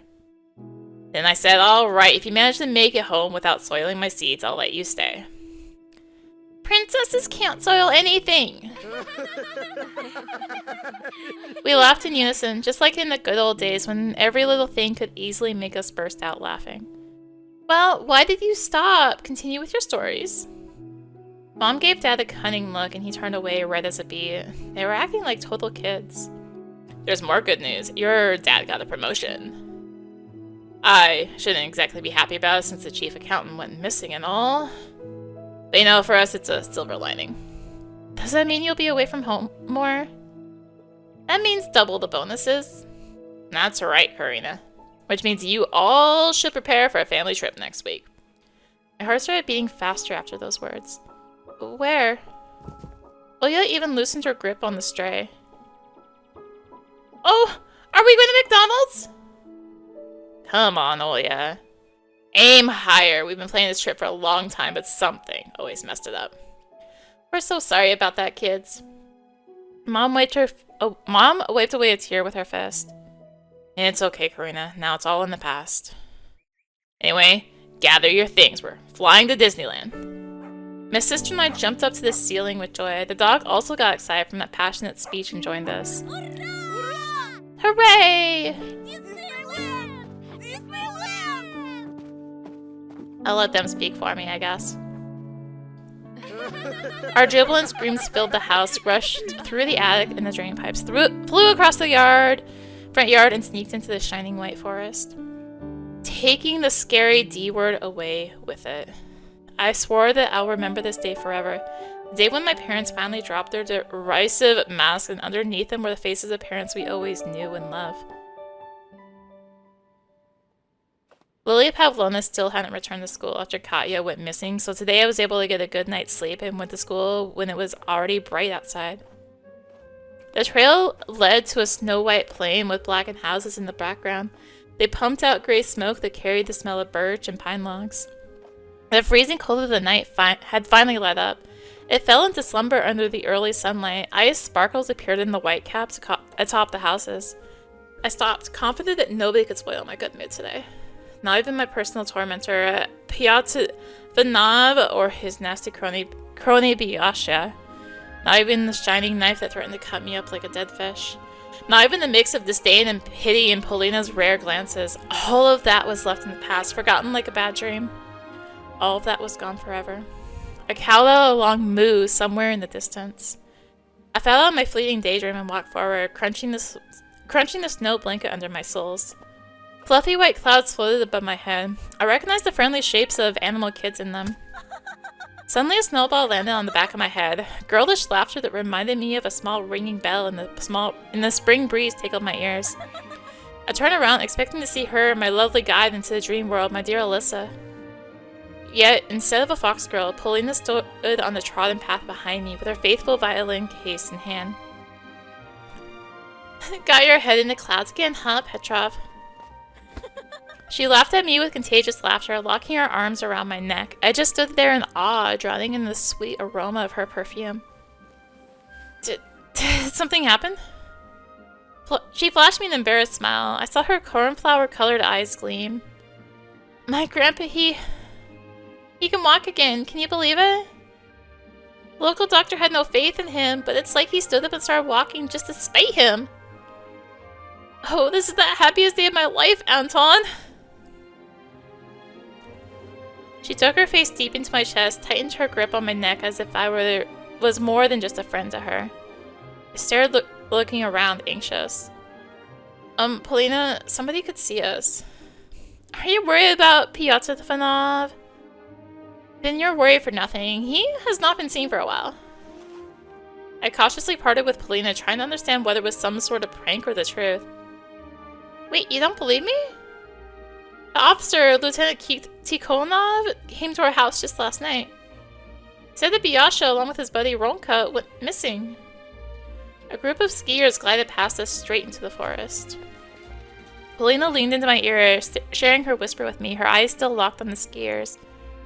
As far as I know, Tikhonov suspects that all the previous cases were Pyotr Ivanov's fault. No way. I was shocked myself. There were rumors that Romka, went off the deep end. I mean, I'm not exactly surprised to hear that. What do you mean? Haven't you heard? He's from a very troubled family. I don't even want to imagine what had been going on in their home. Romka always seemed excessively aggressive to me, always angry at everyone without a good reason. Now the darkness that he harbored within overflowed into the outside world and led multiple small innocent souls to their demise, as well as his own. It was hard to believe, but the first time I laid my eyes on Romka, I thought that things would end this way. Let's move or we're gonna be late. Polina grabbed my hand and started running along the village road, accompanied by joyful laughter. With every step, every laugh, every joke, the warmth I thought I'd forgotten enveloped my heart more and more.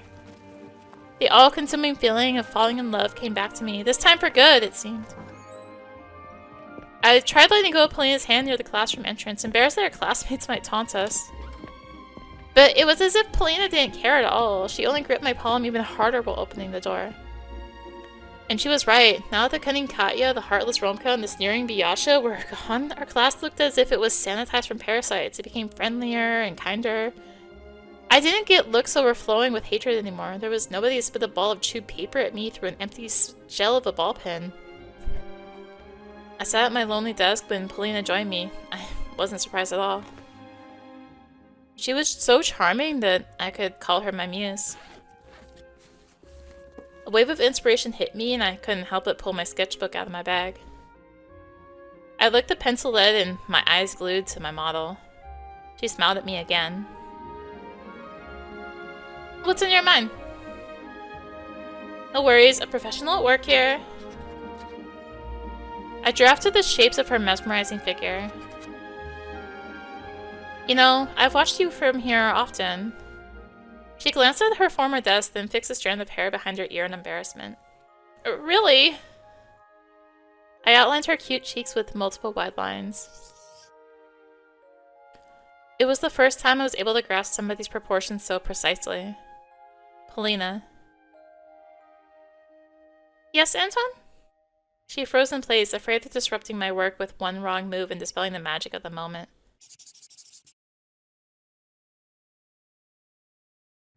Lean here a bit more, please. Yes, like this. Good.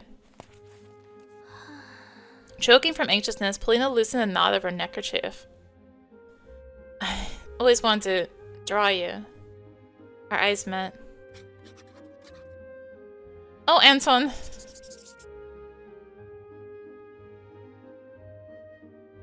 My pencil slid across the paper furiously, adding the shading to her chest. Say, would you like to become the main heroine of my comic? Pleasant shivers ran across her body. She rolled her eyes back, enraptured. Oh, yes, yes! I've been waiting for you to ask, darling. The lead couldn't endure all the tension and crack, bursting to a million tiny pieces. Knibbling my eyes when I looked at the drawing. It became a monster. I was looking at a terrible daub. In the place where Polina's face was just seconds ago, and that rested some sort of formless mass.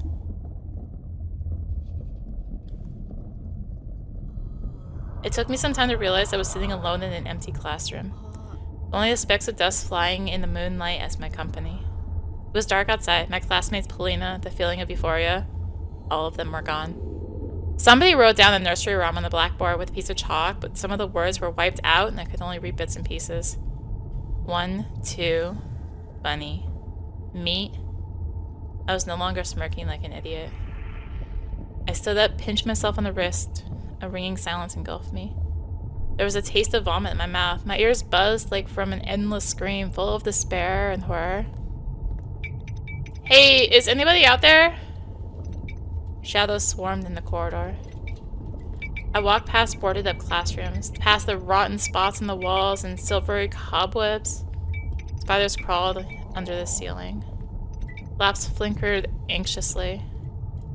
I stopped before the noseboard, stunned. Hundreds of new photos were added to those of Semyon and Katya. Black and white printouts were glued on top of each other. The horrific collage of childish faces stared at me with empty eye sockets. Unable to endure the torturing stares of those watchful gaping holes, I ran out of the school.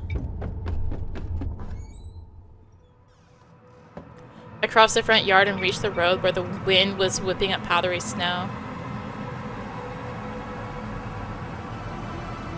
No people, no cars, no birds. Low clouds that stuck on chimneys. Windows that looked like they were painted over with ink. Photos of missing people enveloped lampposts and fences like paper skin. Mostly kids, but some adults too. It felt like all the people who once lived in this village now became black and white ghosts in the photos with a person missing label. I dragged my feet forward along the dead street. Some houses had their windows smashed. The wind made itself at home there, wandering the rooms. Every gust made the front door swing. Kids' coats hung from the fences, their sleeves moved, stretched out toward me. An empty village. An empty husk. What happened here? An overthrown waste bin rumbled across the back alley. Something flashed inside the window frame on the charred village store. I ran away from its sooty facade. Then heard a guttural roar coming from the well. I started walking faster, trying not to pay any mind to the darkness inside the front yards, inside the bloody dog houses, inside the crooked shacks. The moon appeared from under the clouds. Something flew over my head in this draining silence. As if a crop duster flew from one roof to another, a huge shadow loomed over me. I rushed to the right, hoping that I wasn't noticed. A small greenhouse in front of me was my shelter. I pushed the gate, crouched, and scampered toward the porch. Took the doorknob. The front door was open.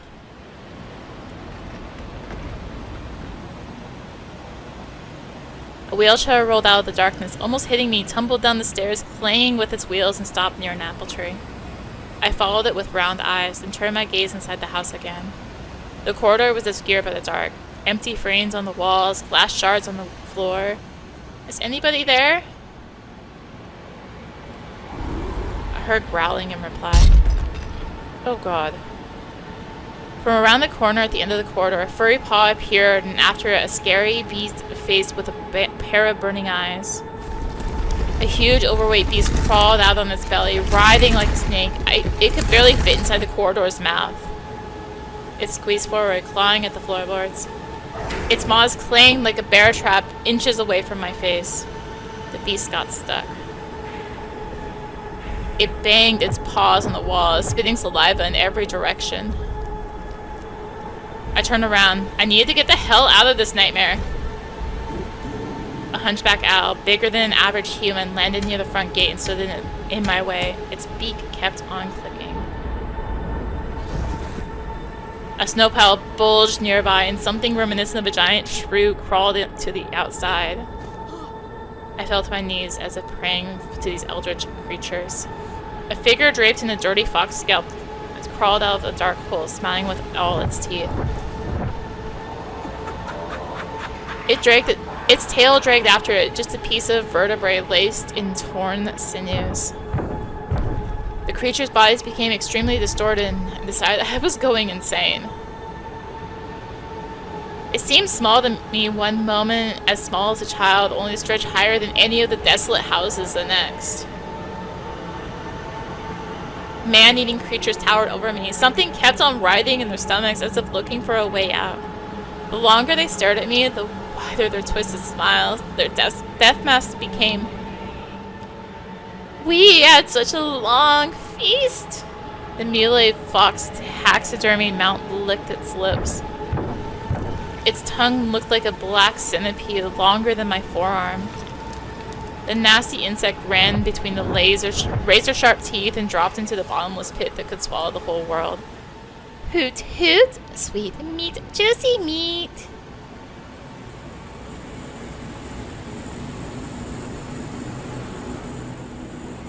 We devour and we won't stop. What? There's nothing human about their speech. It was all just animalistic growls and bird-like whizzes. I was able to understand every word as if we were speaking the same language. It's a shame you couldn't catch up with us, Bunny. You couldn't bite the moon. You stole my food, traitors! You refused to eat your family, remember? But who pathetic meat, worthless meat. You're absolutely useless, brother. You make me sick. Shame! Shame! Indescribable horror gripped me with the laughing beast. When the laughing beast held her clawed paws toward me, and suddenly the thing that pretended to be a fox started barking loudly. Fools! It's time to bring the treats! Not there! Here, let him fulfill his mission. We'll be waiting for some meat from you tomorrow night, or else. Or else. Or else. Or else. Or else we'll eat your entire family. The monsters formed a circle around me and started dancing. I screamed. Huge eyes, fangs, claws flash in front of me, blurring into a strip of colorful spots and smudges. 1, 2, time to play with you. 3, 4, 5, the owl will arrive. 6 on in, the wolf's gray fur will stand. 7, 8, stomp your hooves and wait. A fox face protruded from the fuzzy lice that beastly carcasses turned into. For the fox and for the bear. Be it bunny, tasty meals, prepare. A desperate cry, my cry, rumbled across the black streets of the desolate village. I will prepare. Circle broke up and I ran for my life. It felt like I was running into the snare trap. My head was splitting, ugly images danced inside it, colliding, falling over, getting up and dancing again. 1, 2, they flapped their wings, poked my face with their beaks and their salivating maws. 3, 4, 5.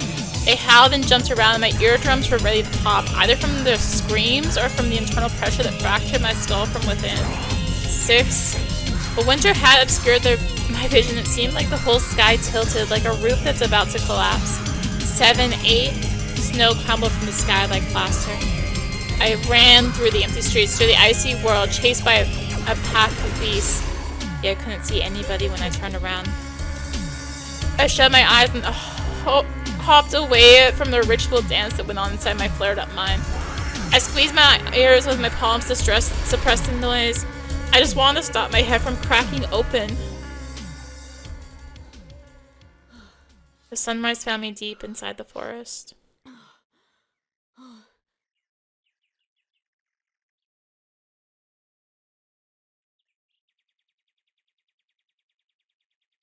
Bunny, tasty meals, prepare. The house was enveloped in snow. A blizzard was coming. We entered the dust-colored hallway, and the door cracked itself shut behind me. A timid light that seeped through the windows for such a short time was already retreating. The sun was hidden behind a thick white veil. The blizzard whipped up its white flags into the sky, but it was not a sign of surrender. The field and the forest got lost in the haze. A fish-eyed lamppost at the side of a disappearing road was the last glimmer of light around. The day became the night, an endless polar abomination that whispered and roared. and circled around the house. Meat echoed inside my skull. I slapped myself on the cheek. Mom? Dad? The empty house laughed mockingly. The kitchen was empty. The bathroom was empty. The attic was empty. I ran up the stairs, regretting that I didn't study the posters that trembled in the wind. One of my parents' faces were among those who went missing. I poked my nose into Mom's room. A leaden cloud that crept across the sky. Where are you? Alright, open? I had no hopes of finding Olya in the kids' room, but she was in her bed. As if everything that happened last night was nothing but a dream. Thank goodness you're here. Does she have a fever or something? Where are Mom and Dad? She didn't reply as she was probably asleep. A folded note lay near the pillow, a bit to the side as if not meant to be found. We went out to get the meds. Look after Olya. We entrust her to you, your mom and dad.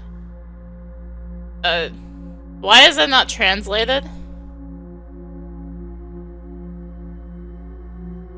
Olya didn't open her eyes. She definitely has a fever. There was a compress on Olya's forehead, hot from her body heat. I guess her parents tended to her before heading out. Her head thrashed around on the pillow. Her eyeballs rolled around under her eyelids. Can I jump to the stars like you? I was stunned. She was dreaming about the New Year's roundelay with the masked figures. No, you can't. Don't. It's all a lie. It's your turn to treat us, Bunny. Olya smiled. Her tiny teeth were smeared in chocolate. Oh, God. Meat! I shook my head, trying to chase away the intrusive whispers, the images of gigantic creatures, rotten, worm-infested, and dead. The guests will come soon. And we'll be able to play with them all night. I thought about the hungry beast from the forest, about the flute and its unceasing call, about the dead creatures jumping over the pines. The house got immediately darker and colder. Something rustled in the attic. Mice? A foxtail? Shadows climbed the walls. Floorboards creaked in empty rooms. In her delirium, Olya described images from my dream, even the things she couldn't know. I'll try all the candy. I won't let you. You will, oh you will, a voice rang out in my head and at the same time streamed from all the nooks and crannies in the house. We'll come when the night falls. Bunny, bring us tasty meat. Or become our juicy treat. I broke free from the illusion's embrace like it was a spider web. Then sprinted out of the room, almost tumbling down the stairs. Clocks counted down the minutes without mercy. The night was almost upon us. I need to stop being selfish. What if Olya wakes up hungry? Open? Some leftover condensed milk languished in the freezer. I sliced up a loaf of bread into quarters, just like Olya likes it. And then a piercing howl mixed in with the wind song. Something dark was there in the blizzard's embrace. Some living being darted around in the snow. No, no, no, the night is still far away. You promised to give me a chance. A pitiful yapping reached my ears. The snowstorm subsided for a moment, chasing away the swarm of snowy flies, and I recognized a familiar dog in the ball of fur that shivered in front of me. Maybe that was the chance I was looking for. Julka! The stray wagged its tail as if it heard my shout and rushed toward the front door. It whimpered as it clawed the wooden planks with its tiny paws, asking me to let it in. Open? Well, hello there. I bent down and rubbed the dog behind its ear. It wagged its tail even faster. The dog. Meat. Food. What if I offer some dog meat to those monsters from the Black Forest? Will it be able to satiate their hunger? Without even thinking of how I'll kill the poor animal, I started backtracking, whistling. The lizard whistled in unison with me as I was supporting my devilish plan. The shivering stray ran into the hallway. I shut the door as fast as I could, afraid that the dog could smell the danger and try to run away. Happy barks resounded throughout the house. Pipe down, silly. You'll wake up Olya. No, I can't just get it in the hallway. The kitchen is a better choice. Zhulka tried to lick my face when I picked it up, but I dodged. You're probably hungry, huh? Open. Oh. Open? I ransacked the freezer and tore the plastic bag with meat bits open and threw its contents to the dog. It sniffed the frosty bones with caution and flashed me a suspicious look. Eat up. Newspapers with Mom's crosswords acted as a makeshift oilcloth. I spread them around the floor so as not to get the floor dirty. Seems like my dad, who was constantly busy, forgot to sharpen our knives. I felt dizzy at the screen starting to flicker. Felt dizzy at the thought that I'd need to slaughter a riding Zhulka like a pig. How do I make it the least painful for you? Someone else smirked inside me. Listen, I need you to stay here for now. I'll go grab the axe and kill you, okay? The look of resignation in its eyes, the dog started its last dinner. My legs gained 10 kilograms each as I shambled toward the attic. Open. As I peered into the darkness, I was scared that I would come face to face with a goat's maw, feel the stench of his dirty fur and his cold fingers grasping my neck. The attic was empty. The axe lay with its blade toward me, casting a sinister shadow. Take. My fingers locked around the handle. Remember, it's either the dog or your sister. It's either the dog or yourself. I felt unending hatred toward myself, toward that stupid, totally innocent dog, toward my parents who had abandoned us and driven away in their car, toward the beast that left me no choice. I hated the entire world. With that anger in my heart and axe at the ready, I entered the kitchen to execute the last part of my plan.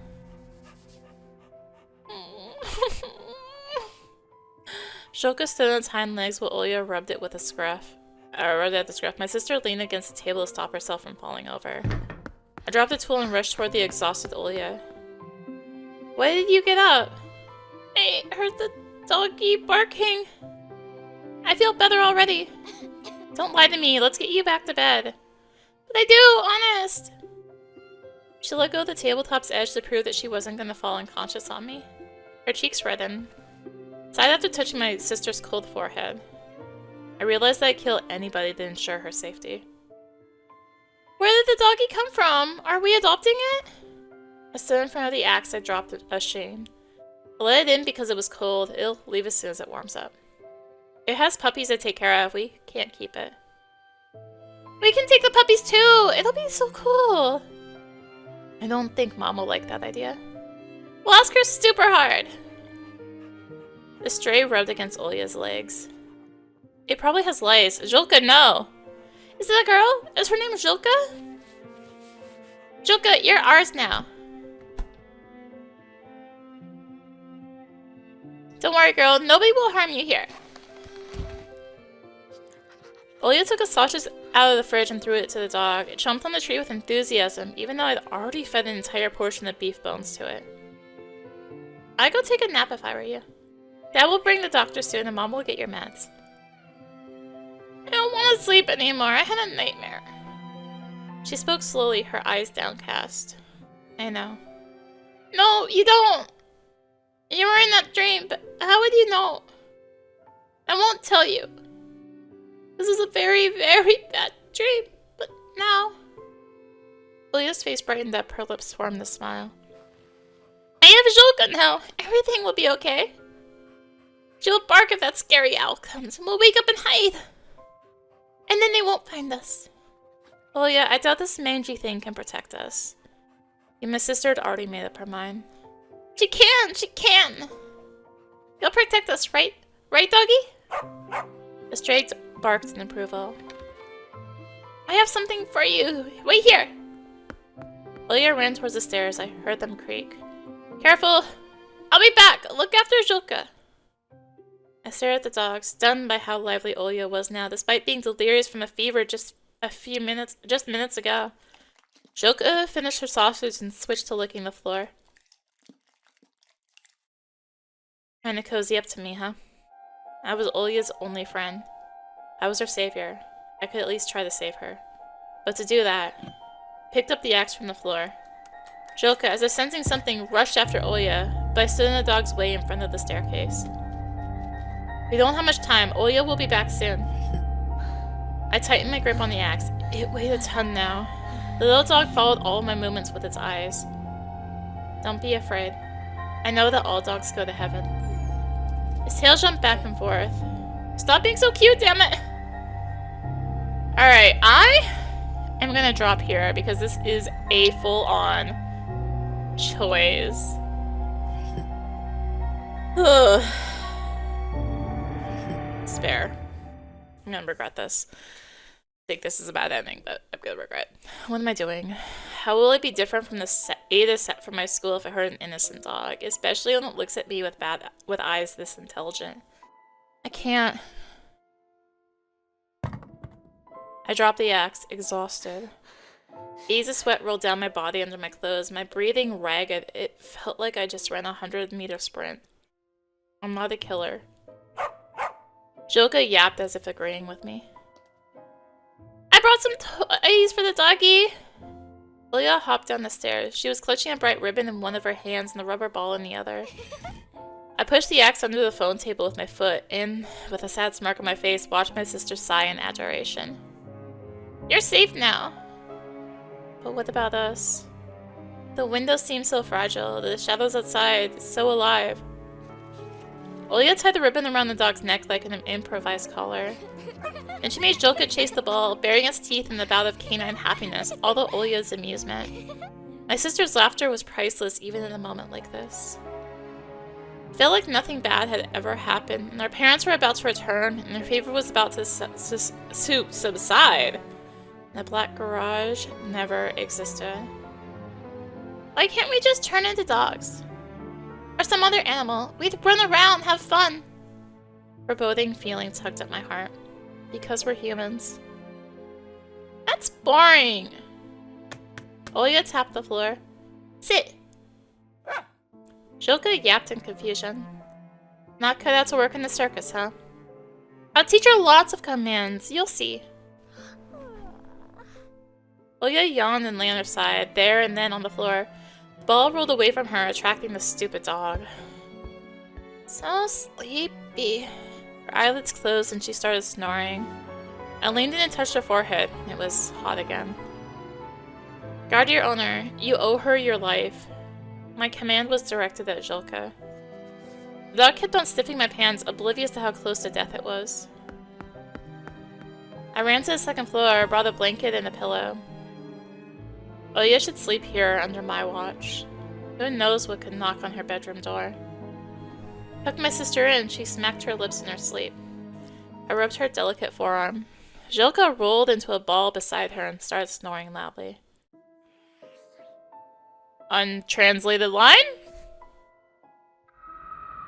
Is that, like, just gonna be like that? Yeah, okay. I shrank after hearing an ear-rending scream in the surrounding darkness. It was the wind, or the agony of hunger. The monstrous music of the hurricane poured into my ears. It consisted of screeching, wailing, and my own quickened heartbeat. The wind rammed the windows. An open window banged against its frame somewhere above us, as if it were a rabid beast clanging its maw. Had the guests arrived already? Were they walking all over the second floor? Were they running from one corner to the other in the hallway, giggling? Should have fed Jolka to them. They're angry. Their wrath knows no bounds. I squeezed myself into the fridge, expecting the darkness of the doorframe to sink its claws into me at any moment. I waited for toothy animal faces to emerge into the kitchen, their saliva splattering to the floor. I need to calm down. Need to take my meds. I grabbed a package from one of the fridge's shelves, pushed out a pill onto my tongue, and washed it down with tap water. Then collected some more water and washed my face. I felt like the blizzard was disappointed by my choice. It wailed and attacked the outer walls of the house even harder. It felt like the immense fear of the two small children inside this fragile house. I realized that the shadows were creeping closer to Olya when I wasn't watching them. A black lump that crawled from around the corner but melted from a direct look. A fuzzy silhouette under the table. I turned my head like crazy, fending them off. A gut-wrenching squeak rang out as if somebody scraped their claw against the window's glass. No, no, no. You're not real! If the shadows weren't real, there was nobody inside the blizzard. Does that mean I'm just insane? I look at the package in my hand. What did I even take? The kids don't need to read the instructions for medication. They have moms for that. I pierced the tiny font with my eyes. Relieves fits of uncontrollable anger and anxiety. Helps with behavioral abnormalities, manias, and destructive behavior. And cause addiction. Possible side effects include dizziness, heightened motor activity, disruption in thermal regulation, and insomnia. High dosages can cause serious injury or death. I hesitated. What was the truth? How could I tell apart from the nasty lies? Take. I took a risk. Things would take a turn for the worse if I couldn't think clearly. I waited, but the medication didn't work. The ominous world outside didn't change one bit, but didn't become any less hostile. On the contrary, it felt like the silhouettes of trees turned into living carnivorous beasts, lurking in the dark, waiting for their prey. Crooked branches bent down to the ground one moment, seeking our prey on the snowy trails, only to then shoot up toward the sky, trying to grab an unsuspecting bird. However, as soon as you looked upon them, the masquerading creatures would freeze, and they would again look like the many dead trees in the middle of the cursed taiga forest. And maybe it was all just the wind's fault. No, there's no way. Black figures moved toward the house, shrouded by darkness. They were hungry. They still waited for their treat. I needed help, so I ran into the hallway, slipping and sliding. Make a call? I clutched the phone. The speaker was silent at first, then barely audible beeps came through. Imagine the post swaying in the wind, the wires ringing as they were about to be snapped in half by hungry jaws. My fingers spun the dial. I dialed Polina's number. The phone vibrated with beeps as short as my breath. Finally, I called the police, but the dry female voice on the other end just kept on repeating the same words over and over. The line is busy. The line is busy. The line is... I dropped the phone. In the kitchen, the fridge grumbled as it turned off. The lights went out, flinging me into complete darkness. It only lasted for a moment. Only it seemed like the peculiar phantoms in my hallway that pretended to be shadows from our furniture creeped closer. What was that? Ashes to ashes, dust to dust. Started whispering the useless chant, but stopped midway. Nature wailed on the other side of the door barrier. Whoever was walking toward the house, squeaking with the snow, wasn't my parents. They wouldn't crawl on the roof, scratching it with their claws. They wouldn't look into our kitchen windows.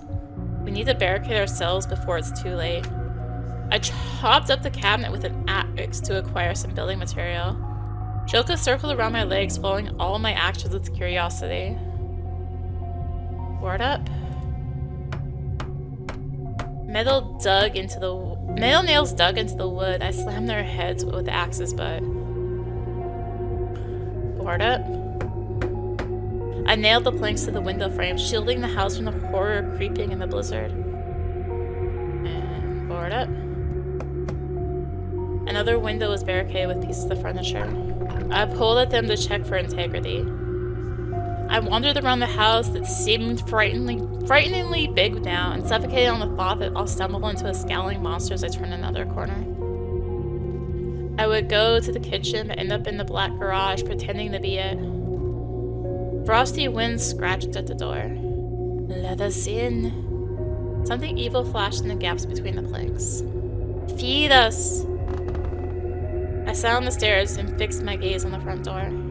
With an axe on my lap, with a heart beating so hard it could be used a hammer and nails, I sat and stared, my whole body shivering. I sat and stared, losing the last vestiges of my sanity. I sat and fell into slumber.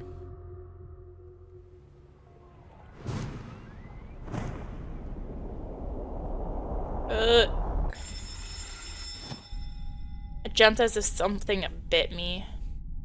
My sleepiness was washed away by the incessant ringing of the doorbell. Did Dad return with the doctor, or was it Mom carrying bags of medicine? Or maybe that hungry pack of animals showed up to dine. I sneaked around the hallway. The planks under my feet squeaked, giving me away. Who's there? Silence. Or did somebody answer me but was silenced by the blizzard? Look. I pressed my face against the peephole, but it was shaded with rime. There was only a blurry, barely discernible silhouette on the porch. Were they wearing a mask? Probably not.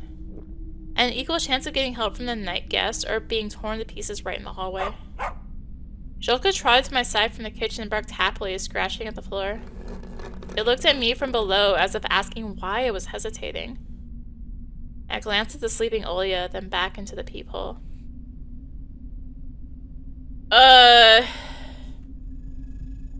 We'll save again. Do not let in. I backed away into the corridor, into the embrace of shadows. Knock, knock. Somebody's knuckles knocked on wood, insisting on being let in. No way. Whoever it is, they're not welcome here. Mom and Dad had their own keys to the house, and that meant that the unexpected visitor clearly carried a threat. They knew we were home alone. The porch creaked. The guests clearly changed their mind and left, disappearing in the blizzard. Suddenly, the lights went out. Darkness splashed from all nooks and crannies. The blizzard's moans intensified. I blinked like crazy, clutching the handrails. The sounds of the flute enveloped the house, streaming through the cracks of the decrepit walls. Somebody started pounding on the door. I backed into the wall from surprise. A hail of strikes was unleashed on the door, bending it like a thin sheet of plywood, as if dozens of fists and legs were simultaneously punching and kicking the wood.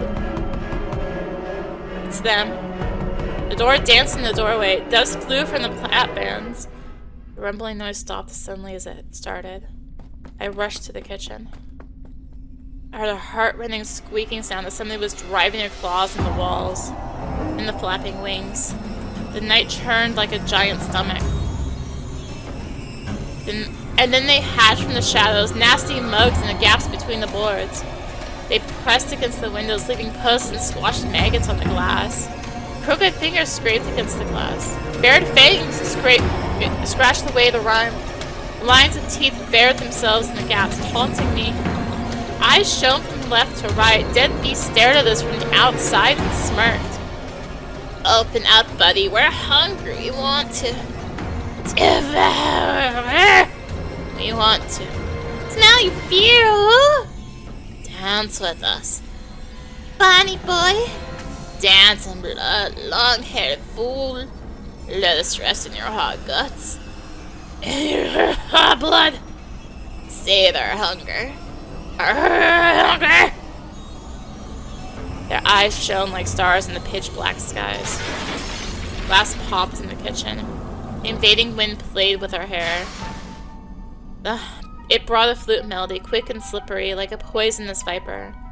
The monsters thrust their paws into the gaps between the planks, clicked with their claws, demanding their treats. A huge deformed hand held out the bunny mask full of burrows from worms to no one in particular.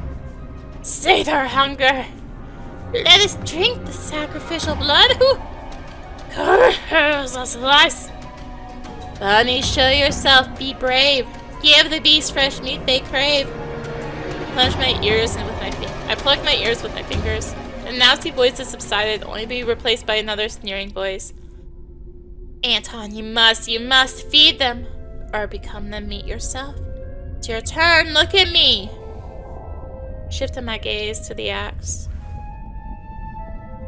The blade reflected my twisted face. I couldn't recognize myself. Yes, just like that, the voice pleaded sweetly. Choose carefully, don't get killed. Right in front of me, illuminated by the moonlight, on the blade's sharp claws was a silvery money mask. Money, Bunny, our true face. It will help us get revenge on those who hit and bullied us. Help us to become who we truly are. My little sister snored innocently as she slept on the floor, as if nothing was happening around her. Nobody can see me, and that means it's time to choose the sacrifice. Alright, we save again. With another choice. And it's on. I screamed. Olya shuddered as she woke up. I'll be your treat. Just leave my sister alone. Giant paws smashed through the boards as if the house was made of matches and crawled inside. Yar, but a single bite, brother. I guess we'll have to sweep the flour bin. Her fingers felt around the kitchen. A hairy claw grabbed the yelling Olya by the leg and dragged her into the blizzard. Wait, you can't do that! Take me instead! I'm so old and hard of hearing now. Come sit on my snout and sing your song a little louder. And the claws the size of butcher knives grabbed me, dragged me outside, and lifted me high in the air and toward the sky.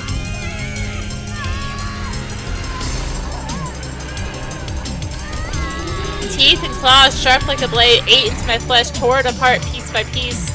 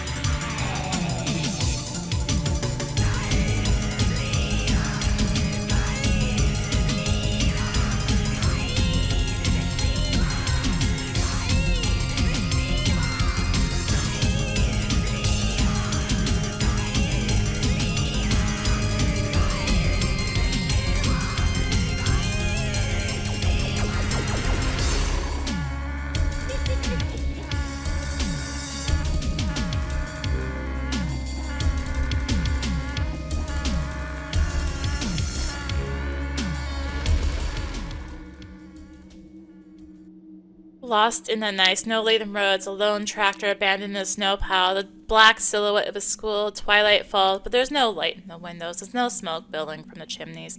The buildings are consumed by darkness. This was how the village that posed many riddles to the police, the relatives of locals, as well as the general public greeted our correspondence. Where did all the people go? Just yesterday, this place was full of life. The village depopulated in a heartbeat, in a single night, as if hundreds of people conspired to leave their homes at the same time. Without leaving any hints or traces, they disappeared, dissolved in the thin air. Locals of neighboring villages refused to give us any comments and just kept on sprinkling salt on their porches out of fear. A paganistic method of protecting oneself from evil. Looking at the empty streets, one might start to believe in the most outrageous theories. And if one was also to listen to the shuffling taiga forest that surrounds the dead village, even the most ardent atheists would be compelled to cross themselves. So that's A ending. But let us... What happens if I sacrifice Olya? Say Olya. The next moment, Olya started mumbling to herself. The beasts went silent, but their claws still scraped at the boards ever so slightly. This must be tasty. Voice in my head replied, hurry up, she won't feel a thing. Took a step toward my sister. The axe hidden in the shadows froze in the air over my victim. I remembered how I brought baby Olya to the window and how a sunny halo glowed around her head. I can't, no! My muscles turned to stone. Something foreign writhed in my skull, incinerating my memories. Now I had a slice of juicy meat in my hand in place of Olya, and the same beautiful halo around it. Saliva dripped down my chin. She won't feel pain. There is no other way. Just how it works. It's your turn to feed. The axe descended.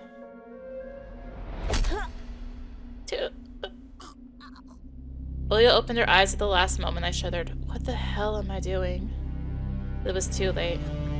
The blade split open her skull, eating into the bone between her ear, and popped out eye with a crunching sound.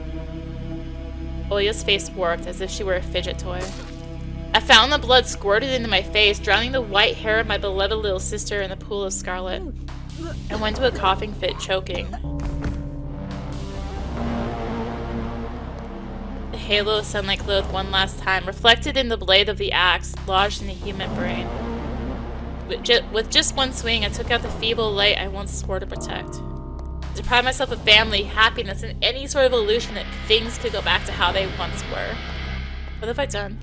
But the sneering voice in my head was silent. A single tear rolled down my cheek, burning me like a drop of sulfuric acid. The same acid boiled up inside, corroding my organs. I looked at Olya without blinking. Dead Olya. Her eyelids drooped, blood painted her hair red, but her face was still pure and serene. Her skull buckled like a chocolate egg pressed with a thumb. Although there are no bones and hair sticking to the brain inside the chocolate egg, if not for the wound on top of her head, I could have thought she was just sleeping. I sniffled.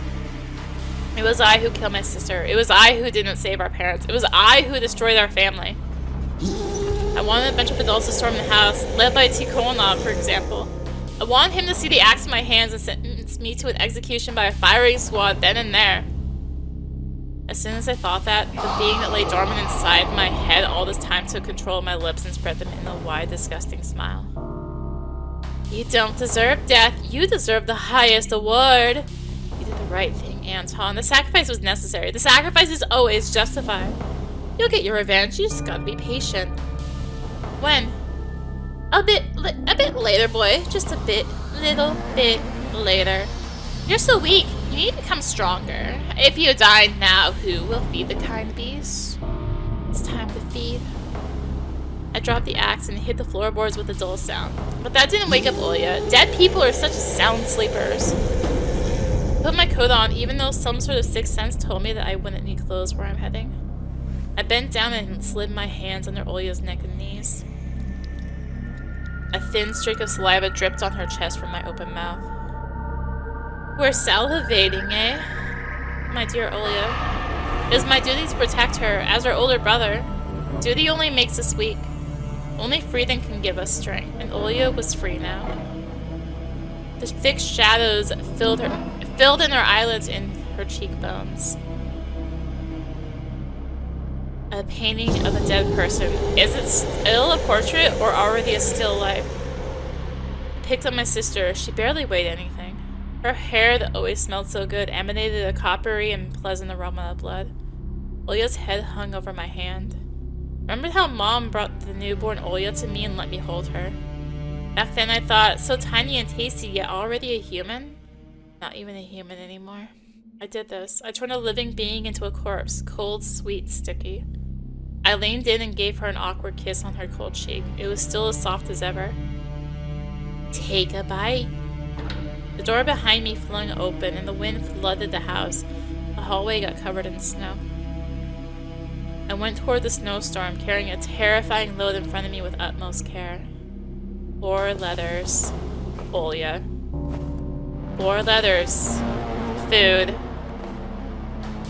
I went out to the porch. The world had changed. Could it really stay the same after what I've done? Some sort of amorphous mass bubbled and swelled. It's the forest, I thought, in its true form. This is my new home. The trees lurked in the darkness, reaching for prey with their branches. Their thick roots rose from the frozen soil, drawing nightmarish lines in the snow. The world was hungry. Its children stood between me and the writhing, twisting pines. They grew to fantastical scale, but still felt so familiar and so dear.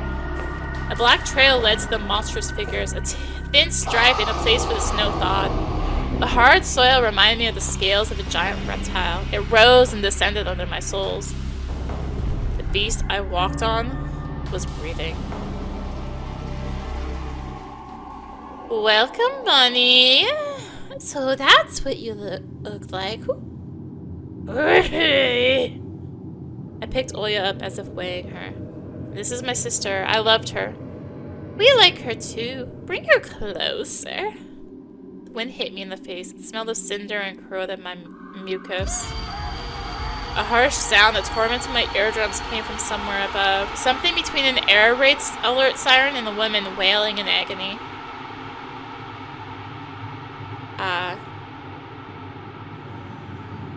I looked at the sky that moved and writhed as if it were woven from millions of worms. The sky died just like Olya, and that was full of larvae. Moon, round and yellow, bubbled above the forest like a bulging eye of a dead person. The moon saw what I did, and it screamed. The moon squealed in horror and bled. I felt like a feather in the wind. I also felt that this is exactly what the world without Olya must look like. With a screaming moon, with the rotting skies, with the taiga crawling in the boneyard. The beast shadow covered me along with my dead sister.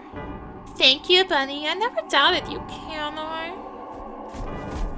My gaze darted between the horrifying silhouettes. They moved closer one moment only to pull away the next. They switched places as soon as I blinked. This is not right. These monsters can tear me to pieces at any moment. Do friends act like that? Look at them. They're your family, your pack. Trust them. There is no way. All of the bridges have been burned. Give them the meat. They will be tender with it. Give them the meat. My numb, bloody hands were empty.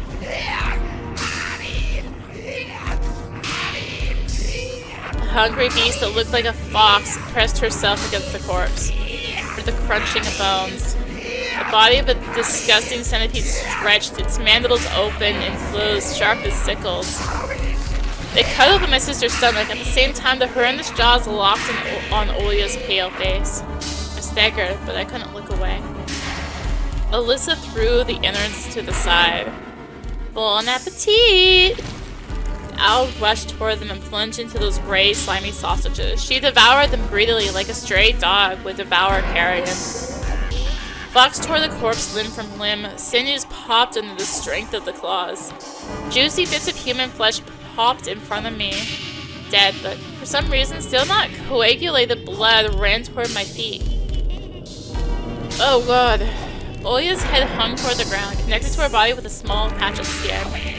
Some violet-colored tube was hidden in her neck, and now it peeked out. She had so many things inside her, I thought. Either my sister's eyes opened as she was being gutted, or Alisa just tore off her eyelids. Olya looked at me point blank now. Her head swung like a pendulum. I swung in unison with it. The beasts were preparing food, a giant feast, a late dinner for the leprous planet. There's no way this will be enough. The beast that still looked partially like a bear dragged a couple of dolls in the pink snow. No, they weren't dolls. For Daddy. For Mommy.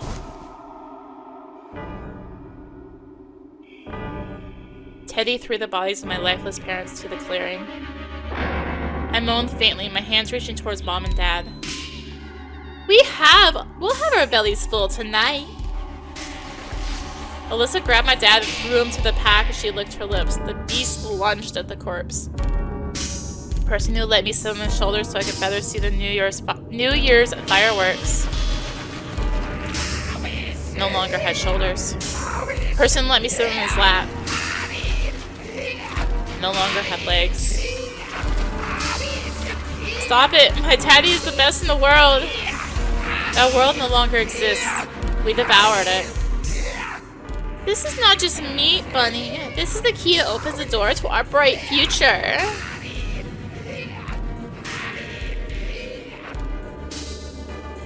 To the land where we will be able to eat everything. There's still untranslated stuff in here. My mom cracked and crunched as she was torn apart. I'm assuming there's gonna be mom or mother. The sickles cut, chopped, removed meat and lard from the white bones. Bits of meat that fell down, mixing in with what was left of my sister. One came from the other and then became one again.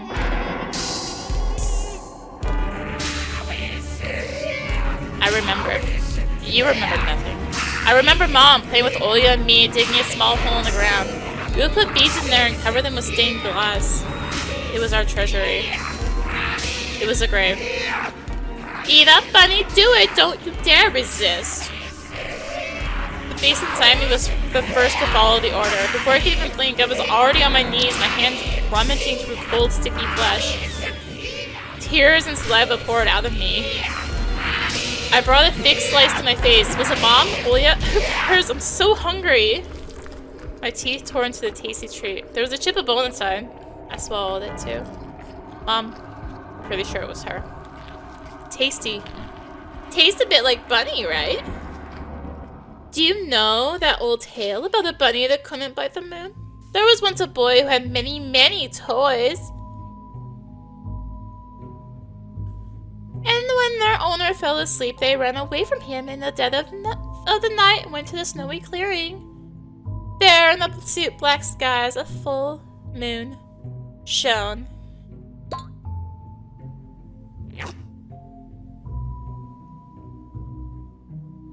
The bear jumped first and tore off a chunk. Tastes like honey, he said.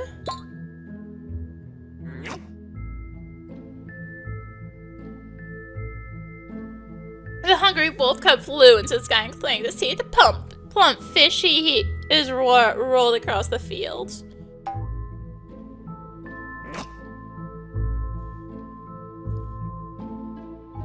One more jump, and it was the fox's turn to lick her lips under the moonlight. Everyone knows that the moon is made of cheese, the cunning beast said as she smirked.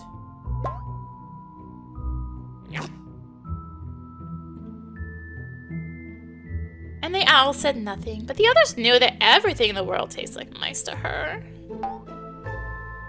The tiny bunny was the only one who was afraid to jump so high that she could get a tasty chunk from the sky. The scared girls escaped her master, built a nest, sewn 2 more tiny bunnies, and stuffed with sawdust. And none of them would be able to bite the moon ever again because the bunny shared her powers with her children. But now, Bunny, you absorbed all of that power. Moon howled in agreement. Pus flowed out of the holes in the sky. And the hunger that tormented me made me shove more and more meat into my mouth. I saw Mom standing in the kitchen, bathed in the morning sunlight. She smiled mysteriously and looked at me with kindness. I saw Olya running into the room to plop into my embrace, her bright smile.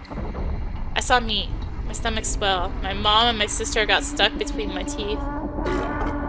I burped and started laughing. I licked my fingers and guffawed, slamming my fists against the leftovers. The pack replied with the same barking laughter. The blizzard hit us and the beast retreated toward the forest. I crawled after them on all fours after grabbing some more meat and gnawing on a joint on the go. A nail pierced my palate. I spit it out and stood on my feet. The creatures were still backtracking toward the forest.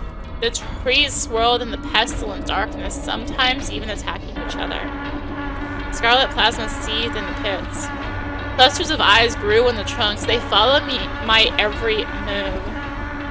I felt myself molting, and that was a wonderful feeling. The past flaked away together with the shell of a young boy. Under my old skin, something wild and unbridled spread out. Something true. I don't feel fear in this thicket. The night belongs to us. I am the pack. Look, this ancient forest. Is it the same? I looked back at the trees that were now just trees. They didn't swarm like distressed bugs anymore. Under my feet was plain old ground, and a normal girl who walked out from behind the pines and moved toward me. Welcome home, Bunny. This place is so beautiful, and the festive sounds. There's just a tiny bit left until your reincarnation will be complete. A birthday for a new bunny. Will you allow me to pull your ears? Music and the poppers beckoned me. Somewhere near, one step away from this wondrous clearing, a heart-rending happiness awaited me.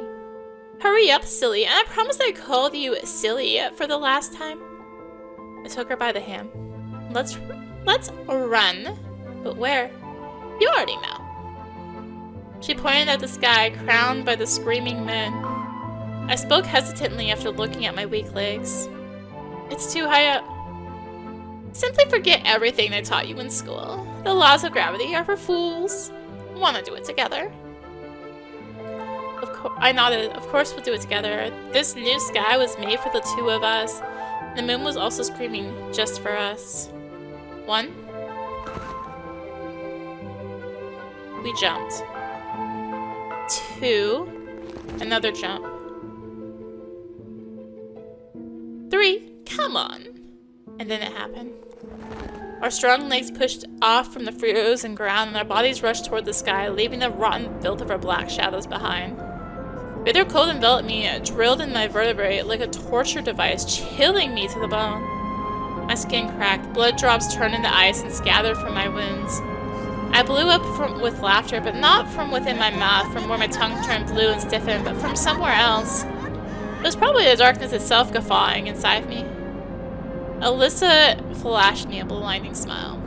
We swirled in the howling hurricane among the acme of stars. Frozen flesh peeled off of our bones. A waltz. A crack through her bluish face. Fragments of her cheek fell into the abyss like shards of ice. Oh god. The wind blew the slurry of her eyeballs out of the widening holes. The movement of the sky dancers slowed down. I was waltzing about, embracing an ice sculpture that was once Alisa. We merged into a single silhouette. I'll be waiting for you on the ground. Wait. She broke away from me, shattered to pieces, and crumbled in my hands, falling into the darkness that writhed underneath. Lie.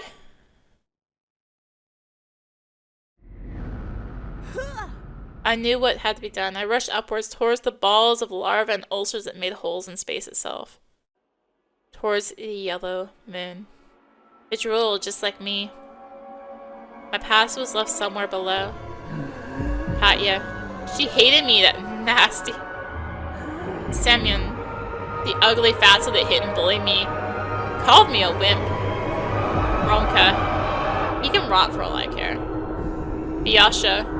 A sycophant and a coward. I should have gotten rid of him at the first opportunity. Mom and Dad. Their screams, their endless squabbles, their cold eyes. A cursed village, that stuffy house that I hated. Ilya. She's dead. Everything's dead. Dead, destroyed, decomposed. I was finally free. The moon pulled me upward.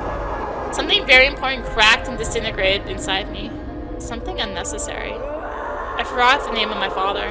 I forgot the name of my mother. I forgot the name of that little girl I used to squeeze in a hug. Inside the creeping and growing shadow of the yellow moon, I forgot my own name. But I also did it. I managed to bite the moon. Oh jeez. My skin bubbled, ungluing from the flesh. My bones popped out of it with a tearing sound. Hunger. My mouth flew open so hard that my cheeks tore apart. It was no longer a mouth, a maw. My teeth all fell out like I was a baby. Sharp, bony knives grew out of my gums and pierced my lips. Hunger. Eyes popped, splashing into my face. It was no longer a human face, but that of an animal. My muscles twisted into knots. My new eyes were forming in my eye sockets. They saw everything as food. An edible world. An endless forest. Endless hunting ground. A darkness where I could hide. I roared. Claws protracted from my fingers, ripping off my nails. I tore off the remains of my old skin, the pieces of my old face, my old hair. The moon howled as it watched my transformation. And when the rite was complete, when my new bones conjoined under my hide, when my skull hardened, taking on its true form, I stopped inside the mucus sky, among the stars. I rushed back to the earth.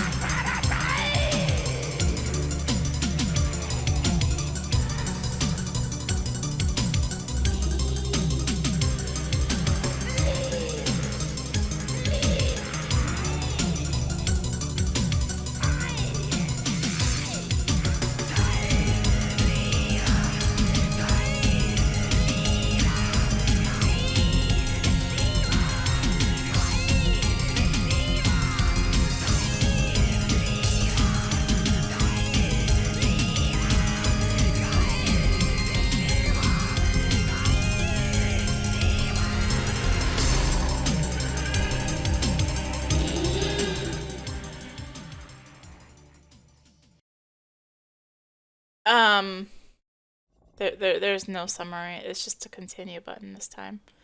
Oh, there we go. The world was bleeding. The planet descended into pitch black darkness. The fires went out. Entire cities turned to ash in the blink of an eye. An assemblage of claws, tails, and teeth crawl, destroying life itself.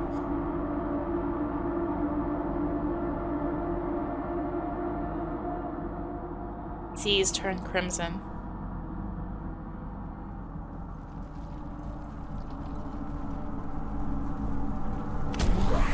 Forest fires were the only source of light. Shadows of colossal monsters darted inside their flames. They devoured rivers and mountains and gnawed on the bones of reality. I'm hiding in the dark.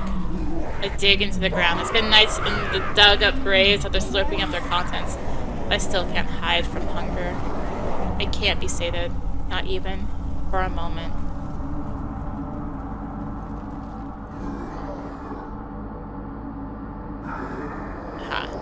I'm starving. I'm so hungry I'm chewing myself. I wouldn't be full even if I ate the moon. All I can do is consume. I'm hunger. I'm the devourer of worlds. I create nothingness.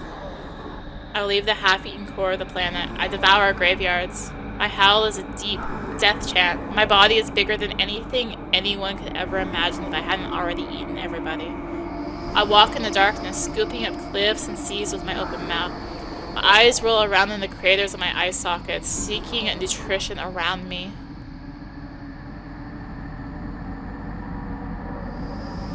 I eat the stars. I consume the cosmos. I can hear the planet scream. I hear the universe wail in horror, its dying convulsions never ending.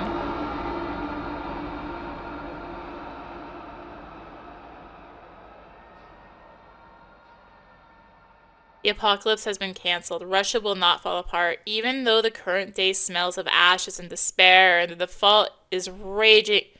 The default is raging outside our windows. Even with the constant debates about Chechnya on the radio, Russia is alive, in disarray, in the trenches of the market economy, with pensions and stocks and souls at the bottom of the glass. It won't submit. And even if everything in the world crumbles, if the cities sink under the ground, there will still be people left who believe. Destitute, lost, exhausted, but unbroken nonetheless. I have no doubt one day we'll be able to reach the stars again. While the earth spins, we still have a chance. For a chance for tomorrow, for our future grandkids, for a dream nobody can take away from us.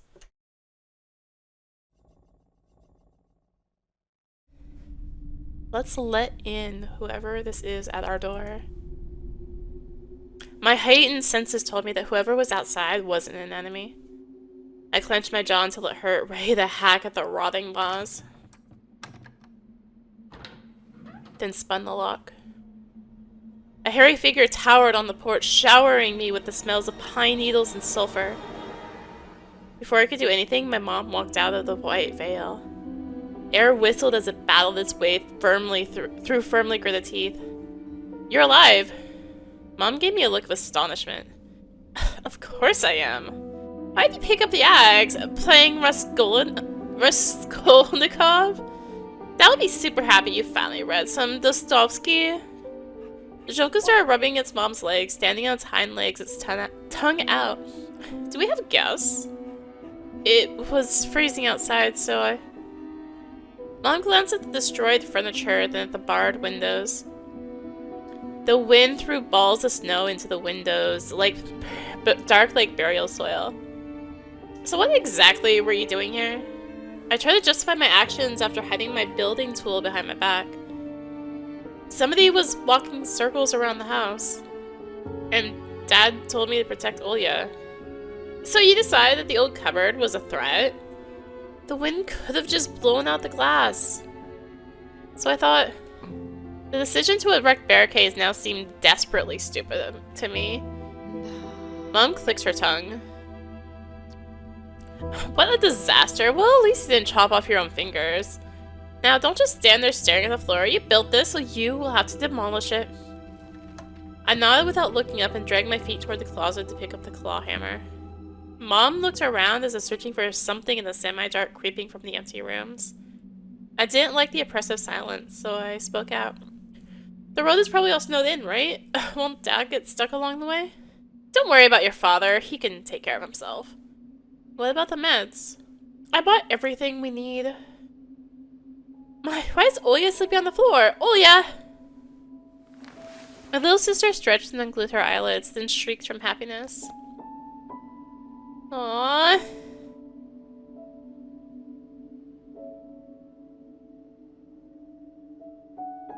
She lunged at Mom's neck, the blanket dragging behind her like a mantle. I couldn't help but smile at the sight. Dad will return soon and the entire Petrov family will be home. Inside an impenetrable fortress that can't be breached by some people in costumes. Mom smothered Olya in a tight embrace. It's okay, my girl. You'll be fine. I glanced over her shoulder. Well, don't just stand there. I sniveled. Mom held an outstretched hand to me. With her other hand, she ruffled Olya's already messed up hair. I dropped the axe and walked up to my dearest people in the whole world. Aww. There was enough space there for me. Mom's palm was scorchingly cold, but I knew she'd get warmer soon. But from this moment on, our family will... From this moment on, our family will be able to overcome anything life could throw at us. And then winter will end, snow will thaw, snowdrops will sprout from the soil. The wind traveled across the room, rustling the ends of the tablecloth. Snowflakes drifted into the hallway. Mom, the doors are always open, in case we have guests. Guests? The lights flickered. Every time the light bulb went out and then back on, shadows on the floor became longer and lost their shapes more and more. The house screeched with wooden bones in sweet anticipation. Scratch, scratch. The door swung freely on the rusted hinges, banging against the doorframe. I grabbed at Mom's fur coat, looked up at the ceiling. Darkness. Light. The door swung open and slammed against the wall. A horned silhouette stood at the porch. What the heck? Treats. What the heck? Hulking, inevitable, he stepped into the doorway. The wooden box at the edge of the forest stopped pretending to be a house, a place for shelter. It became a trap with barred windows. Monsters scowled in the gaps between the planks. Moldy spots spread throughout the ceiling. Ah! Ancient taiga squeaks, brushing off piles of snow from its wide piney branches. Crooked fingers appear from the crevices.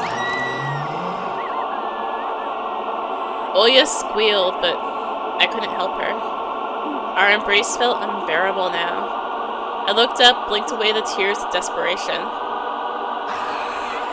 My gaze slid across my mom's chest and her neck, then stopped on the gray, bunny mask. Avarice shone in her eyes. I screamed and her maw opened, showering me with a putrid stench. Motherly fangs bit into my face. We got devoured by the eternal darkness.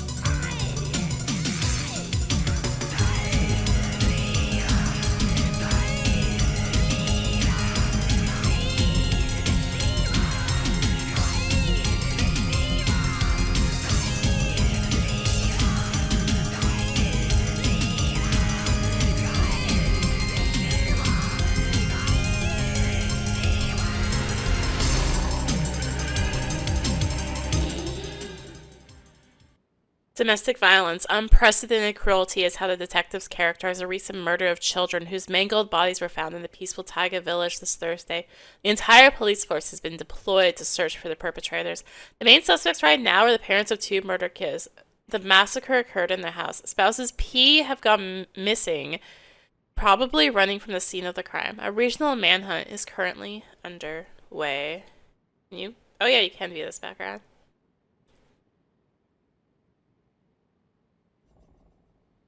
Alright, well that's bad ending.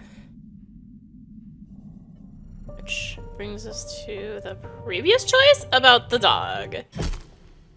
Sparing or killing the dog. We spared it last time, which brought us to those endings.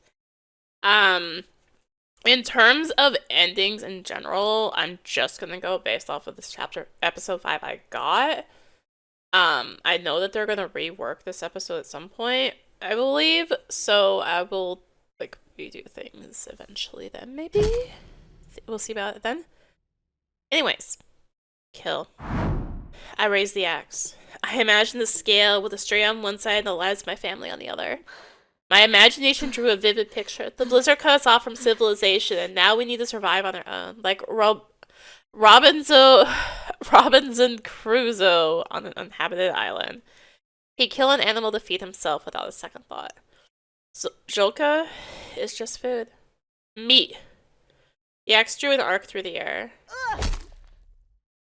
And then the crunching sound. Hot droplets splattered into my face, and the dog didn't even have time to wail. Oya wailed instead. She screamed in a scary, squeaky voice as she pressed her little fists into her cheeks. She was clutching a bright ribbon in one of them, her improvised collar.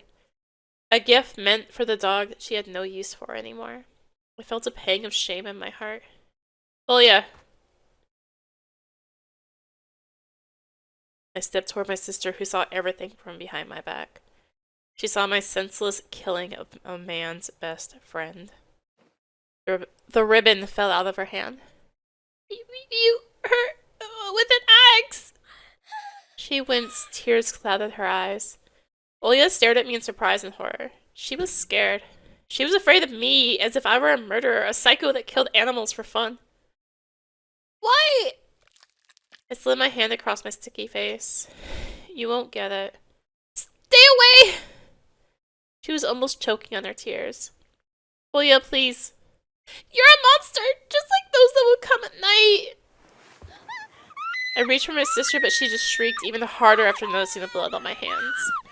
I grabbed a towel that was hanging on a nearby hook and tried frantically to wipe off the scarlet splatter. Then, Oya suddenly screamed and rushed toward the nasty puddle in the middle of the hallway. She's alive! The doctor will come and fix her up! It can't be. I stared at the dog. Its red carcass trembled and bulged, something gray poured out of its flesh. Get back! I shoved Oya toward the fridge. The dog's body was hollow, like a rotten fruit. That's why it was so easy to crack under the axis blade. Ah! Something nasty festered inside the dog. Inside he-dog. He-dog. It probably controlled the dog, led it to their house. The slimy abomination emerged from the dog's corpse. After just a moment, a giant insect was already writhing on the floor. Curved spider legs felt around the floor. Translucent wings spread out and fluttered, sprinkling red drops everywhere. The mutant, a mix of a centipede, spider, and a butterfly, dragged its hairy body towards me. Its clawed legs clacked against the floor, and a thin line of syrup dripped from its tine maw. I screamed and hacked at it, slicing the parasite in half. Yellow pus burst out as the creature popped. Its legs shuddered and dropped to the floor, followed by Oya falling unconscious at my feet. My axe peeked out of the vile mess. The insect hid inside the dog like a smaller matryoshka inside of a bigger one. Remember how Alyssa was feeding something to the dog the day we first met? I leaned against the wall and slid to the floor, my face buried in my hands. I felt an urge to vomit, but I took a deep breath and it went away.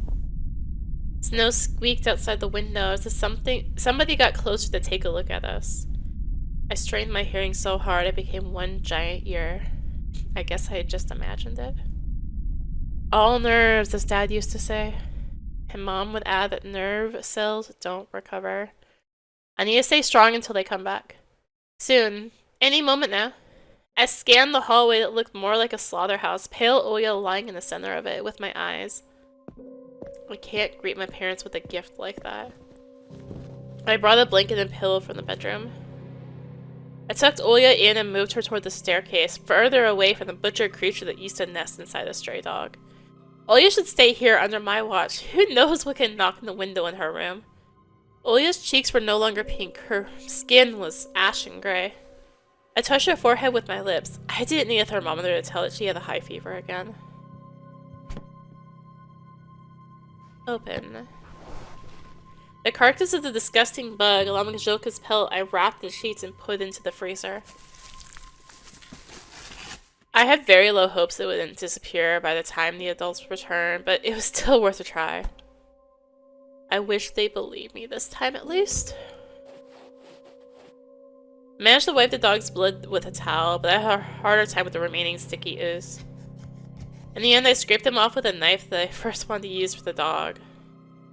A thick veil of snow fell from the sky outside. The house shook. It felt like a hurricane was trying to uproot it.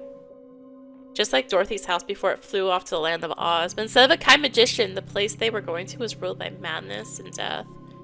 Snow ghosts laughed and danced, holding hands outside. Then it got dark. The night and the blizzard smeared ink all over the windows in the entire house. Even if somebody was to watch us from the outside, their face pressed into the ledge, I wouldn't be able to see them. How strong were the bolts on our doors? How hungry was the creeping darkness? I shrank from after hearing an ear-rending scream in the surrounding darkness. It was the wind, or the agony of hunger. The monstrous music of the hurricane poured into my ears. It consisted of screeching, wailing, and my own quickened heartbeat. The wind rammed the windows. An open window banged against its frame somewhere above us, as if it were a rabid beast clanging its maw. Had the guests arrived already? Were they walking over the second floor? Were they running from one corner to the other of the hallway, giggling? They're angry. Their wrath knows no bounds. I squeezed myself into the fridge, expecting the darkness of the door frame to sink its claws into me at any moment. I waited for toothy animal faces to emerge into the kitchen, their saliva splattering to the floor. I need to calm down. I need to take my meds. I grabbed the package from one of the fridge's shelves, pushed out a pill onto my tongue, and washed it down with tap water. Then collected some more water and washed my face. I felt like the blizzard was disappointed by my choice. It wailed and attacked the outer walls of the house even harder. It felt the immense fear of the two small children inside this fragile house. I realized that the shadows were creeping close to the Oya when I wasn't watching them. A black clump that crawled from around the corner but melted from a direct look, a fuzzy silhouette from under the door. I turned my head like crazy, fending them off.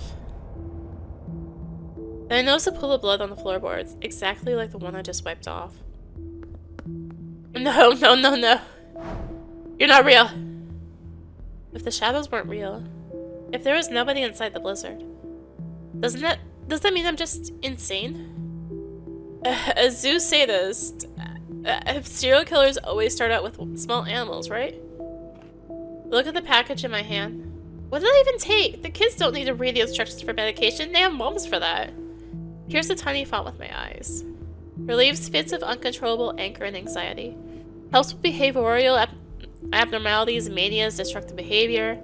Can cause addiction. Possible side effects include dizziness, heightened motor activity, disruption of thermal regulation, insomnia. High dosages can cause serious injury or death. I hesitated.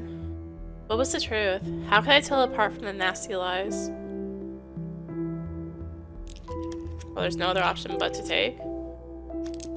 I took a risk. It could turn for the worse if I couldn't think clearly. I waited, but the medication didn't work. The ominous world outside didn't change one bit, didn't become any less hostile. On the contrary, it felt like the silhouettes of trees turned into living carnivorous beasts lurking in the dark, waiting for their prey. Crooked branches bent down to the ground one moment, seeking their prey on the snowy trails, only to then shoot up toward the sky, trying to grab an unsuspecting bird. However, as soon as you looked upon them, the masquerading creatures would freeze. And they would again look like many dead trees in the middle of the cursed taiga forest. But maybe it was all just the wind's fault. No, there's no way. The black figures moved toward the house, shrouded by darkness. They were hungry. They still waited for their treat. I needed help, so I ran into the hallway, slipping and sliding. Make a call. I clutched the phone. The speaker was silent at first, then barely audible beeps came through. I imagined the post swaying in the wind, the wires ringing as they were about to be snapped in half by hungry jaws. My fingers spun the dial. I dialed Polina's number. The phone vibrated with beeps as short as my breath. Finally, I called the police, but the dry female voice on the other end just kept on repeating the same words over and over. The line is busy. The line is busy. The line is... I dropped the phone. In the kitchen, the fridge grumbled as it turned off. The lights went out, flinging me into complete darkness. It only lasted for a moment. Only it seemed like the peculiar phantoms in my hallway that pretended to be shadows from our furniture creeped closer. Ashes to ashes, dust to dust. Started whispering the useless chant, but stopped midway. Nature wailed on the other side of the door barrier. Whoever was walking toward the house, squeaking with the snow, wasn't my parents. They wouldn't crawl on the roof, scratching it with their claws. They wouldn't look into our kitchen windows. We need to barricade ourselves before it's too late. I chopped up the cabinet with an axe to acquire some building material. There was still some pus from the nasty thing that was inside the stray dog left on the blade. Board up. Metal nails dug into the wood. I slammed their heads with the axe's butt. Board up. I nailed the planks to the window frame, shielding the house from the horror creeping in the blizzard. Board up. Another window was barricaded with pieces of furniture. I pulled at them to check for integrity. I wandered around the house that seemed frighteningly big now and suffocated on the thought that I'll stumble into a scowling monster as I turn another corner. I would go to the kitchen in the black garage, pretending to be it. Frosty wind scratched at the door. Let us in. Something evil flashed in the gaps between the planks. Feed us. I sat on the stairs, fixed my gaze on the front door. With an axe in my lap, and with a heart beating so hard it could be used to hammer in nails, I sat and stared, my whole body shivering. I sat and stared, losing the last vestiges of my sanity. I sat and fell into slumber.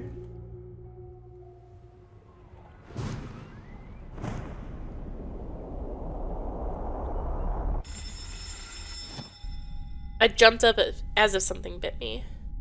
My sleepiness was washed away by an incessant ringing of the doorbell. Did Dad return with the doctor, or was it Mom carrying bags of medicine? Or maybe that hungry pack of animals showed up to dine? I sneaked around the hallway. The planks under my feet squeaked, giving me away. Who's there? Silence. Or did somebody answer me but was silenced by the blizzard? Look. I pressed my face against the peephole, but it was shaded with rime. There was only a blurry, barely discernible silhouette on the porch. Were they wearing a mask? Probably not. I had an equal chance of getting help from the night guest or being torn to pieces right in the hallway. Alright, so this is the same choice, but without the dog there. So let's save it. And let's do let in again. My heightened senses told me that whoever was outside wasn't an enemy. I clenched my jaw until it hurt, ready to hack at the rotting moss. Then spun the lock. A hairy figure towered on the porch, showering me with the smells of pine needles and sulfur. Before I could do anything, my mom walked out of the white veil. Air whistled as it battled its way through firmly gritted teeth. You're alive! Mom gave me a look of astonishment. Of course I am. Why did you pick up the axe, playing Raskolnikov? That'll be super happy you finally read some Dostoevsky. Mom glanced at the destroyed furniture, then at the barred windows. The wind threw balls of snow into the windows, dark like burial soil. So what exactly were you doing here? I tried to justify my actions after hiding my building tool behind my back. Somebody was walking in circles around the house, and Dad told me to protect Olya. So you decided the old cupboard was a threat? The wind could have blown out the glass. So I thought... The decision to erect barricades now seemed desperately stupid to me. Mom clicked her tongue. What a disaster. Well, at least you didn't chop off your own fingers. Now don't just stand there staring at the floor. You built it, so you will have to demolish it. And I, without looking up, and dragged my feet toward the closet to pick up the claw hammer. Mom looked around as if searching for something in the semi-dark creeping from the empty rooms. I didn't like the oppressive silence, so I spoke out. The road is probably all snowed in, right? Won't Dad get stuck along the way? Don't worry about your father. He can take care of himself. And what about the meds? I bought everything we might need. Why? Why is Olya sleeping on the floor? Olya! My little sister stretched and unglued her eyelids and shrieked from happiness. She had lunged at Mom's neck, the blanket dragging behind her like a mantle. I couldn't help but smile at the sight. Dad will return soon and the entire Petrov family will be home. Inside an impenetrable fortress that can't be breached by some people in costumes. Mom smothered Olya in a tight embrace. It's okay, my girl. You'll be fine. And glanced over her shoulder. Well, don't just stand there. I snivelled. Mom held an outstretched hand to me. With her other hand, she ruffled Olya's already messed up hair. Is this just gonna lead to the same thing, then? I dropped the axe and walked up to my dearest people in the whole world. There was enough space there for me. Mom's palm was scorchingly cold, but I knew she'd get warmer soon. That from this moment on, our family will be able to overcome anything life could throw at us, and then winter will end, snow will thaw, snowdrops will sprout from the soil. Wind traveled across the room, rustling the ends of the tablecloth. Snowflakes drifted into the hallway. Mom, the door. The doors are always open, in case we have guests. Guests? The lights flickered. Every time the light bulb went out and then back on, shadows on the floor became longer and lost their shapes more and more. The house screeched with wooden moans in sweet anticipation. Scratch, scratch. The door swung freely on the rusted hinges, banging against the doorframe. I grabbed up Mom's fur coat, looked up at the ceiling. Darkness. Light. The door swung open and slammed against the wall. A horned silhouette stood at the porch. Treats! Hulking, inevitable, he stepped into the doorway. The wooden box at the edge of the floor stopped pretending to be a house, a place of shelter. It became a trap with barred windows. Monsters scowled in the gaps between the planks. Moldy spots spread throughout the ceiling. Ancient taiga squeaked, brushing up piles of snow from its wide, piney branches. Crooked fingers appeared from the crevices. Olya squealed, but I couldn't help her. Our embrace felt unbearable now. I looked up, blinked away the tears of desperation. My gaze slid across my mom's chest and then her neck, and stopped on the gray bunny mask. Avarice shone in her eyes. I screamed and the raw opened, showering me with a putrid stench. Yes, it's just the same ending. Motherly fangs bit into my face. We got devoured by the eternal darkness. How fast? Okay, fast forward's pretty fast.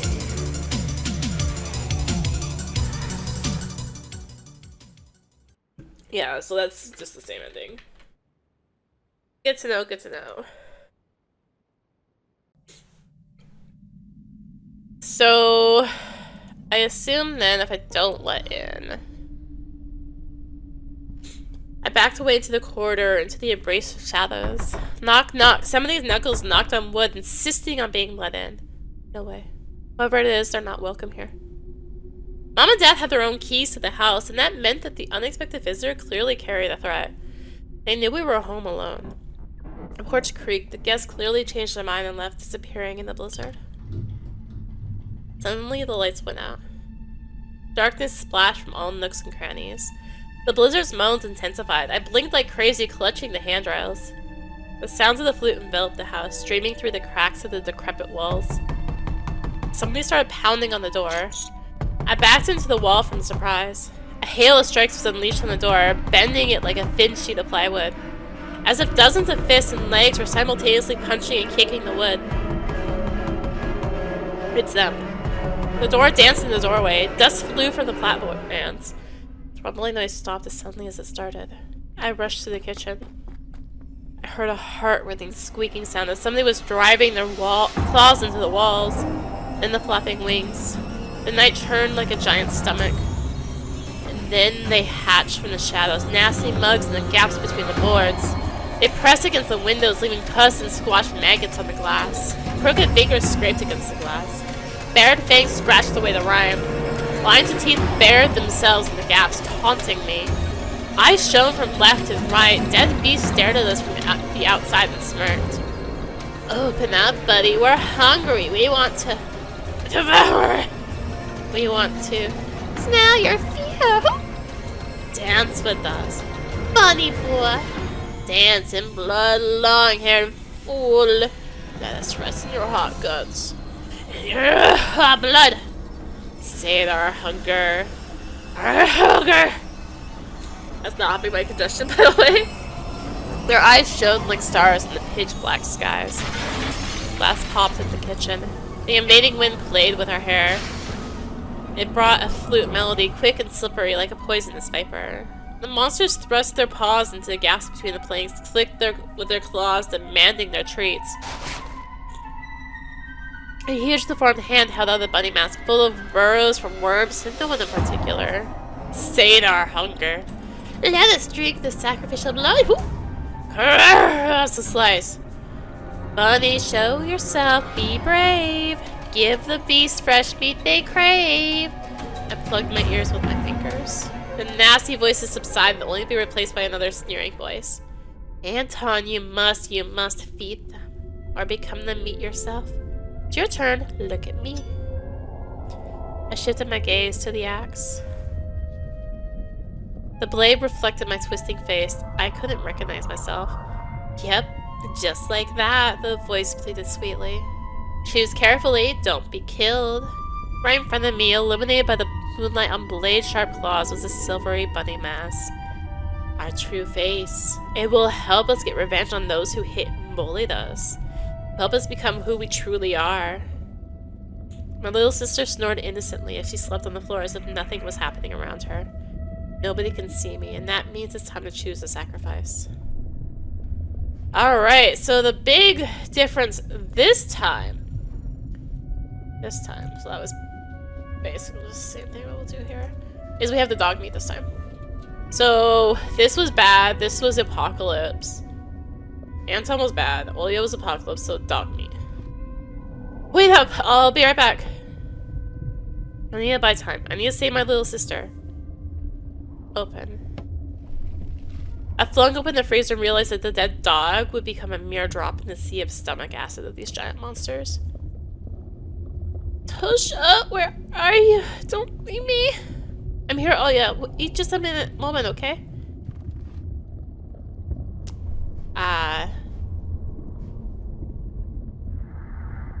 That's what happens. So if I'm just gonna start. Just want to make sure. Settings. Skip red text. Back. Skipping. Is this all the same?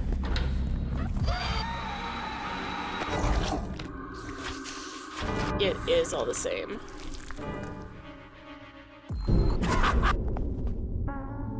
Oh. Oh no. Yeah. Okay, so that didn't really change anything then?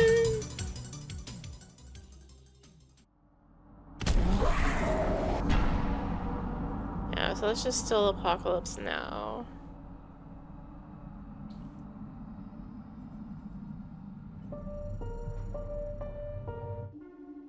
And then... oh wait. Back. Now and Esdita. Load the save again. Dog meat. Open. Anton. This is gonna be, yeah. Same thing. Well, I guess that means there wasn't really much difference in terms of what I could do in this particular ending. I would have thought the dog would actually, like, taking out the dog would do something, but apparently it doesn't. So, I don't know. But clearly there were, like, earlier choices that could have, like, vastly changed when they got here, so... Anyway, I guess that does it for Tiny Bunny. We at least got one more ending, and then everything else is the same. So, cool. Cool, cool. The dog meat changed nothing. Good to know, good to know. Oh gosh. Okay, yeah, the congested's really kicking in now. So, with that, on a very congested note, does it for Tiny Bunny. As I mentioned earlier, they are reworking episode 5, redoing it. And this will be like a director's cut, like original version or something. So I might do a fresh playthrough of that and try and go down a different route then. But otherwise, yeah. I will look back at it again once the redone, updated version is done. So, the ending was kind of a letdown after the build-up of the previous 4 episodes. Like, it kind of just felt like it just happened. Like, what did everything I do before actually matter at this point? So, I mean, obviously, like, okay, so the kids are going missing because they're being eaten by these, like, beasts, right? To save their hunger. And all that. But, oh, there's obviously questions to be answered from doing more endings, but I'm gonna wait for the full update, like the fully redone episode 5. I don't know if they're gonna redo any of the earlier stuff to match it.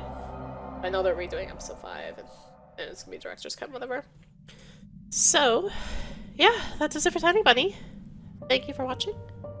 Thank you again, Serenity Forge, for the code. If you enjoyed this video and the series as a whole, consider tossing a like, comment, subscribe. Maybe click the bell for notifications. Also, be sure to check out the description below. Various links, social media, Discord. Come hang out, get notifications there too. Also, if you want to help support the channel, I don't push this much, but there's channel memberships. You can donate on PayPal. There's super chats and all that, or super thanks, and I guess super chats when I do streams, but yeah, there's all that. And thank you again for watching. Until next time, this is rinimt signing out. Bye!